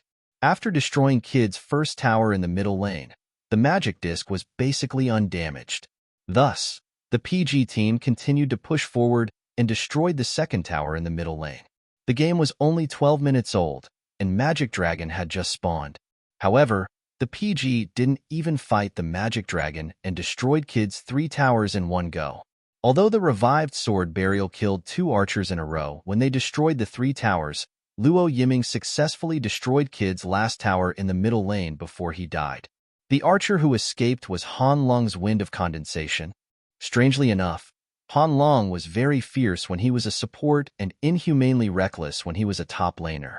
However, once he was an archer, he became very timid and cautious, hiding for as long as he could. He and Qin Fei were completely different types of players. Qin Fei was fierce no matter what type of demon he used. His personal style was very obvious. Han Long, on the other hand, had different styles when he used different types of demons.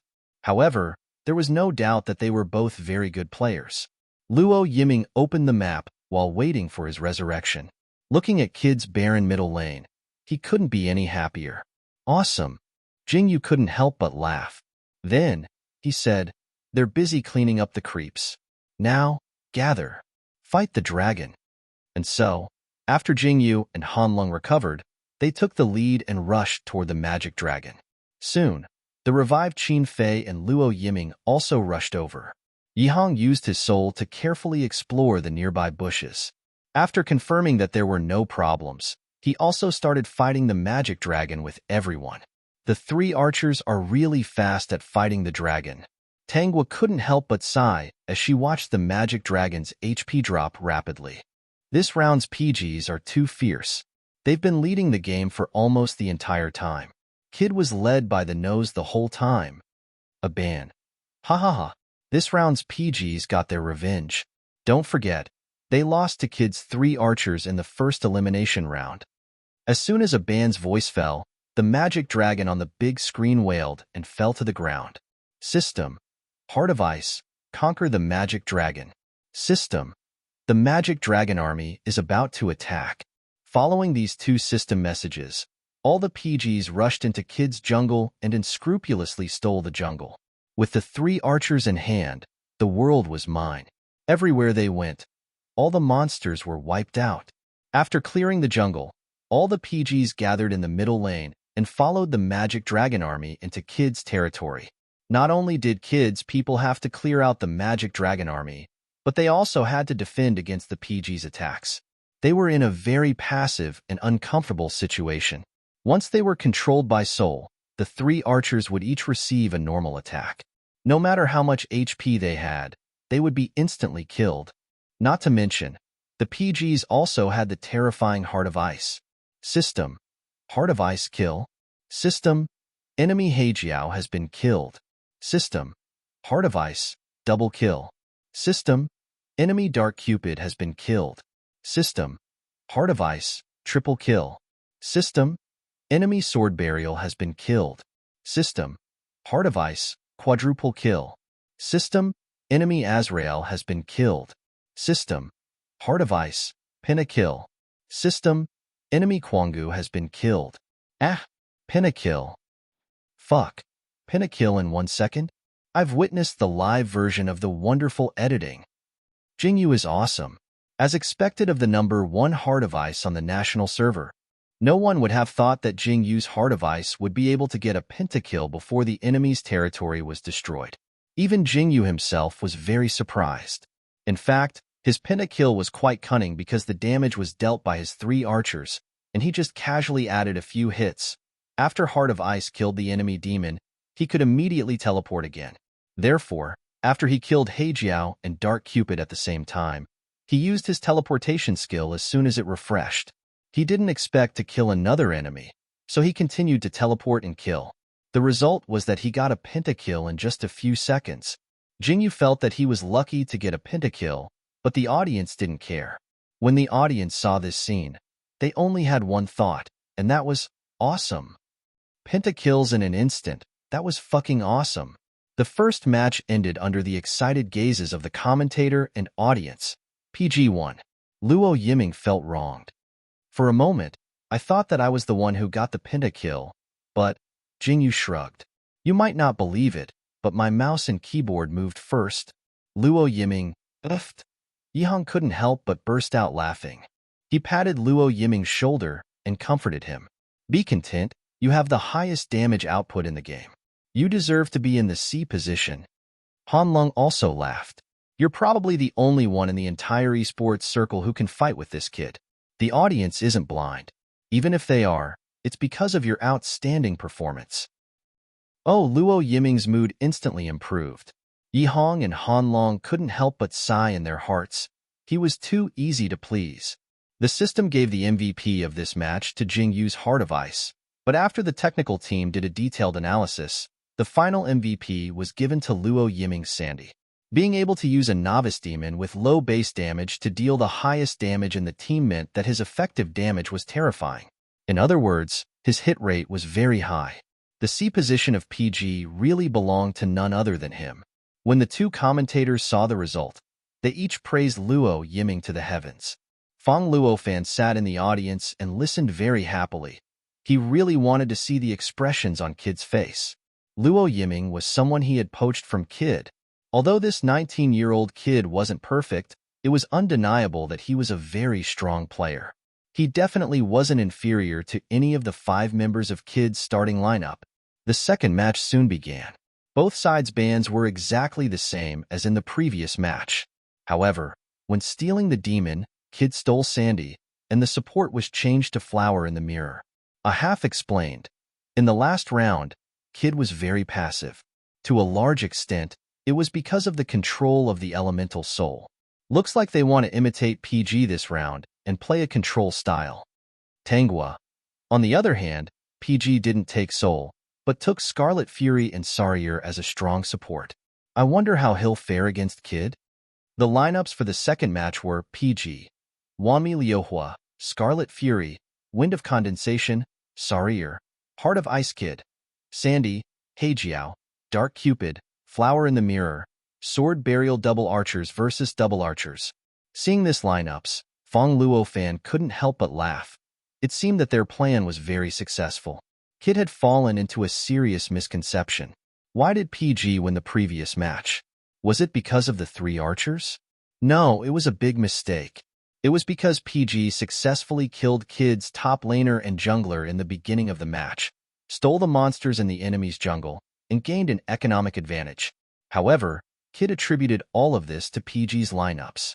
Therefore, in order to get Sandy, they gave up on the strong top laner Azrael, and then in order to get the control-type monster, they gave up on the most tanky Kwangu. In this match, Kid thought that he had stopped PG from getting the 3 archers, but he forgot. 3 archers weren't PG's style. PG's lineups were what they were good at.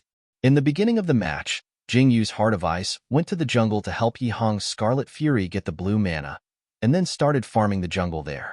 Kid's top laner was worried that Heart of Ice would hide in the bushes like in the previous match, so he didn't dare to get too deep. However, after a while, he realized that he was overthinking. He couldn't get too deep. Not only that, Qin Fei's Wanmi Liuhua overbearingly pushed him into the tower. Qin Fei's Wanmi Liuhua is suppressing Sandy. Aban didn't know why, but she felt that PG had an easier time in this match than the previous one. Sandy's damage is too low, so it's at a disadvantage in the early game. It can only hide under the tower to provide support. Yes, they got Sandy's one in the previous match, and they're also being pushed into the tower in the early game. As Tangwa spoke, she suddenly felt that it was very interesting. However, one is a 1v2. In the previous match, Luo Yiming's Sandy seemed to be in a passive position against Kid's bottom laner combo, but in fact, it was more than enough for them to restrain each other. However, in this match, Kid's top laner was completely suppressed by Qin Fei. It was just the start of the match, but his health was already very low. Suddenly, Kid's Sandy made a move, which seemed to be suicidal. However, Qin Fei wasn't satisfied with his move and quickly retreated. The commentators and spectators who had a bird's eye view immediately reacted. Qin Fei had sensed that Kid's jungler was coming for him. However, at the same time, they also saw Jingyu's Heart of Ice crouching in the bushes nearby. The battle was about to start. Sword Burial was the first to reposition and appeared from the bushes. He caught up with Qin Fei's Wanmi Liuhua and slashed at him, but he was pushed away by a wave of air. Sandy followed closely behind Sword Burial and attacked Wanmi Liuhua. However, after the first attack, the screen turned gray. System: Heart of Ice 1 kill. System: Enemy Sandy has been killed. Just a moment ago, when Qin Fei's Wanmi Liuhua pushed away Sword Burial, Jingyu's Heart of Ice connected with Sandy and pulled him over. With a normal attack, he easily took away Sandy's remaining health. Then, Heart of Ice used Snow's pull again and connected with Qin Fei's Wanmi Liuhua. The two of them sped up and rushed towards Sword Burial. Heart of Ice threw skills and Wanmi Liuhua dealt a normal attack. After a short while, he also took down Sword Burial. System: Heart of Ice, double kill. System: Enemy Sword Burial has been killed. He got a double kill at the start of the match. The audience was dumbfounded. After getting the double kill, Jingyu and Qin Fei didn't hesitate. They rushed to Kid's jungle as fast as they could and took the attack speed buff. This time, the buff was given to Jingyu's Heart of Ice. This match is similar to the opening of the previous match. It feels so familiar. Tang was said in surprise. Both of them went to the jungle after killing the top laner. PG's jungle coordination is very strong. Aban said, "It seems like the breakthrough point for PG lies in Kid's top laner." While they were talking, the live stream cut to the bottom lane. Everyone was surprised to see that Kid's archer was suppressed by Luo Yiming. After the bottom lane duo of Wind of Condensation and Flower in the Mirror became opponents, their lane coordination was very subtle. Every time Flower in the Mirror threw a crowd control, Wind of Condensation was able to dodge it and counterattack smoothly. Wind of Condensation's displacement was like a skill that existed to avoid Flower in the Mirror's crowd control. In front of Wind of Condensation, Flower in the Mirror didn't have any advantage. On the other hand, PG's support Sarier threw a shield from time to time to ensure Wind of Condensation's survival. This allowed Luo Yiming to play without any worries. The result was that Kid's bottom lane duo was suppressed and could only play in the tower. What was even more infuriating was that while Luo Yiming was suppressing them, he also leisurely took the magic vision in front of them. Aban's hunch was right. In this match, PG played more smoothly than the previous match. After this match, Kid didn't have any chance to make a comeback. There was no doubt that PG won the second match again. After winning 2 matches in a row, the commentators and the audience were all cheering for PG. They felt that the championship was in the bag, but PG's 5 players couldn't relax. Yihong rubbed the back of his hand. He felt that the pressure he felt before the match hadn't lessened at all. "We still have to win 2 more matches. Can we keep winning?" He was really afraid that if PG lost 1 match, he would keep losing until the end and let Kid make a comeback. Then people would say that Kid let 2 chase 4, or that let 3 chase 4. In any case, it would make it seem like Kid had gone easy on PG in the first few matches. Qin Fei calmly replied, "It's not a matter of whether or not we can win. We have to win." If PG continued to play, his condition would only get worse. Even though Kid's condition would definitely deteriorate as the match went on, they were still a late-game team. Their focus and endurance were definitely much better than PG's. Yihong sighed and looked at Luo Yiming beside him. "Stay in the center position. Don't mess around at the back." Luo Yiming glared at him. "You're the one. Don't give away all my kills." Jingyu coughed and tried to calm them down. "Don't think too much. Just play well and be done with it." Hanlong nodded in agreement. "If you really can't hold on, Brother Fei and I are here." Qin Fei, "It's fine. If you really can't hold on, just change into support gear and follow behind me.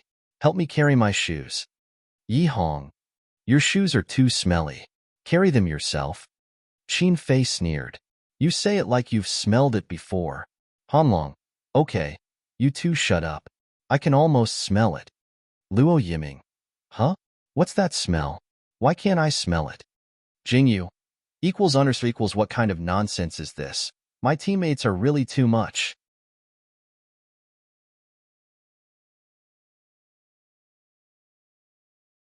Chapter 136.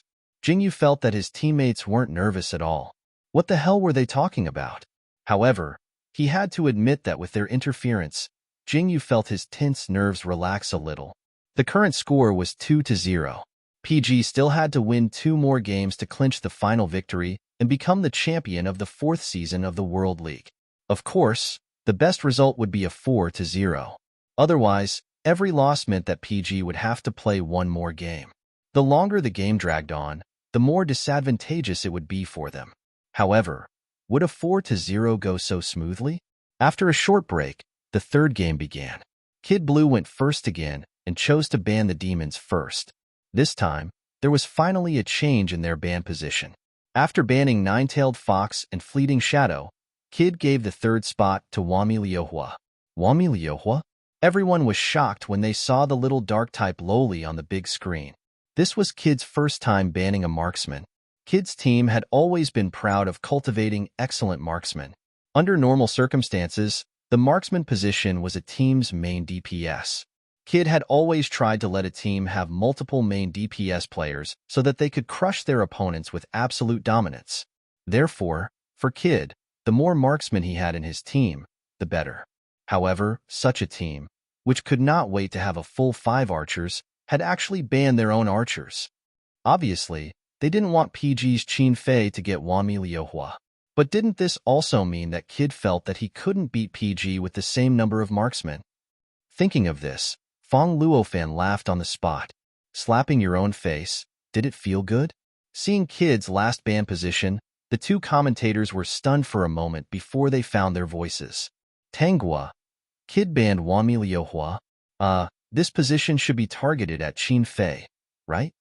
Aban nodded and agreed. In the first 2 rounds, Qin Fei used Wanmi Liuhua. Whether it's his survivability or his damage output, he's very strong. It's indeed very troublesome. Aban. It's worth mentioning that Wanmi Liuhua started off with defensive equipment. Later on, they gradually switched to AD equipment. They can tank damage and deal damage at the same time. Their presence doesn't seem strong, but in reality, they have played a very important role in the outcome of the match. If I had to choose the MVP of the previous round, I would probably choose his Wanmi Liuhua. Tanghua. By the way, does this mean that Jing Yu's Moonshade Spider will be released? Aban. Yes. Therefore, in this round, there is a high chance that PG will use Moonshade Spider and Soul to control one-wave rush. Sure enough, after Kid snatched Dark Cupid, PG both locked onto Moonshade Spider and Soul. Aban raised his eyebrows and suddenly felt that this was very interesting. Tanghua, don't you think that PG's lineups are becoming more and more suited to their style? Tanghua, Clearly, Tanghua did not realize this before Aban brought it up. Now that she heard Aban say this, she could not help but pay attention to the lineups of the two teams. She saw that after Kid chose Wind of Condensation and Flower in the Mirror, PG chose Sandy and Lilith. Tanghua vaguely realized something and her eyes widened in disbelief. Aban saw her expression and could not help but laugh. Isn't that right? Isn't that right? In the first round, PG got 3 archers. In the second round, they got 2 archers. In the third round, be it the combination of Moonshade Spider and Soul or Qin Fei's Lilith, aren't they all monsters that PG usually uses? It can't be what I think it is, right? Oh my god, I'm getting goosebumps. Tanghua's tone was full of disbelief. Are you saying that PG set a trap for Kid? He used Kid's best 3 archer lineups to defeat them and diverted their attention to archers. Then, he guided them to adjust their bans so that he could get the lineups he really wanted to use. It's not impossible. During the elimination round, Kid clearly knew how difficult it was to deal with the combination of Moonshade Spider and Soul, so he would rather die than use it on PG. But now, in the third round of the finals, Kid used both monsters at the same time. The reason was because he banned Wanmi Liuhua, so he did not have enough bans. Hearing the commentators guess, the audience was in an uproar. The live broadcast was also flooded with the words, "Think carefully." Aban quickly said, "It's just a guess. It could just be a coincidence." Fong Luofan shrugged. No, it was indeed a tactic. Of course, such a tactic also required PG's players to be strong enough to practice it. It was very stressful for a team that was used to fighting in the early stages to use a 3-archer lineup to fight Kid and win. However, if this tactic succeeded, PG's chances of defeating Kid would greatly increase. So far, there were no major problems with PG's tactics or the performance of the players. In Fong Luofan's opinion, PG's victory over Kid in the third round was basically set in stone. Now, it was up to Kid to see if he could react in the fourth round. Sure enough, after 23 minutes, the third round ended and PG won. Soul deceived him and Moonshade Spider went up to control one-wave flow. Kid was controlled by PG the entire time and had no way to fight back. It was 3-0. For PG, they only needed to win one more round to win the finals and become the champion of this year's LDPL. For Kid, if he wanted to become the champion, he had to win 4 rounds in a row. This was the last part of PG's entire strategy, psychological suppression. However, PG was not having it easy either. Jingyu. They should have already noticed our tactic. Yihong. It's normal for them to notice it. It's already the fourth round, and they still can't sense it. Kid is too careless. Then, what should we do about this round? Jingyu said, but the corners of his lips curled up slightly. Some tactics could not be broken even if they were seen through. So what if they knew that PG wanted to take down the Moonshade Spider? If they put the Moonshade Spider back in the ban position, it meant that they had to release Wami Liuhua. Would they be able to win like that? No, it would only make both teams return to the previous round, and they would never be able to get out of this endless loop created by PG. Who said that fierce teams did not have tactics? On the contrary, the fiercer the playing style, the more they needed tactics to support them. Without tactics, they would not be fierce, but reckless. PG was a very ferocious team. They were very aggressive and loved to collect kills. If they did not have flexible tactics and excellent skills, how could they successfully take down the other party's kills? After other teams finished competing, the number of kills they got was usually like this: 5 to 9, 6 to 13, 11 to 18. In competitions with PG, the number of kills they got would be like this: 17 to 21, 23 to 31, 25 to 48.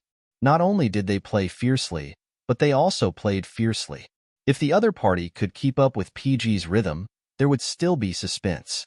Once the other party could not keep up, it would be time for PG to go on a killing spree. In the fourth round of the finals, Kid could not choose his 3 ban positions. After all, this round concerned whether they had a chance to win the championship. Once they lost, they would lose everything. The Moonshade Spider definitely could not be given to PG, but could Wami Liuhua? Now, Kid was faced with 2 choices: 1. Ban the Moonshade Spider and steal Wami Liuhua. 2. Ban Wami Liuhua and steal Soul. However, there was a problem: Marksman LLY. No matter what we choose, we will still give Dark Cupid to PG. Luo Yiming's Sandy is already very troublesome. Giving him Dark Cupid will only make it more troublesome. The top laner Ka frowned. Actually, he felt that Wami Liuhua could continue to be given to PG. Because, in his opinion, the truly frightening one was not Wami Liuhua, but Qin Fei. After playing against Qin Fei so many times, the more he fought, the more he felt that this person's strength was unfathomable.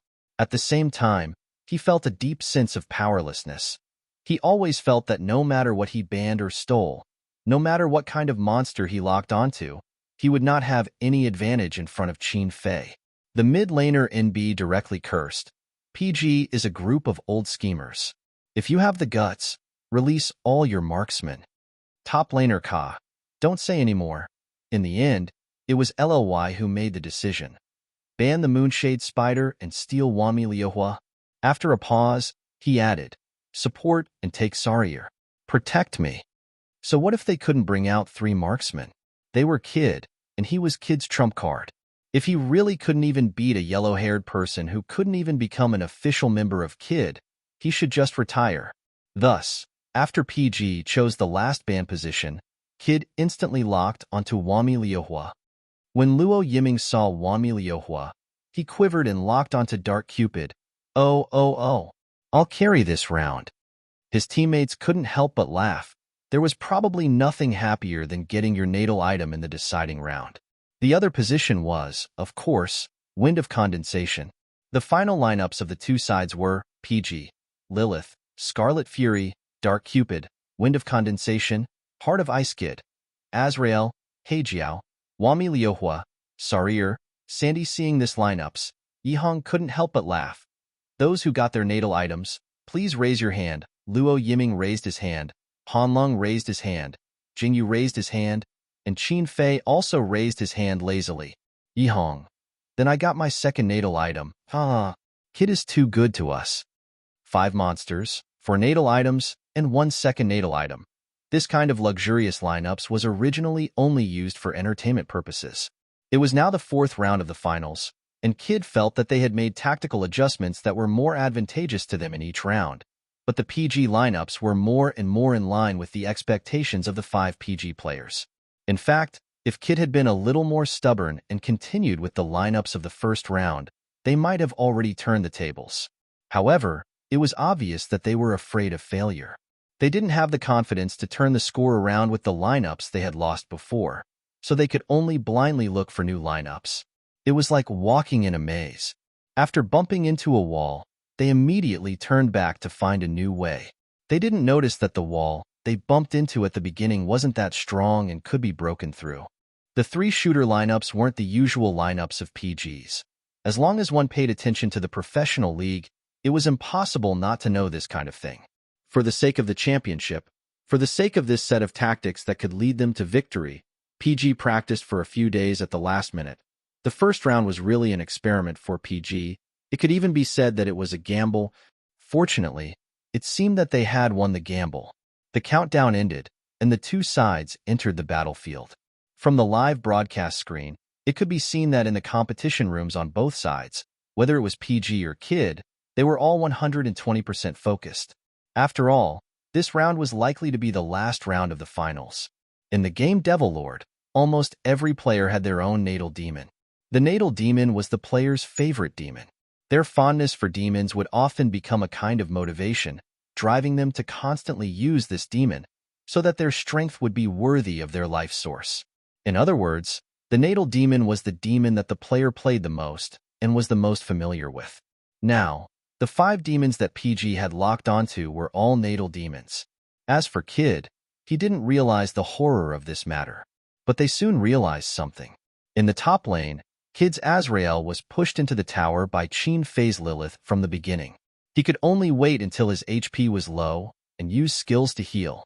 Inevitably, he was licked by Lilith a few times. When he returned to the city with low HP, he was scared that Heart of Ice would suddenly rush out and take his head. However, Heart of Ice was now in the middle lane. System Heart of Ice, 1 kill. System enemy Heijiao has been killed. Not only did PG's formation change back to the one he liked, but he also changed his playstyle. For Jingyu, the combination of mid laners and junglers was the most comfortable. As for Kid's mid laner, he didn't get ganked much in the previous 3 rounds. In this round, he let down his guard and accidentally pushed too deep, allowing PG to easily take him down. Kid's only hope was in the bottom lane. LLY's Wanmi Liuhua had the ability to protect himself. With Saryer's support, he was able to push PG's 2 archers into the tower. However, the situation changed at the 6-minute mark. After Yihong and Jingyu worked together to kill Kid's mid laner, they immediately rushed to the bottom lane.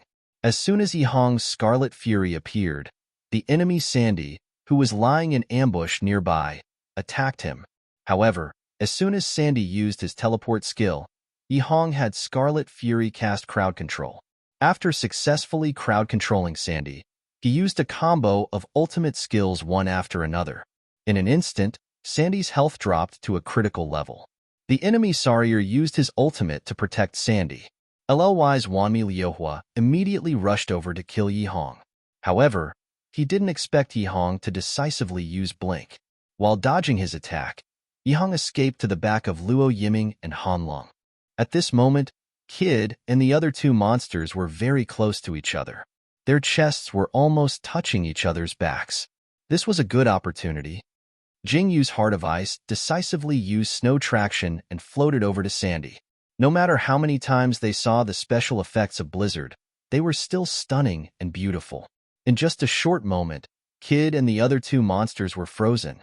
Then, it was time for PG to kill them. System Heart of Ice, double kill.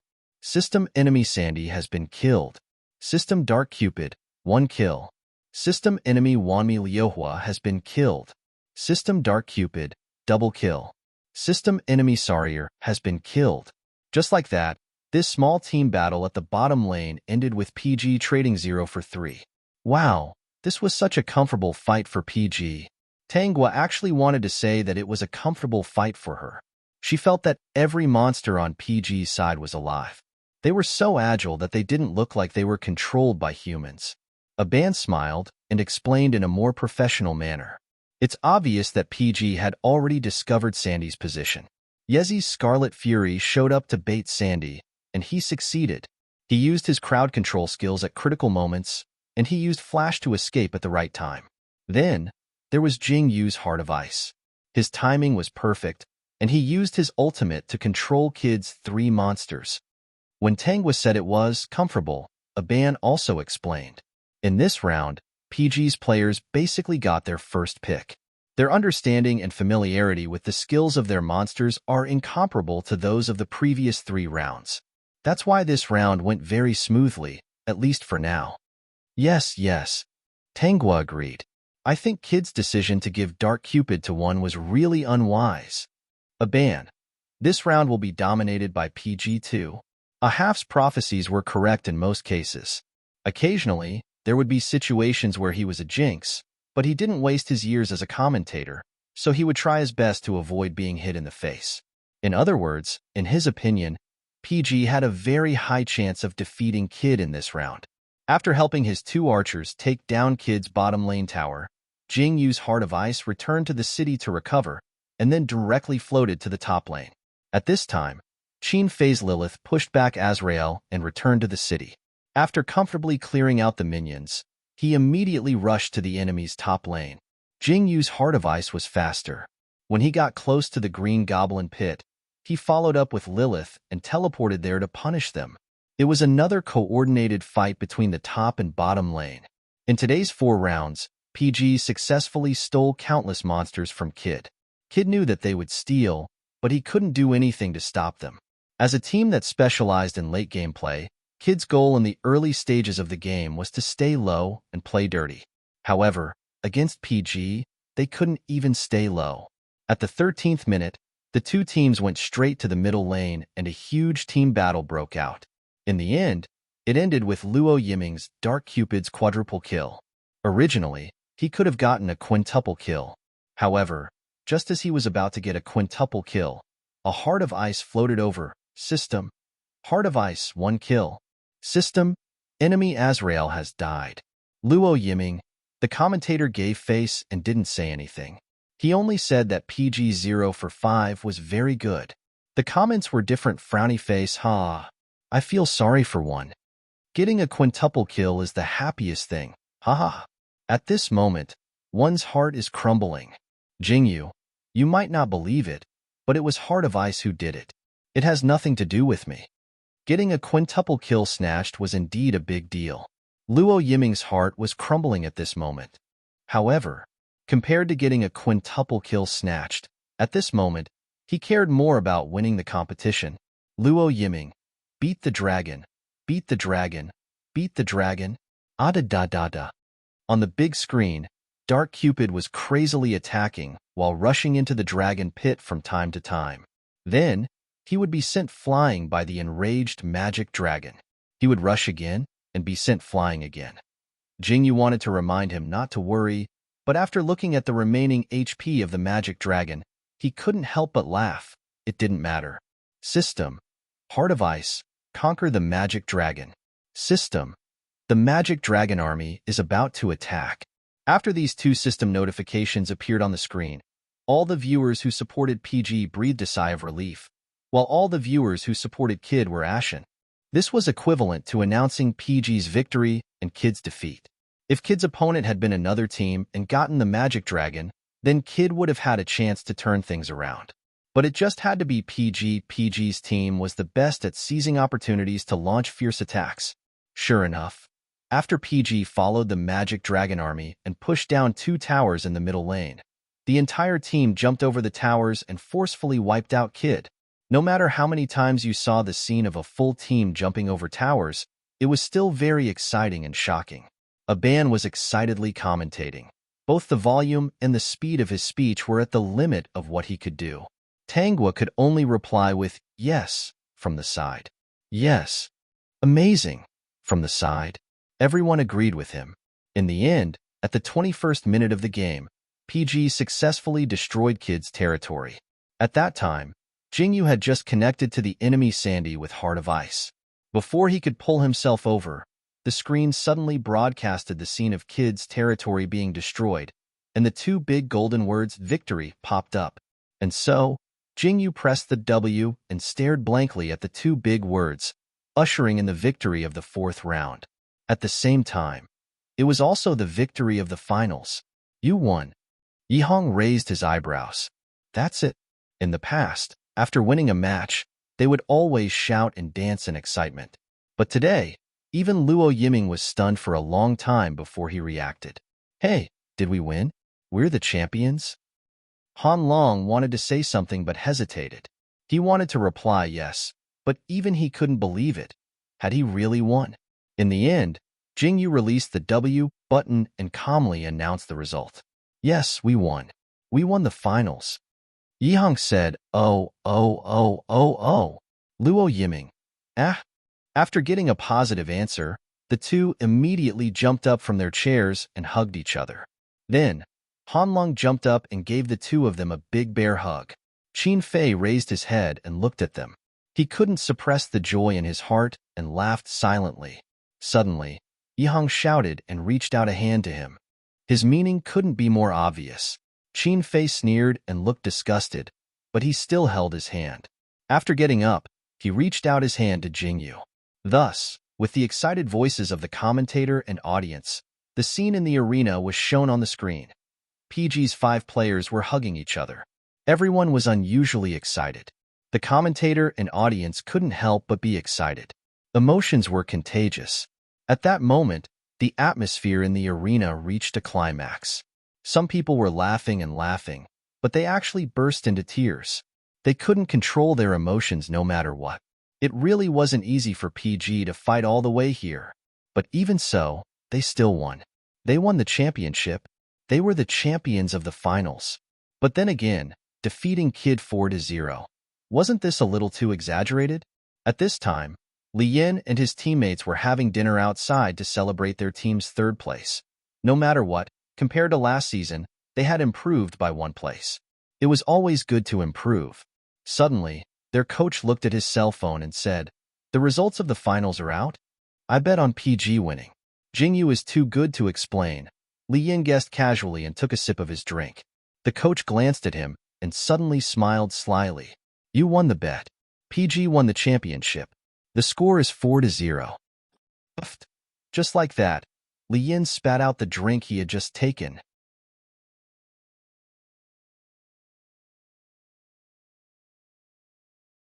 Chapter 137. Li Yin tilted his head as he spat. Thankfully, he didn't hit anyone or the food. However, he accidentally choked and coughed for a long time before he recovered. Then, he snatched the phone from the coach's hand and said in disbelief, "How is this possible?" He could believe that PG had won a narrow 4-3 victory over Kid, but a perfect 4-0 victory? What kind of cosmic joke was this? Don't forget, in the first round of the points competition, PG had been completely dominated by Kid. Li Yan's teammate seemed to be a little drunk. Seeing Li Yan's shocked expression, he laughed and leaned over. "Ha ha ha, what's with your expression? What are you looking at?" Li Yan exited the current page and searched again. After confirming that PG really had won 4-0 against Kid, he fiercely pinched his own leg. "Ouch, it hurts, it's not a dream. Holy shit, PG is too strong, isn't he?" Li Yin said as he threw the phone back to the coach. 4-0, where's the kid's face now? Li Yan's teammate didn't react. He asked in confusion, 4-0? What 4-0? Li Yin turned his head to look at him. After confirming that there was no food in his mouth, he calmly replied, "In the finals, PD won 4-0 against Kid." Holy shit. His teammate spat all over Li Yan's face. "Aw, so dirty," Li Yin said as he stood up from his chair and rushed to the bathroom. He went to wash his face. When the other teams found out about the score of the finals, they were all shocked. They couldn't believe that it was actually true. Not to mention those who weren't there. Even those who had witnessed the entire process couldn't recover from the shock for a long time after the game ended. When PG won the 4th round in one go, and the 2 golden words "victory" appeared on the screen, the entire stadium was silent for a few seconds. In those few seconds, there was complete silence. Even the sound of a needle dropping to the ground could be heard. A few seconds later, the commentator excitedly announced the result. Then, the stadium erupted with unprecedented applause and screams. The deafening sound almost blew off the roof of the stadium. The atmosphere reached its climax when the screen showed a close-up of the PG battle room. In the PG battle room, 5 people were huddled together and screaming crazily. Everyone's faces were filled with uncontrollable excitement. Their excitement was transmitted to everyone on the scene through the big screen, so much so that when the MVP animation was shown, the sound of the special effects and the demon's voice could not be heard at all. It was completely covered by the noise of the scene. In the end, the MVP award was given to Luo Yiming's Dark Cupid. However, whether it was the commentator or the audience, they all felt that there was no absolute MVP in this game. Every PG player was the MVP. After all, victory belonged to the entire team. The cheers of the audience did not stop for a long time. Kid and the other four walked down the stairs and left the stage amidst the cheers. The commentator chased after them and tried to persuade them to stay, but they pushed him away. In the end, he could only let them go. When he turned around, he saw the 5 PG players standing on the stage holding the championship trophy high and the audience going crazy. He sighed helplessly. This was good too. At this moment, the entire stadium belonged to PG. They were the champions of the finals, the overlords of the stadium. Quiet. Please be quiet. The host called out a few times before he managed to get the volume of the audience to drop slightly. Then, he began his interview. He faced the 5 PG players and asked, "How did you win against Kid?" The first to grab the microphone was always Luo Yiming, but this time, no one stopped him. He could answer the commentator's question without any scruples. Because we are stronger than Kid. It's that simple. Such an arrogant response was indeed in line with his personality. Commentator: Does Jingyu think so too? Jingyu was stunned when he was called out. He took the microphone and smiled. The winner must be strong. There's nothing wrong with that. His words were also quite domineering, but when he said it, it was a little cute. The commentator looked at Qin Fei. What did the captain say? Qin Fei took the microphone. Unlike his usual laziness and indifference, at this moment, he was actually smiling. I'm very happy. I've always wanted this trophy. I got it today. His tone was much softer than usual. But we won't stop here. If we have the chance to play in the international competition, we will continue to move forward. The stadium immediately burst into applause. This was a way to express their support and encouragement for PG. Yes, the domestic champion was dazzling, but above that, there was the international champion. PG wouldn't stop here. They would attack a higher goal. Now that they had won the championship trophy, they had to celebrate. After leaving the stadium, the 5 PG players and Fang Luofan went directly to a nearby hotel and booked a private room. Fang Luofan called Xiao Yun and asked if she was coming. Xiao Yun smiled and said, "No, it's just you 6 men tonight. But don't drink too much. Come back early." Fang Luofan: "Okay." Qin Fei poured himself a glass of red wine. He was about to pour a glass for Jingyu when he saw Jingyu cover his glass with both hands. His meaning couldn't be more obvious. Qin Fei raised an eyebrow. "You're not drinking today?" Jingyu covered his glass and nodded. "I'm not drinking." Qin Fei: "Why?" Jingyu remembered the last time he got drunk. He coughed awkwardly and lowered his head, not daring to look at Qin Fei. "I'm scared of getting drunk." Qin Fei didn't expect him to give a reason so readily. He couldn't help but laugh and try to pry his hand away. "You won't get drunk from red wine. We have to celebrate after winning the championship. Take your hand away, good boy." Jingyu originally wanted to resist, but when he heard good boy, he didn't know why, but his hand loosened and Qin Fei easily pried it away. Qin Fei poured half a glass of red wine into his glass and raised his full glass. "Cheers." Everyone at the scene cooperated and responded to him. "Cheers." Jingyu also obediently picked up his half glass of red wine and drank it all. After the dinner, it was time to sing karaoke. Jingyu was a little dizzy because of the wine, so he nestled in Qin Fei's arms and didn't sing much. But even if he wanted to sing, he couldn't get the microphone. Luo Yiming, the microphone hog, grabbed the microphone and sang a dozen songs without stopping. His stamina was really good. Han Lung also sang a few songs. Yi Hong sang a song. After satisfying himself, he let them be. By the time the 5 of them finished singing karaoke and returned to the club, it was almost midnight. He was tired and sleepy. He really wanted to go straight to bed without taking a shower. But Jingyu still took a hot shower and washed himself clean. He smelled good. Then he put on a bathrobe and stepped into Qin Fei's room. He sat on his bed and quietly waited for him to come back from his shower. He didn't forget that they had promised to get together after the game. Qin Fei was half asleep when he finished his shower. Then he yawned and went back to his room. When he saw Jingyu on his bed, he was stunned for a moment. Then he closed the door and said, "I'm so sleepy. Let's talk tomorrow." Jingyu. Jingyu was a little disappointed, but it was indeed quite late. Just as he was about to get up, Qin Fei unexpectedly pulled him down on the bed. Sleep. With that, he reached out and turned off the lights. In the darkness, Jingyu blinked and felt the breath and warmth of the person beside him. He instantly calmed down and tried to burrow into Qin Fei's arms. Qin Fei chuckled and gently hugged him. "Good night, Jingyu." "Good night, Brother Fei." The next day, the two of them woke up in the same bed. It was strange. When Qin Fei was asleep, it was very easy for him to react to the movements around him. But today, when Jingyu rubbed against him a few times, not only did he not hit him, he hugged him even tighter and said drowsily, "Don't mess around." At this time, Jingyu had already woken up. He felt Qin Fei's hand touch his body. Where's his bathrobe? Jingyu touched his body for a long time, but he couldn't find it. He thought that he probably took it off because it was too hot after he fell asleep. He didn't care and let Qin Fei hold him in his arms.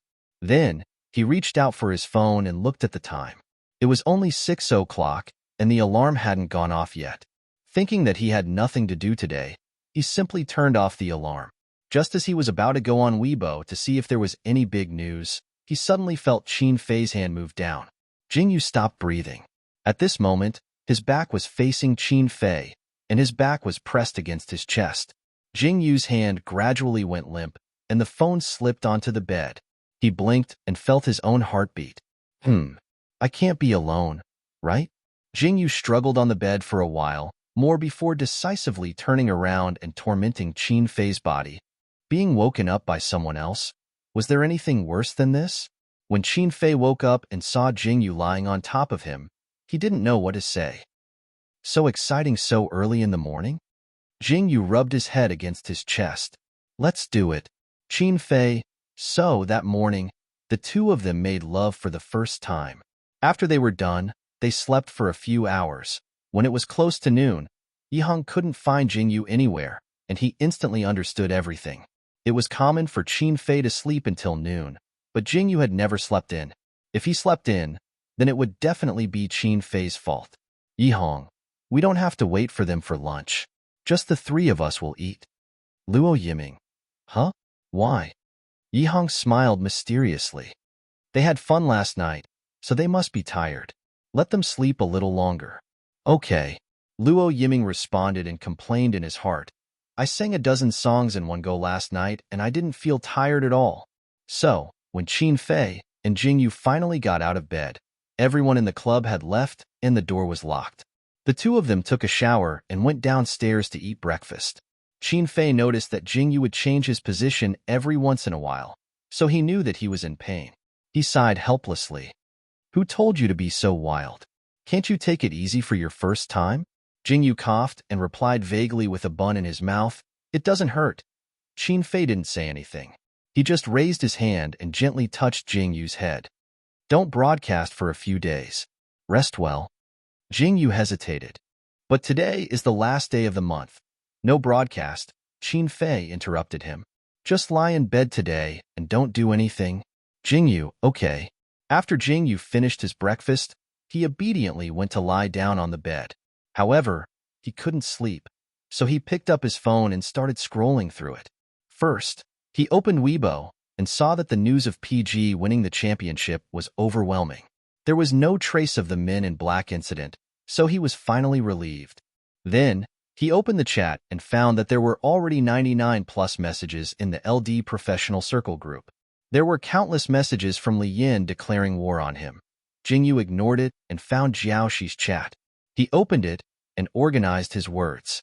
Jingyu, we won the finals. We beat Kid 4-0. We are the champions. Also, there's something I want to tell you. After he sent this message, he paused for a bit before sending the next one. Jingyu, I realized that I like Brother Fei, the captain of PG Jingyu. We're together. After typing this line, Jingyu bit his lower lip. No matter how nervous he was, he decisively clicked send. Then, he threw his phone aside and didn't dare to look at Jiaoxi's reply. After a while, he picked up his phone and looked at it. There was no reply. He tossed his phone aside and closed his eyes in resignation. He decided that even if Jiaoxi objected, he would still want to be with Qin Fei. He would try his best to persuade Jiaoxi. However, what he didn't know was that Jiaoxi didn't have time to look at the reply at all. She received a message from an unknown number early in the morning. The content was, "If you still want to continue your career, go downstairs now. Someone will pick you up." At first glance, the commanding tone sounded like a threat. Jiaoxi hesitated for a long time before she finally decided to go downstairs and take a look. However, as soon as she walked out of the door, she saw a polite man in a suit. Jiaoxi remembered him. He was the person who brought a group of bodyguards to PG Club the day before yesterday. "Hello, Ms. Jiaoxi. My name is Tan Shuyuan. You can call me Little Tan. We should have met before." The man's voice was very magnetic and very pleasant to listen to. Jiaoxi sighed in relief and smiled. "Yes, I remember you. What's the matter?" "Tan Shuyuan, it's like this. There's a very important matter that requires your cooperation. If this matter is successful, it will be good for you and Jingyu. So, I hope you can help." Jiaoxi hesitated for a moment. "Can I ask what it is?" Tan Shuyuan smiled and said calmly, "I can only tell you that it's related to your career and your and Jingyu's past and future. As for the specifics, you'll know when you get in the car and meet with President Qi." Jiaoxi, President Qi? Tan Shuyuan, Qi Xian, the legal representative of Fei Xian Game and Entertainment Company, Limited. He paused and said, "Who knows, we might have a chance to cooperate in the future." In the end, Jiaoxi chose to get in the car. After a while, she appeared on the top floor of Fei Xian Game and Entertainment Company, Limited, which was Qi Xian's office. "Qi Xian, sit." Jiaoxi sat down and sized up the woman behind the desk. The serious suit couldn't hide her beauty. She didn't wear too much makeup, but she gave a strong visual impact. Her red wavy hair cascaded behind her, vividly showing her temperament.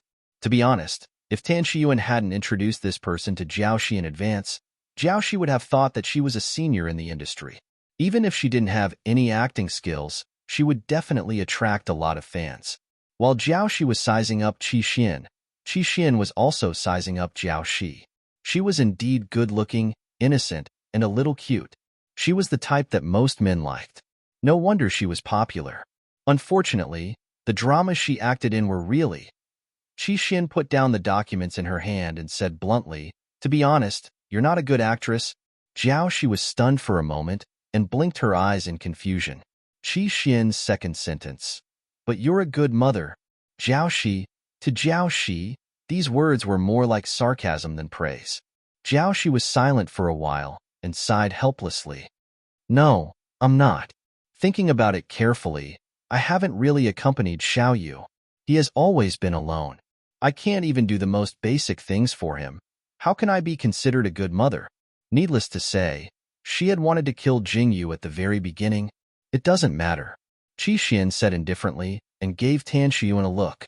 Tan Shuyuan immediately turned on the projector and showed some photos to Jiaoxi. Then, under Jiaoxi's confused gaze, Qi Xian went straight to the point. "I called you here for two things. First, you were followed on the way to PG Club, and the photos were posted everywhere. Now, my men are helping to control the situation, so it hasn't blown up. But your relationship with Jing can't be hidden anymore, so you have to think about what to do. Second, the police haven't found out who sent the men in black, but according to my investigation, it must have something to do with the Qian Corporation. They almost hurt my son, so I have to take revenge, right? For example, let them go bankrupt or something, but I need your cooperation, so I want to ask if you're willing to do it." Jiaoxi was stunned. She had clearly heard the news that was disadvantageous to her, and the other party's tone was full of arrogance and condescension, but Jiaoxi didn't hate it at all. She even felt a little happy. She had a feeling that, as long as she cooperated with this woman, everything could be solved. Jiaoxi couldn't help but laugh.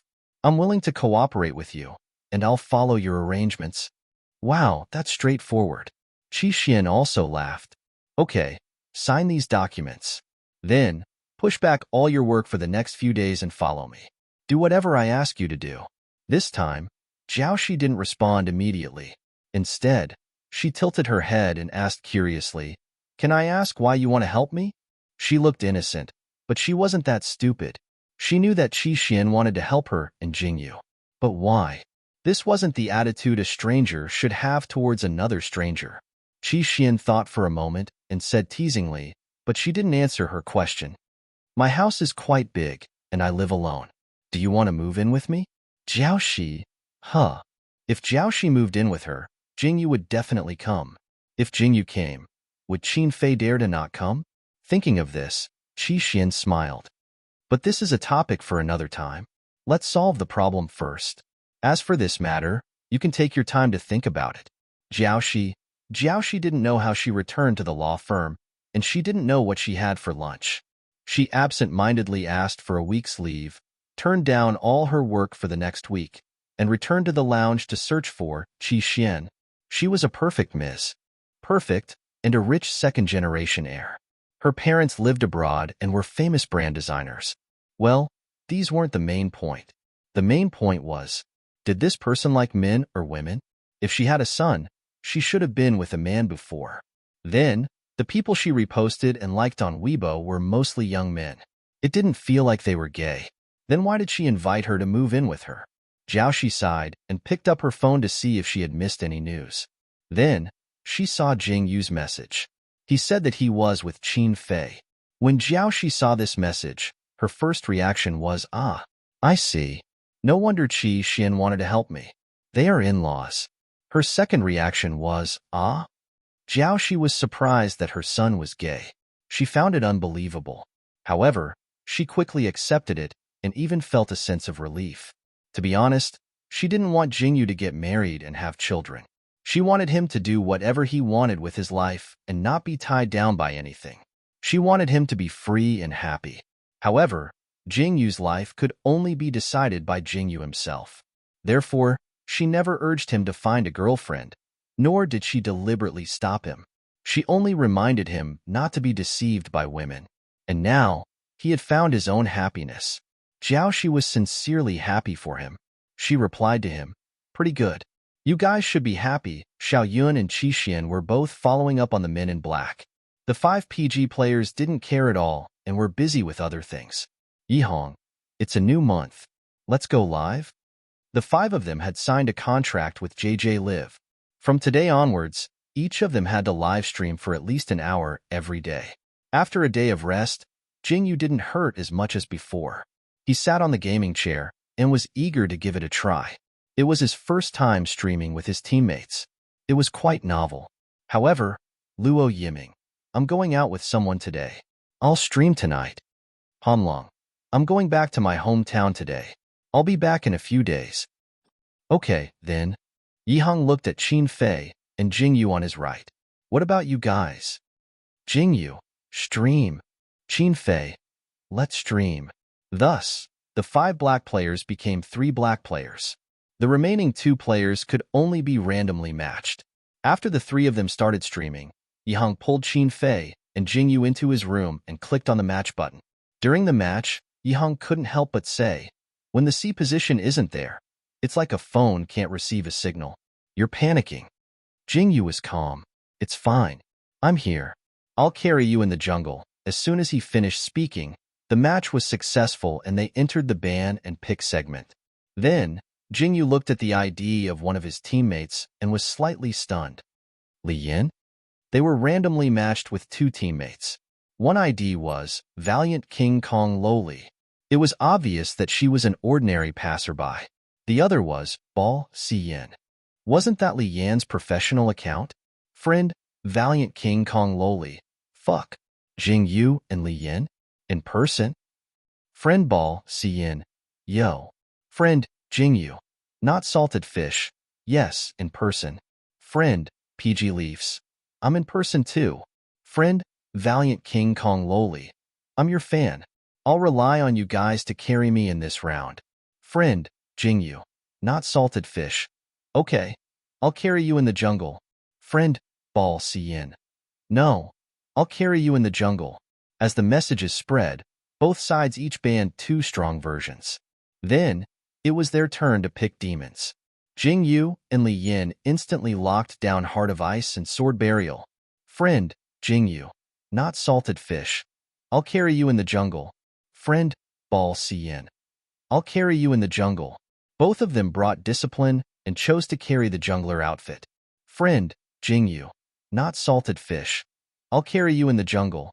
Friend, Ball Cien. I'll carry you in the jungle. Next, the message box was basically filled with the words, I'll carry you in the jungle.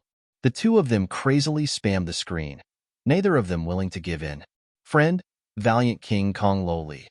Yihang looked at the countdown with only 5 seconds left and said, I think it's also possible to carry you in the jungle. As soon as he finished speaking, the countdown ended and both sides entered the battlefield. Their lineup was Heart of Ice and Sword Burial in the jungle. There was no support. If the 3 of them opened the bullet screen, they would know that their netizens in the live stream were laughing like crazy. HHHHH. I'm dying of laughter. Jing Yu and Li Yin are too cute. We can lose the competition, but we can't give them the jungler position. Ha ha ha. I'm looking forward to how they'll play this round. You're tuning in to the Romance Rendezvous YouTube channel. We're so grateful for your support, and don't forget to subscribe to join us on this incredible journey through captivating stories. Your generosity through donations truly makes a world of difference, as it's the primary source of revenue that allows me to expand and enhance this channel for you. Thank you from the bottom of my heart for being a part of this adventure.